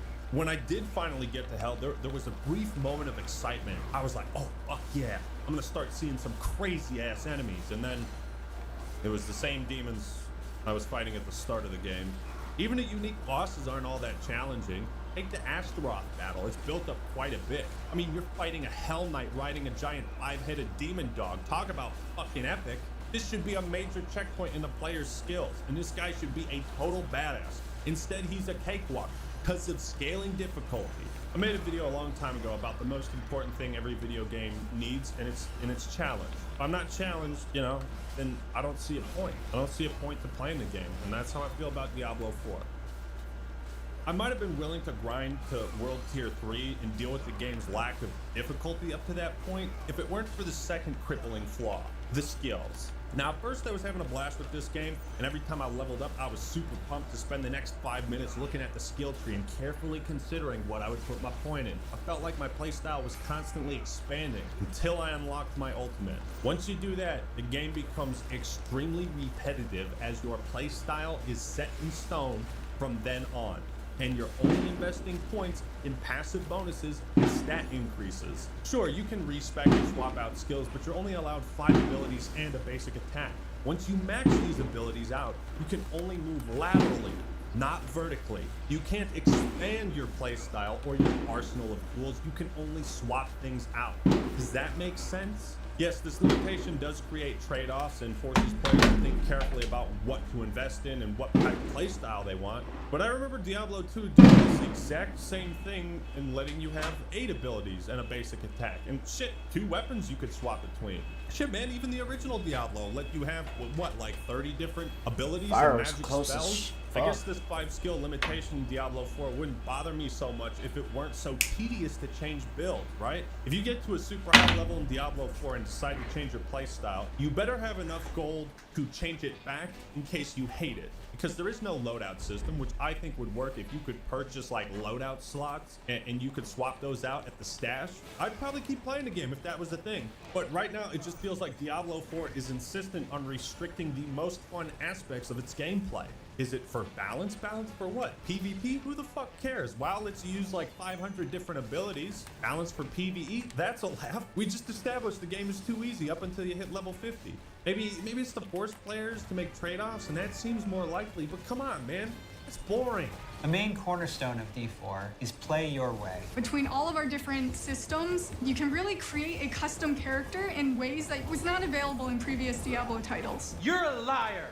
You're a liar! In the eternal conflict between the high heavens and the burning hells, Diablo 4 offers you more choice than ever before. This too is false. Because we have all of these different ways to make your own character, there's a lot more possibility compared to previous titles of how you want to play, how you want to build your character, Liar! See, I had this fantasy of being a lightning-throwing, shape-shifting druid. I wanted to have a hybrid between those two builds, but I had to settle for just the lightning. Why can't we have more hotkeys? Is it a technical limitation, like because they're making the game for consoles too? Well, that doesn't make sense because Dragon Age Origins, Fable, and other RPGs have had workarounds for that issue. But let's look at another top-down RPG that's also on console, Divinity Original Sin 2, one of the greatest video games ever made. You can invest points in the memory stack to unlock more skill slots. There's no limit, and you can do this with 4 different characters. It's literally like that easy, or at least it would be if when you leveled up, you can invest points in attributes, but you can't do that in Diablo until level 50. What the fuck? What were they thinking? Look, these are 2 radically different kinds of games, but the point is, as someone who's played a fuck ton of RPGs, I have a lot more fun with this than this. The limitations on skills and the backwards-ass design of scaling difficulty have basically killed any long-term enjoyment I could have had with this game. You blew it! Diablo 4 is plagued by so many what the fuck were they thinking type of issues. It's almost comical. What the fuck? You know how when PC players play a first-person shooter and they lose their mind if they can't control the field of view? That's exactly how I felt playing Diablo 4. Like, bro, why is the camera so zoomed in? They got custom games in Warcraft 3 that let you zoom out further than what the base game lets you. Dude, zooming out is one of the biggest features they flaunted when they were promoting StarCraft Remastered. I just don't get it. Look, I'll show you, okay? Here's the FOV in the original. Character ain't too big, looks great. Here's Diablo 2, same thing. Even Diablo 3 somehow got this right. And then, well, what the fuck? Throughout my playthrough, I kept spamming the scroll button in vain, hoping it would zoom out, but it never does. Wait, hold the fucking phone. You can zoom out? I've been playing for 20 hours, and now when I'm in hell near the end of the goddamn game, it can finally zoom out? Why couldn't I play the rest of the game like this? Why does it only zoom out at parts where the developers want to show off the level design? The level design's beautiful, by the way. Why do I even have to complain about this? It just shouldn't be an issue. Just let me zoom out. I figure we might as well discuss the side content Diablo offers. Well, most of it is pretty fun initially, like the dungeons. Some side quests have interesting bits of story, and the strongholds are fun, lengthy battles. But these activities get old real quick. Oh my god, who the fuck is boosting them? Quality mentality to ensure there was a lot of content. Who the fuck is that? Complete. So there's 5 main areas in the game, and by completing the side content, you earn renown, which lets you unlock important things like extra skill points, more potion capacity. It's pretty much necessary to max these things out after you beat the campaign. Problem is, once again, as a result of the live service, Blizzard intends to reset the renown you've earned with every season. Why is this a problem? Because most Diablo fans fucking hated grinding for it.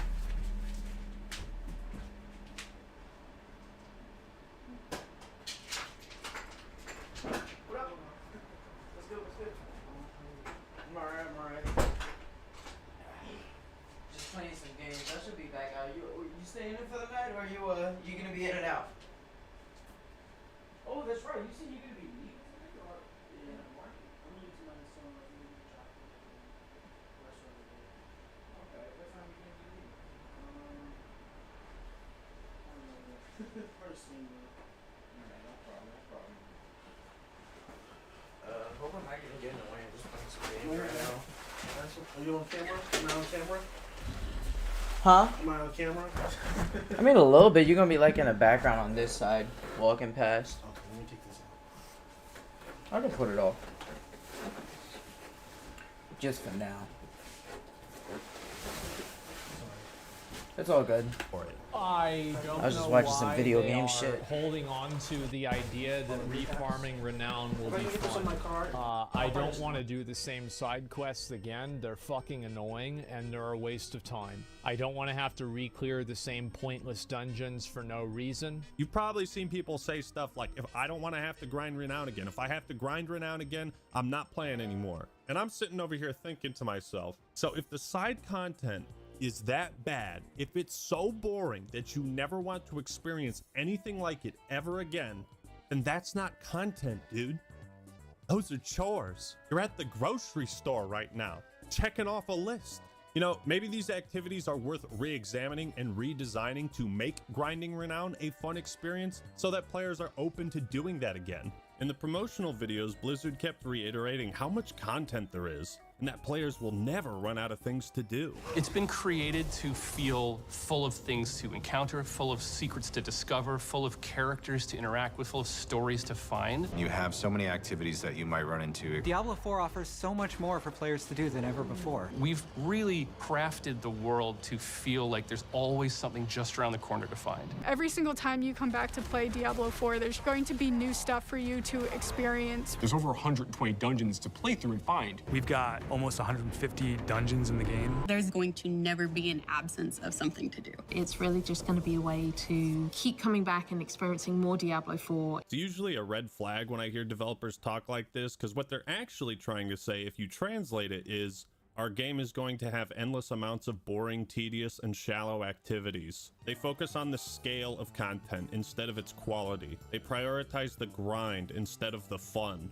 the exciting, and the new. I don't know, man. I guess I just don't get it. I don't understand the appeal of having my progress and my character reset every few months, and then having the devs try to pass it off as a feature and not a corrupt save file. You know, getting to level 40 and saving up enough money to buy a mount in WoW Classic was a big deal. I felt so accomplished after I did that, and that I could explore the world much more efficiently. But more importantly, Blizzard didn't take my mount away after 3 months and say, go do all that shit again, asshole. What's next on the agenda? Stats and loot, the bread and butter of most RPGs and the main reason people play them for hundreds of hours. On some occasions, you do get a nice reward for completing a quest or defeating a boss, like this amulet that summons a barrier or the Mother's Embrace ring you get from Lilith, but these are extremely rare in the campaign. Now, it might just be me, but I find the majority of loot drops in Diablo 4 to be terribly unexciting, to the point where I hardly read what most items actually do, and at a certain point, I just walk past chests because they rarely hold anything of interest. I think the loot is extremely boring for a few reasons. Number one, it all looks extremely generic. Maybe it's because I'm playing as a druid and just the druid items are boring, but when I look at the loot in Diablo 1 and 2, it just looks way fucking cooler. You got like the Skull Shield or Arcane's Valor. I mean, look at the helmets and how colorful and different they are. But in Diablo 4, when I find a pair of boots, I feel like it's the same fucking pair of boots I've already seen 100 times. Am I the only one who feels this way? Am I missing something? Am I tripping? You know, maybe it also has to do with the fact that every item takes up the same amount of space and the icons all look so similar that in my brain, it all morphs together. There are very few moments where finding a piece of loot is genuinely exciting in Diablo 4. And part of that is because I'm also not a huge fan of RPGs that dump a bunch of meaningless numbers and stats into the menu and equipment. Remember how awesome it was in WoW when you got that first item that boosted your stats instead of just armor? Oh, dude, 4 strength, 4 stam, leather belt. Level 18. I think part of the reason this clip became a meme is his excitement mirrored our excitement. And that was for a belt that he found at level 18. I have never been even close to this excited for any item in Diablo 4. When appraising the value of an item in an RPG, it really helps to understand the game's mechanics and what certain stats actually improve. If the stats and numbers are too convoluted, then players aren't going to understand or feel any tangible benefit from increasing them, right? Again, you look at items in WoW, it's like plus 17 stamina. What does plus 1 stamina do? Plus 10 HP. Okay? You can easily wrap your head around that. But because the sense of progression in Diablo 4 is so fucking skewed, now you find an item that's like plus 9 to all stats. And you're like, what the fuck? That sounds awesome. I'm only level 2. Find it. Get it? I don't understand the appeal of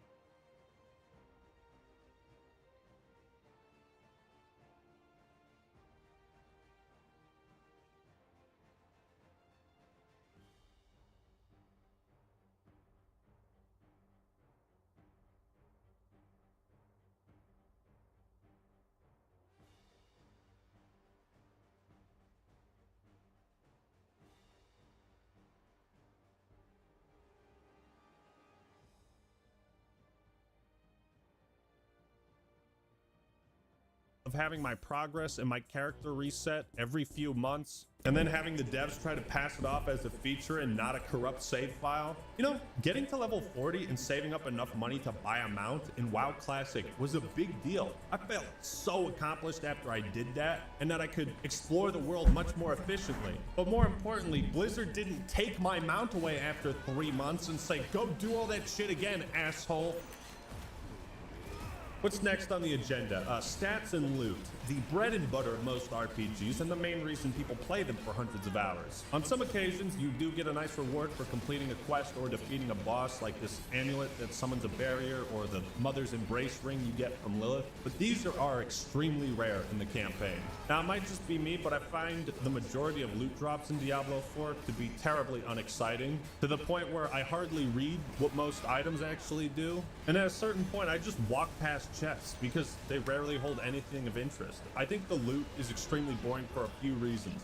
Number one, it all looks extremely generic. Maybe it's because I'm playing as a druid and just the druid items are boring, but when I look at the loot in Diablo 1 and 2, it just looks way fucking cooler. You got like the Skull Shield or Arcane's Valor. I mean, look at the helmets and how colorful and different they are. But in Diablo 4, when I find a pair of boots, I feel like it's the same fucking pair of boots I've already seen 100 times. Am I the only one who feels this way? Am I missing something? Am I tripping? You know, maybe it also has to do with the fact that every item takes up the same amount of space and the icons all look so similar that in my brain, it all morphs together. There are very few moments where finding a piece of loot is genuinely exciting in Diablo 4. And part of that is because I'm also not a huge fan of RPGs that dump a bunch of meaningless numbers and stats into the menu and equipment. Remember how awesome it was in WoW when you got that first item that boosted your stats instead of just armor? Oh, dude, 4 strength, 4 stam, leather belt. Level 18.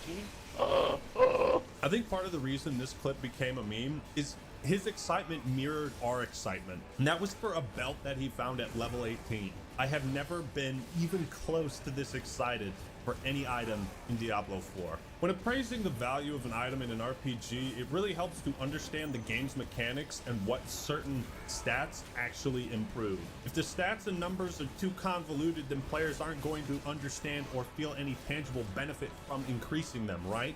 Again, you look at items in WoW, it's like plus 17 stamina. What does plus 1 stamina do? Plus 10 HP. Okay? You can easily wrap your head around that. But because the sense of progression in Diablo 4 is so fucking skewed, now you find an item that's like plus 9 to all stats. And you're like, what the fuck? That sounds awesome. I'm only level 20. And then you look at what 1 point of strength does. And what does it do? Gives you 1 point of armor. Okay, well, I have 3,000 points of armor, so this is worthless to me. I can't get over this. Like, strength doesn't improve your damage or nothing? What does strength typically do in an RPG? You want to use this big-ass weapon? Strength requirement. You want to do more damage? Strength.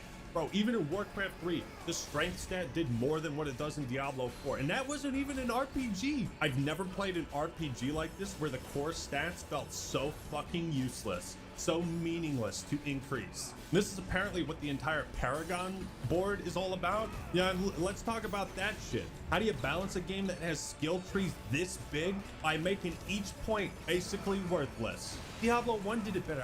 I cannot for the life of me understand what they were thinking. The reason I bring all this up is because so many of the stats on items I look at it and I'm like, well, this doesn't mean anything to me, or it doesn't feel important.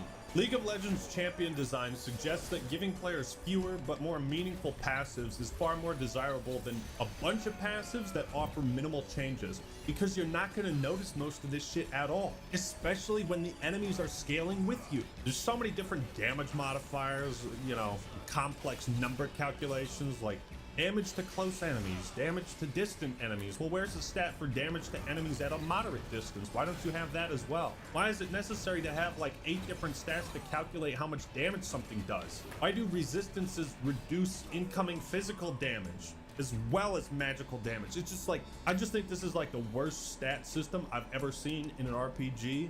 It defies belief to me. So again, let's go. Going back to the original, Last guy. Respawn and levels were finite, so you Get were a little encouraged health. to kill everything, pick up every item, We're and good. sell the shit you weren't using. You could sometimes buy a really good item with gold, and in the later stages purchase elixirs to boost stats. and of course stock up on potions. But Diablo games, in my opinion, even Oh, the this first guy's two, easy. always had a way of making gold feel kind of worthless. That has never been more apparent than in Diablo 4. It's like you'd only have two options: buy the shittiest gear you'll never use for dirt cheap, or drop all of your money on one overpowered item. I hate having just these two choices. So when you keep checking the shop inventory in Diablo 4 and it's never anything good, or it's something that requires you to drop all your money so you can't respec, you just stop checking. This blows my mind. The entire concept of purchasing items and equipment in an RPG is superfluous. That's a big fucking problem. I never once in my entire playthrough purchased a piece of equipment from a store. Now, sure, I did things like upgrade my potions or craft elixirs or upgrade my gear, but I never bought anything. In fact, this item has more item power, but the ring I currently have equipped has higher resistances. So, like, why the fuck would I ever buy this or that or that? Imagine creating an RPG where the in-game currency feels worthless. At one point, I stopped trying to pick up gold entirely if it was 2 seconds out of my way. And again, because the value of items scales and everything is progressively getting more and more expensive, I feel like I'm only able to afford 1 or 2 items at any particular store. So I'm not about to drop all my cash on something that I'm just going to end up outscaling in an hour or two. I think you've royally fucked up the in-game currency when taking 3 seconds to double back and pick up a pile of gold feels like a waste of time. So many facets of this game feel superfluous to me, and I'm not saying they are superfluous, it's just how they feel to me. So in a nutshell, my playstyle eventually developed into, okay, I'm skipping chests because those are worthless. I run through all combat in the open world because it's unnecessary. If gold isn't in my path, I don't go back for it. I skip through sections of dungeons so I can complete them faster. I skip dialogue and side quests so I can grind the renown faster. I don't go into the cellars anymore. Yes. And it's just like, dude, I'm just skipping the game. I'm just skipping past all this shit. This is the game. All right, Diablo 4, you've got one last chance to redeem yourself, and that's with this story. Is it any good? Well, I'm pleased to say that the opening cutscene is pretty fucking awesome. It begins with some grave robbers who are in way over their heads. Oh, they stumble shit. across a power the likes of Why didn't which they dodge? can't even comprehend. And immediately the game establishes God, that sense of me. terror and fear that was sorely lacking in Diablo 3. Then your character arrives in a town, you clear a dungeon of demons out for them, you head back and start celebrating with the townsfolk when all of a sudden, oh shit, you're poisoned. This guy brings you to a shack where they perform some kind of satanic human sacrifice ritual, and it's like, okay, all right, you got me invested. So while there are some decent moments here and there, after the introduction, the story takes a fucking nosedive like Amelia Earhart. The beginning and end of Diablo 4 are the game's strongest parts, narratively, likely because there are only 2 pre-rendered cutscenes that sandwich the rest of the story. Almost everything that happened in the middle is just a blur to me, which is strange because the setup for the plot is very interesting. You've got Lilith and Inarius, an angel and a demon who created Sanctuary. This is the first time we've seen like an archangel and a demon form some kind of an alliance. They seem to be the only entities on each faction with a desire to end the war between heaven and hell, or at least escape it. One of the major issues with the story is the parts that don't include Lilith, Mephisto, or Inarius are terribly mundane. Characters are swapping in and out, and they get killed off, you know, the scene after they're introduced. Some of them I even forget their name, like this guy who was in the tree. Nefane, I totally forgot he existed until I went back and watched my own footage. I think Diablo 4's story is further proof to me that Blizzard's style of writing has deteriorated severely in the last decade. You know, if you compare the end of act cinematics in Diablo 2 to 4, I mean, it's a major difference. Now, we are truly alone. The creators of Sanctuary, Angel and Demon, Father and Mother, are dead. I heard later that he was defeated.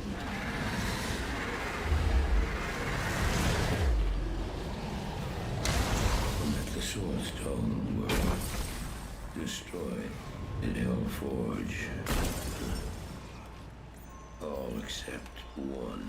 The big difference is in Diablo 2, they actually showed the events that Marius, the narrator, is talking about, as opposed to just like some boring static shots of like a horse walking through the snow. It's why a scene like this. Lilith and Astaroth have made a deal. And we were the ones who would pay the cost. Is nowhere near as interesting or engaging as this. Take it. Take it, take it. I'm glad this is finally over, Tyrael. Everything happened exactly as Lilith wanted. We just danced to her music. It's why I'm more interested in this. Oh, I failed, Tyrael. I couldn't do as you asked. And not so much this. Doran's shattered. His mind on grief, not her. Not answers. Look what the stone has done to me. Playing Diablo 4 is like dating a pretty woman. The kind that the longer you talk to her, the more you realize she has the personality of a tampon. Wide as an ocean, deep as a puddle. Yes, there are hundreds of NPCs in several different towns, but the world design of Diablo 4 is a byproduct of the gameplay, less so the story. Now, what do I mean by that? What are those words that are coming out of your mouth, Act-Man? Well, let me explain. The open world isn't there to service some kind of overarching or branching narratives. It's to create a big-ass map that the developers can litter with tons of activities to keep players busy and keep them grinding. You might have noticed that almost none of the optional dungeons in this game have any sort of story or history behind them, but I find the most immersive game worlds are those that tell a story while I'm playing through them. Now, if you want to understand what's so wrong with Diablo 4's world, we need to look back at the first game, because it's the polar opposite of everything Diablo 4 is trying to be. I think Blizzard knows that Tristram is the most memorable location in the series, because in every sequel they find a reason to take you back there. Thing is, Blizzard doesn't seem to understand why Tristram is such an iconic and memorable location. Oh yeah, the music does some pretty heavy lifting, but the main reason comes down to this phrase: less is more. Bigger isn't always better. Just ask my gargantuan penis. Diablo 1 took place in a single location, Tristram, and there were 8 characters that lived there, a couple cows, and a cathedral that led down to hell where the bad guys were. Each character offered a combination of advice, exposition, and insight for the player.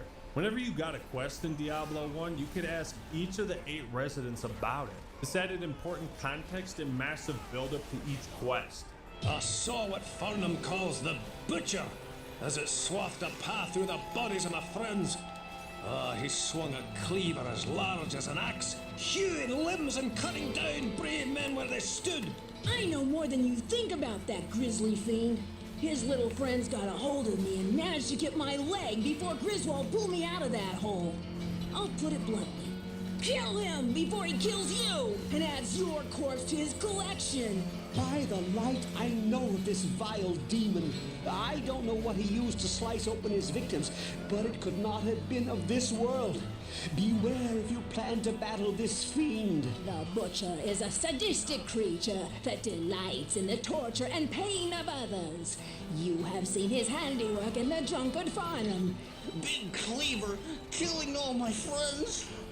Couldn't stab him, had to run away. So everyone in town is telling you this guy is a big fucking menace, but from their own unique perspective. This added realism to the world of Diablo and its characters. It created build-up and tension to every quest and every boss fight. There's a reason Blizzard keeps bringing back the Butcher in newer Diablo games, and it's because this quest from the first game is just that iconic. But why? The spirits of the dead are now avenged. Well, part of the reason is for every quest in Diablo 1, you get to consult the same 8 characters. This makes the plot easy to follow as it's not being communicated through like 40 different characters. Diablo 4 is like the exact opposite. It feels like once again the designers had to justify this open world design by having you constantly jumping from one area to the next. No one person, quest, or area is given enough screen time to become truly memorable aside from a handful of moments. Prime example of this style of writing is the Tree of Whispers. It's an ancient tree decorated with the severed heads of those who pursued its knowledge.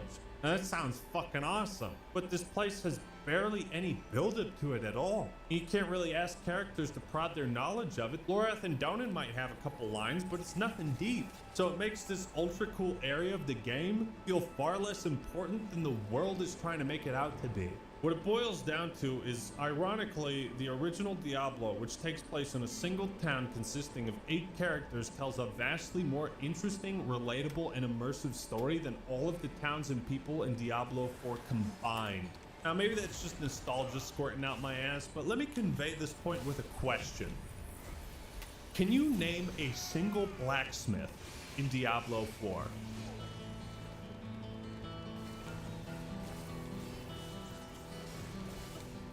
That's what I thought. Remember Griswold? Whoa, what can I do for you? Of course you do. Now run with me on this for a second. Instead of having one blacksmith who's like an actual character that you can talk to, who also repairs your shit and sells you stuff, we now have 75 soulless, empty blacksmiths scattered across the land of Sanctuary. God damn it, None I'm gonna of them die play any again. role in the story or contribute at all to the world building. This doesn't apply to just the blacksmiths in the world of Diablo 4. It applies to all vendors in the game. They serve no purpose outside of gameplay, which I guess it's fine. Like, it's lazy, but it's fine. But do you see the conundrum? Since Diablo 4 is an open world game, if you take out 70 blacksmiths and leave only 5 or whatever, then it becomes tedious to find them. And Blizzard clearly didn't want to go through the effort of writing each blacksmith to be an actual character. And Where? I was just aiming at all the fucking specters. God damn it. What a fucking waste. For an open world. Now call me crazy, but I think vendors and merchants play an important role in a video game, especially if that game is an RPG. Don't get yourself killed. Neither of us want to see you go hollow.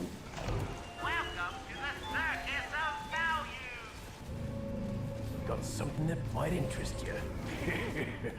No, I think all NPCs should play some kind of role in an RPG or offer a slice of life. But outside the characters in the main story, most of the people who inhabit Sanctuary aren't memorable or important at all. Stop with the wings, man. Therefore, neither is Sanctuary itself.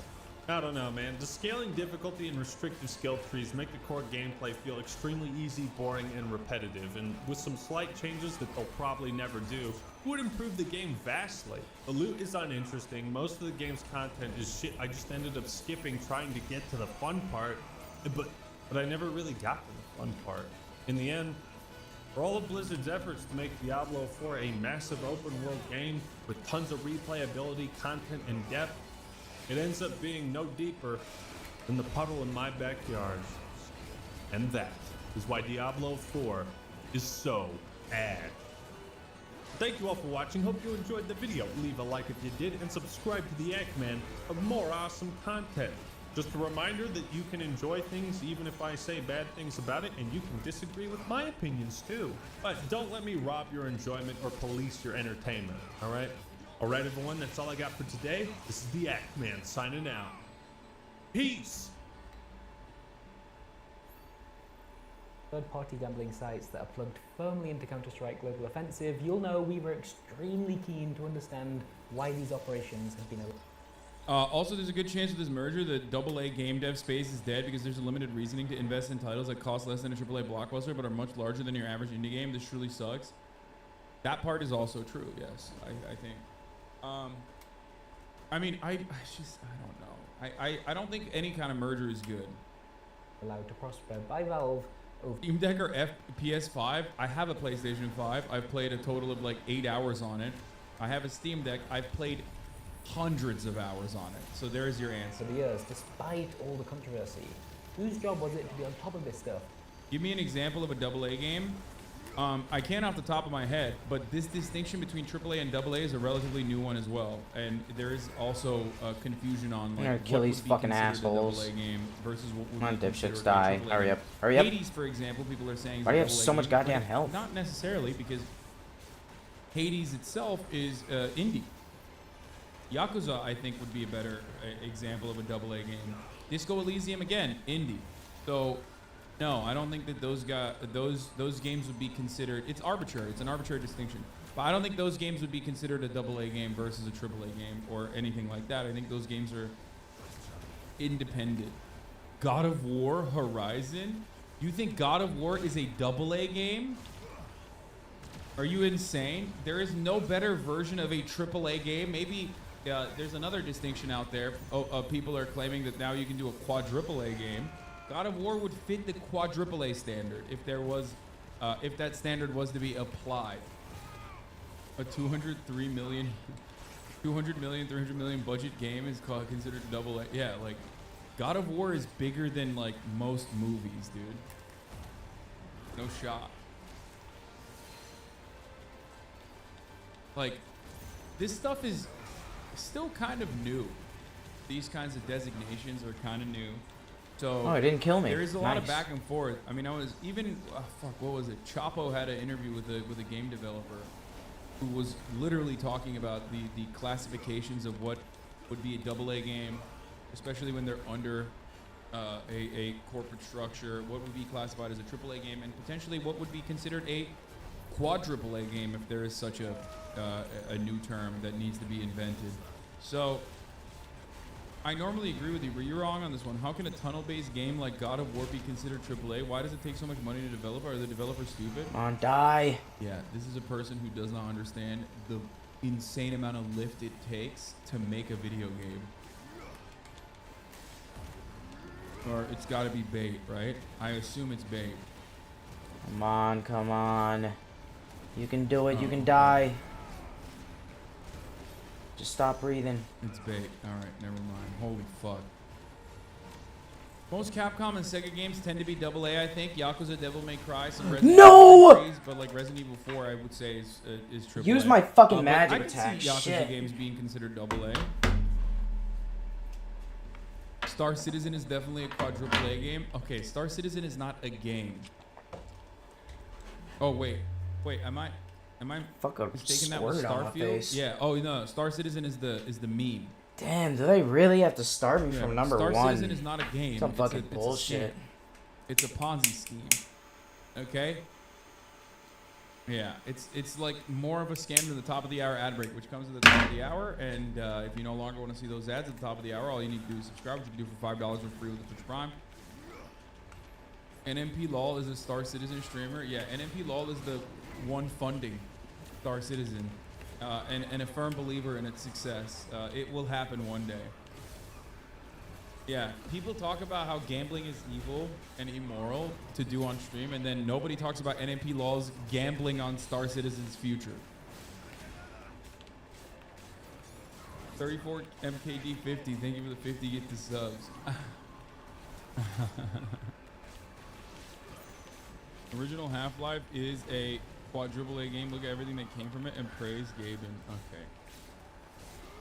Sakura Gore, thank you for the 25 gifted subs. Allowing 75 total people to no longer see the ads at the top of the hour. He's a 3-minute ad break now. And what kind of decisions have they been making?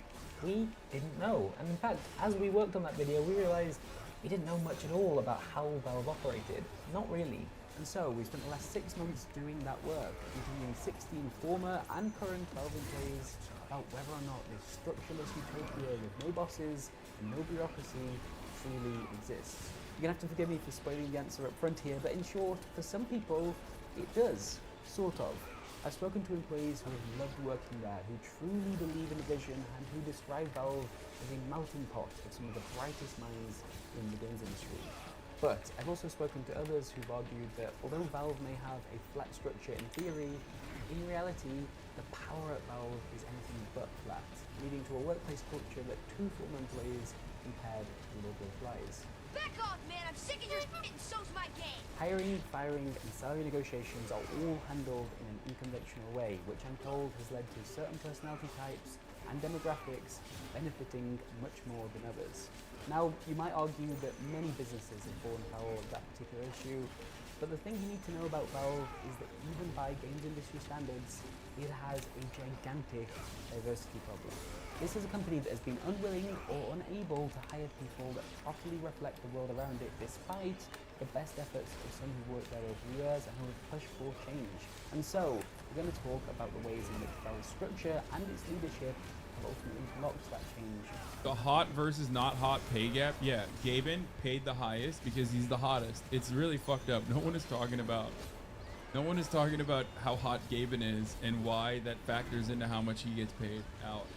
These problems became even more apparent following the murder of George Floyd in 2020, leading to a lot of internal discussion about race and culminating in a generous payout being made to each employee, allowing them to donate it as they saw fit. However, as you may have also noticed at the time, no public statement was made by Valve about Black Lives Matter, and it continues to be an employer of largely one demographic. Okay. More about all of that.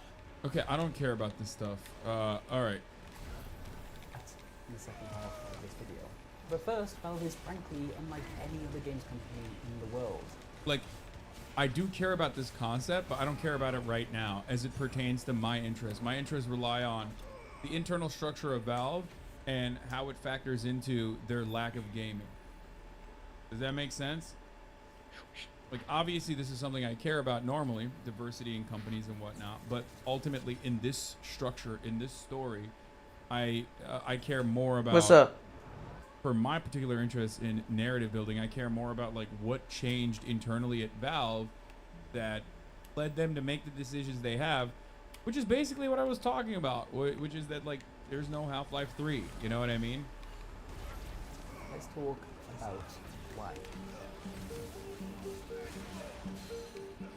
This is Valve's official employee handbook, first leaked in 2012 and then officially published for anybody to read.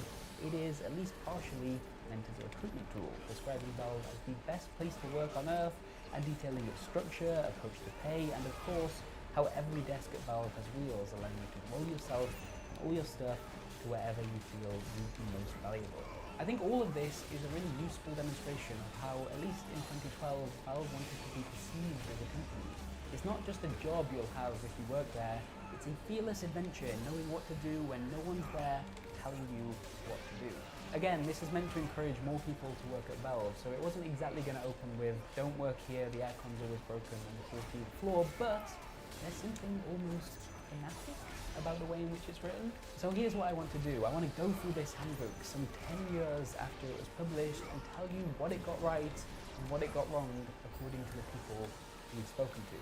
To do this, People Make Games has interviewed former and current employees of Valve under a condition of anonymity, allowing them to speak freely about their experiences without risking their careers, either within Valve or elsewhere. And so when you do hear quotes being read from those interviews, you'll instead be listening to voice actors that we've hired.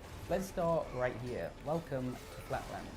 Now, to quote Valve directly, when you're an entertainment company that spent the last decade going out of its way to recruit the most intelligent, innovative, talented people on Earth, telling them to sit at a desk and do what they're told obliterates 99% of their value. 99%, that sounds like quite a lot. Take that, most video games companies. Most company org charts look something like this, right? You've got a bunch of employees down at the bottom here, all in different departments, doing different things, and they've got their own managers. Many former Valve employees have talked about how at the end of the day, the compensation is directly tied to how profitable the work you do is, which makes things like upkeeping existing games a losing proposition for employees. I mean, that doesn't make sense considering that Valve has a tremendous amount of upkeep on games like CSGO because they are profitable. Like, what do you mean? I guess Team Fortress 2.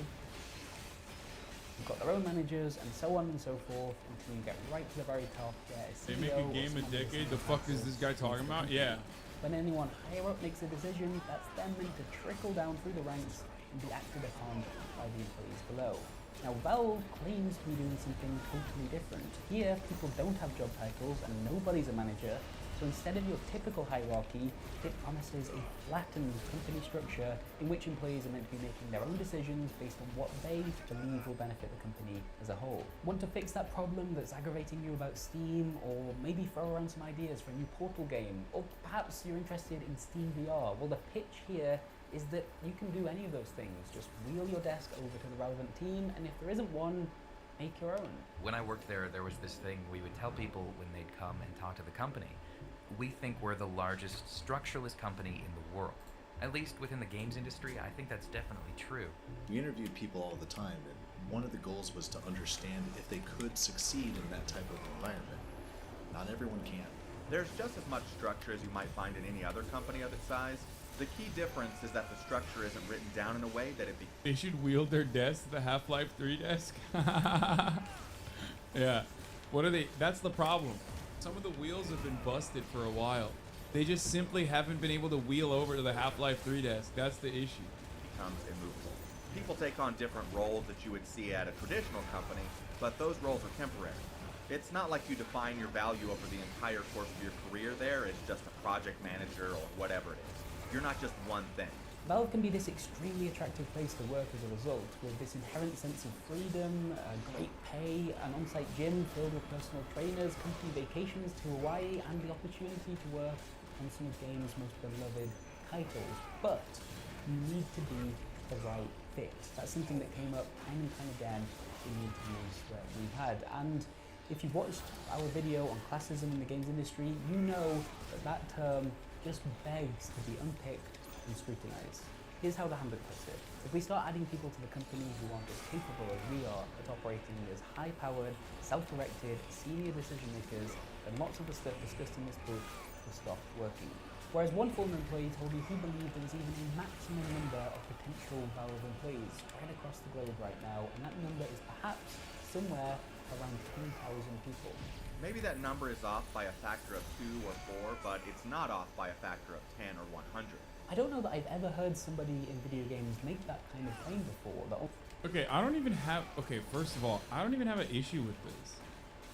You can throw up question marks all you want, but this is like... I don't know how much of this is just like straight marketing material to like hire people, but I don't necessarily think that that's a bad thing. I think that is basic... No, it's not elitism either. I think it just shows... I think the original intention of Valve, remember, was supposed to be a cooperative corporation. And from that sense, it's not supposed to be purely profit-driven, but more so driven for survival. Now, of course, that hasn't happened.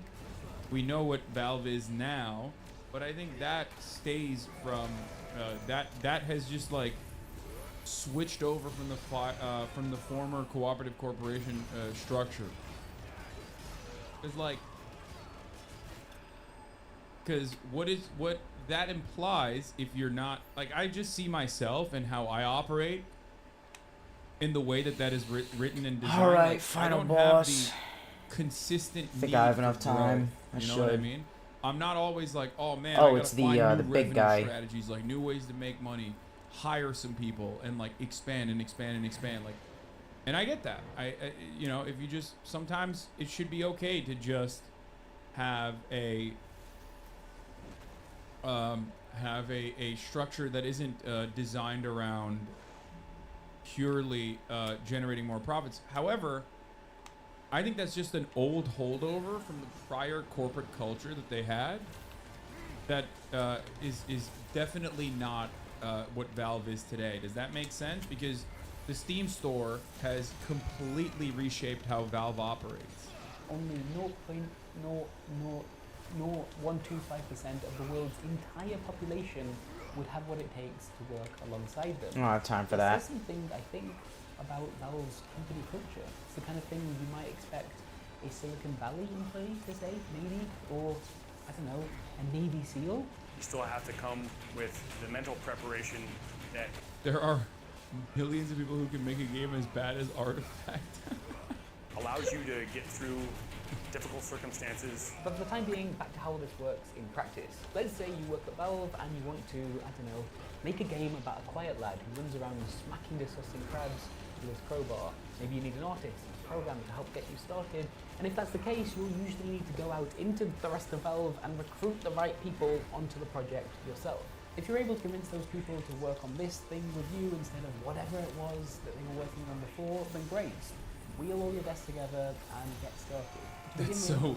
This part is really fucking weird, dude. I do find this very odd. The whole, like, desk thing. It's like a very anarchist structure. Dude, so what? Like, if you're not charismatic, how does that work? Especially when, like, what are these stem cells supposed to do? You know what I mean? If you're like a fucking STEM lord and you're not necessarily like a charismatic person, how the fuck are you gonna wheel and deal, you know? If you ain't got Riz, you're fucked. I'm Sounds fucked. like a classic tyranny of the structure list. Can I You get restart reverse feedback this loop where the level? ad hoc Nah, I don't structures that think emerge so. work great for the people they work great for, so it becomes hard for them to want to change them for the people that don't work well for. God damn it, I'm gonna have to do this again. Shit. But let's say at some point you scale up, and instead of 3 people God working on damn this, it. there's 20.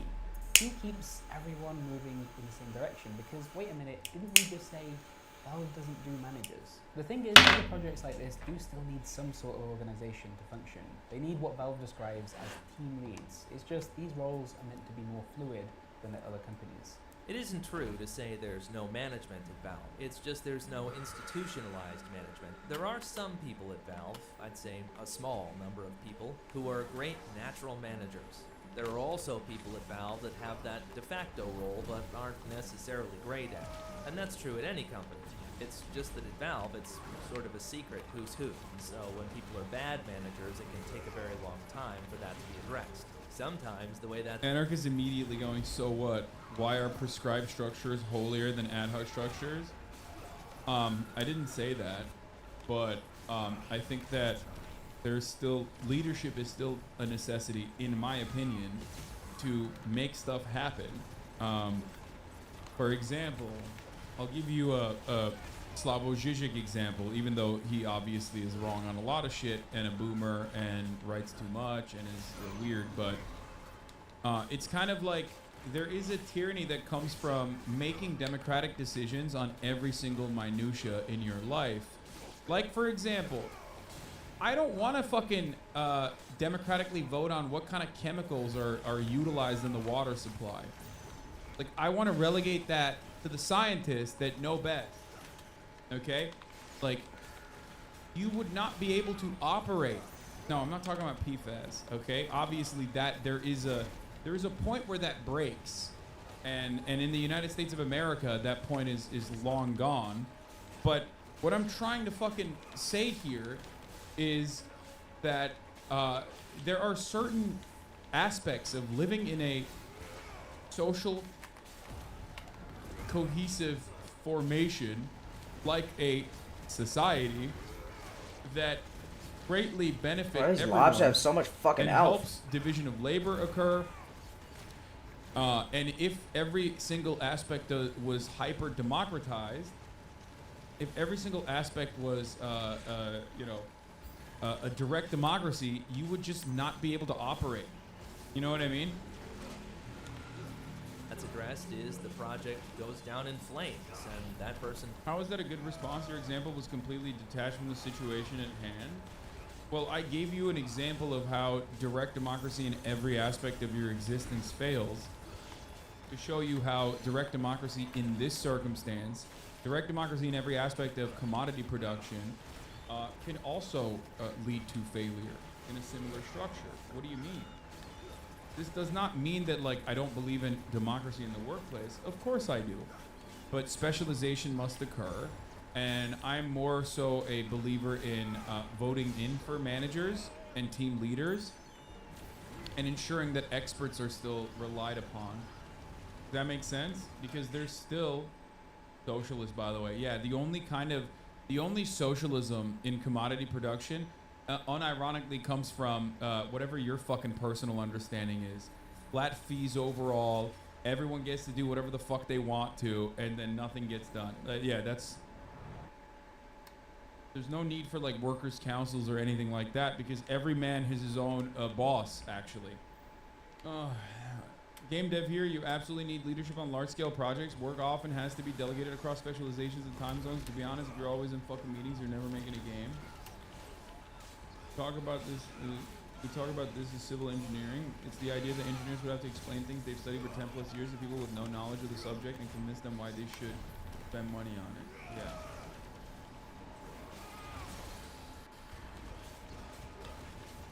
doesn't become a de facto manager again. Other employees I spoke to suggested that in most cases you do actually know who's leading the bigger projects because it's typically someone who's been at Valve for a long time. And so, although it might not be written down anywhere, there is in fact a clear hierarchy in place. But let's think about some of the other things that managers are ordinarily responsible for. I guess hiring, firing. A big part of why people hate managers is because they aren't experts. Voting in managers would be net same as them naturally arising in this situation. Yeah. And there is also still the downside of that where it's like, well, whichever the most charismatic team leader is will end up getting that position and not necessarily the person who's like the best equipped for the job. And I kind of see that. But ultimately, ultimately, yes, forcing excessive voting is obstructionist, and I do agree with that. The issue is, I think there is no middle ground here where people literally look to their current corporate structure and think, oh, what you're doing is you want like a tyranny of the minority, just like the way that our unjustifiable hierarchy operates in our current work structure, and that's not what I'm saying at all. There needs to be an element of democratization there, for sure, with how profits get how profits get shared, with more autonomy in your workplace, in your work hours, because you know your work structure better than anyone else does. Currently, that is entirely controlled by people who never fucking touch your job at all and don't give a shit and see you as completely replaceable nodes, right? But that's not what I'm advocating for, obviously, when I say this. What I'm basically saying is that you can have an element of democratization without having every aspect of it be relegated back to individuals that are working on the project. Performance reviews and salary negotiations. You know what, I'm going to jump straight to that last one because I think it's really important to understand about Valve. Let's talk about stat ranking. If you've heard of this concept before, it might be in relation to Microsoft, who used its own version of stat ranking to measure the performance of its employees. What do I have here? From the 2000s to 2013, by which point it had become an Impulse and intensely Gig controversial Flare. practice within the company. Valve's co-founders, Gabe Newell and Mike Harrington, were both ex-Microsoft, it's worth pointing out. But it's not a one-for-one comparison. Valve's stat ranking is very much its own thing. Here's how it works.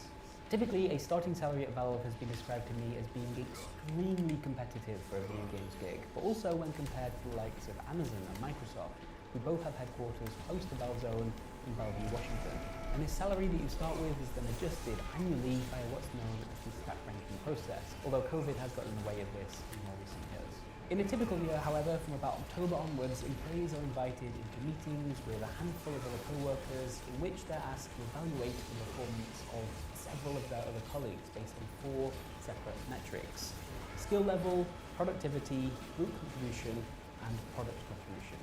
You can read Valve's own definitions for each of these in the employee handbook. Mostly everybody participates in the ranking if they want to participate. We generally have groups of 4 to 6 people in each meeting, and usually they're ranking 10 employees at a time. Those 10 employees being ranked are generally all people that those in the meeting have worked with through the year. Once enough of these meetings have taken place, everybody at Valve should have been ranked by at least 2 separate groups, meaning you end up with this giant list of every single employee at the company ranked in order by how highly their peers rated them. Valve then uses that list to sort all of the employees into different bandings. So here's everyone that's overperforming, here's everyone that met expectations, and here are the folks that are currently underperforming. They were somewhat stressful meetings in terms of, ranking. It's stressful, but I can't think of a single time where I felt like people were being dishonest or had some kind of agenda or something. Corporate MMR? Oh, Jesus. That's kind of wild.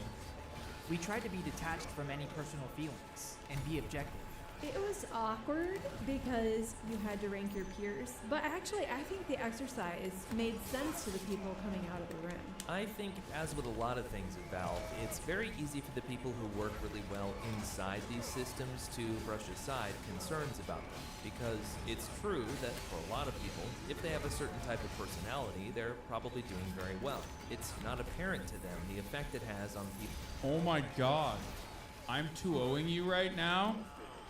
This is insane. Why are you seeing everyone. This is kind of fucked up. And also, you met Simu Liu and you talked about me, but did you talk about me with Dua Lipa? That's the real question. This is the same chatter that met Simu yesterday. Fucked up. Have fun, I guess.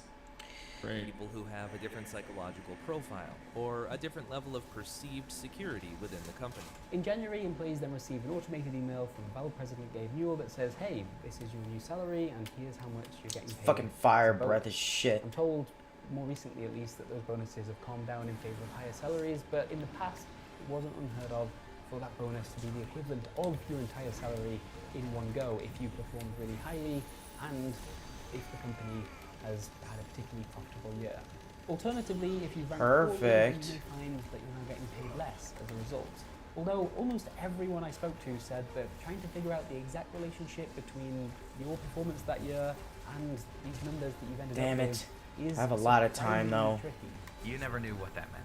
All you knew was I got a bonus that was really great last year, but then this year it's happened. Jesus Christ, get the fuck off. Does it mean the company hasn't done as well this year and so bonuses are lower? From the conversations I've had, this layer of mystery God damn it. seems to come from two separate directions. Fuck it. On one hand, you've got Valve as a company deciding that stat ranking just works best when they don't then explain their working out at the end of the process. Jesus One former employee fucking believed Christ. that by doing this, it stopped people from trying to gain the system too Little much. dipshits out of here. I think the man. best Get the possible fuck way outta to here, do bro. this would be Put the not wings only away. improve base pay, have one separate bonus. I mean, I'm looking at it from the outside, right? So it's different.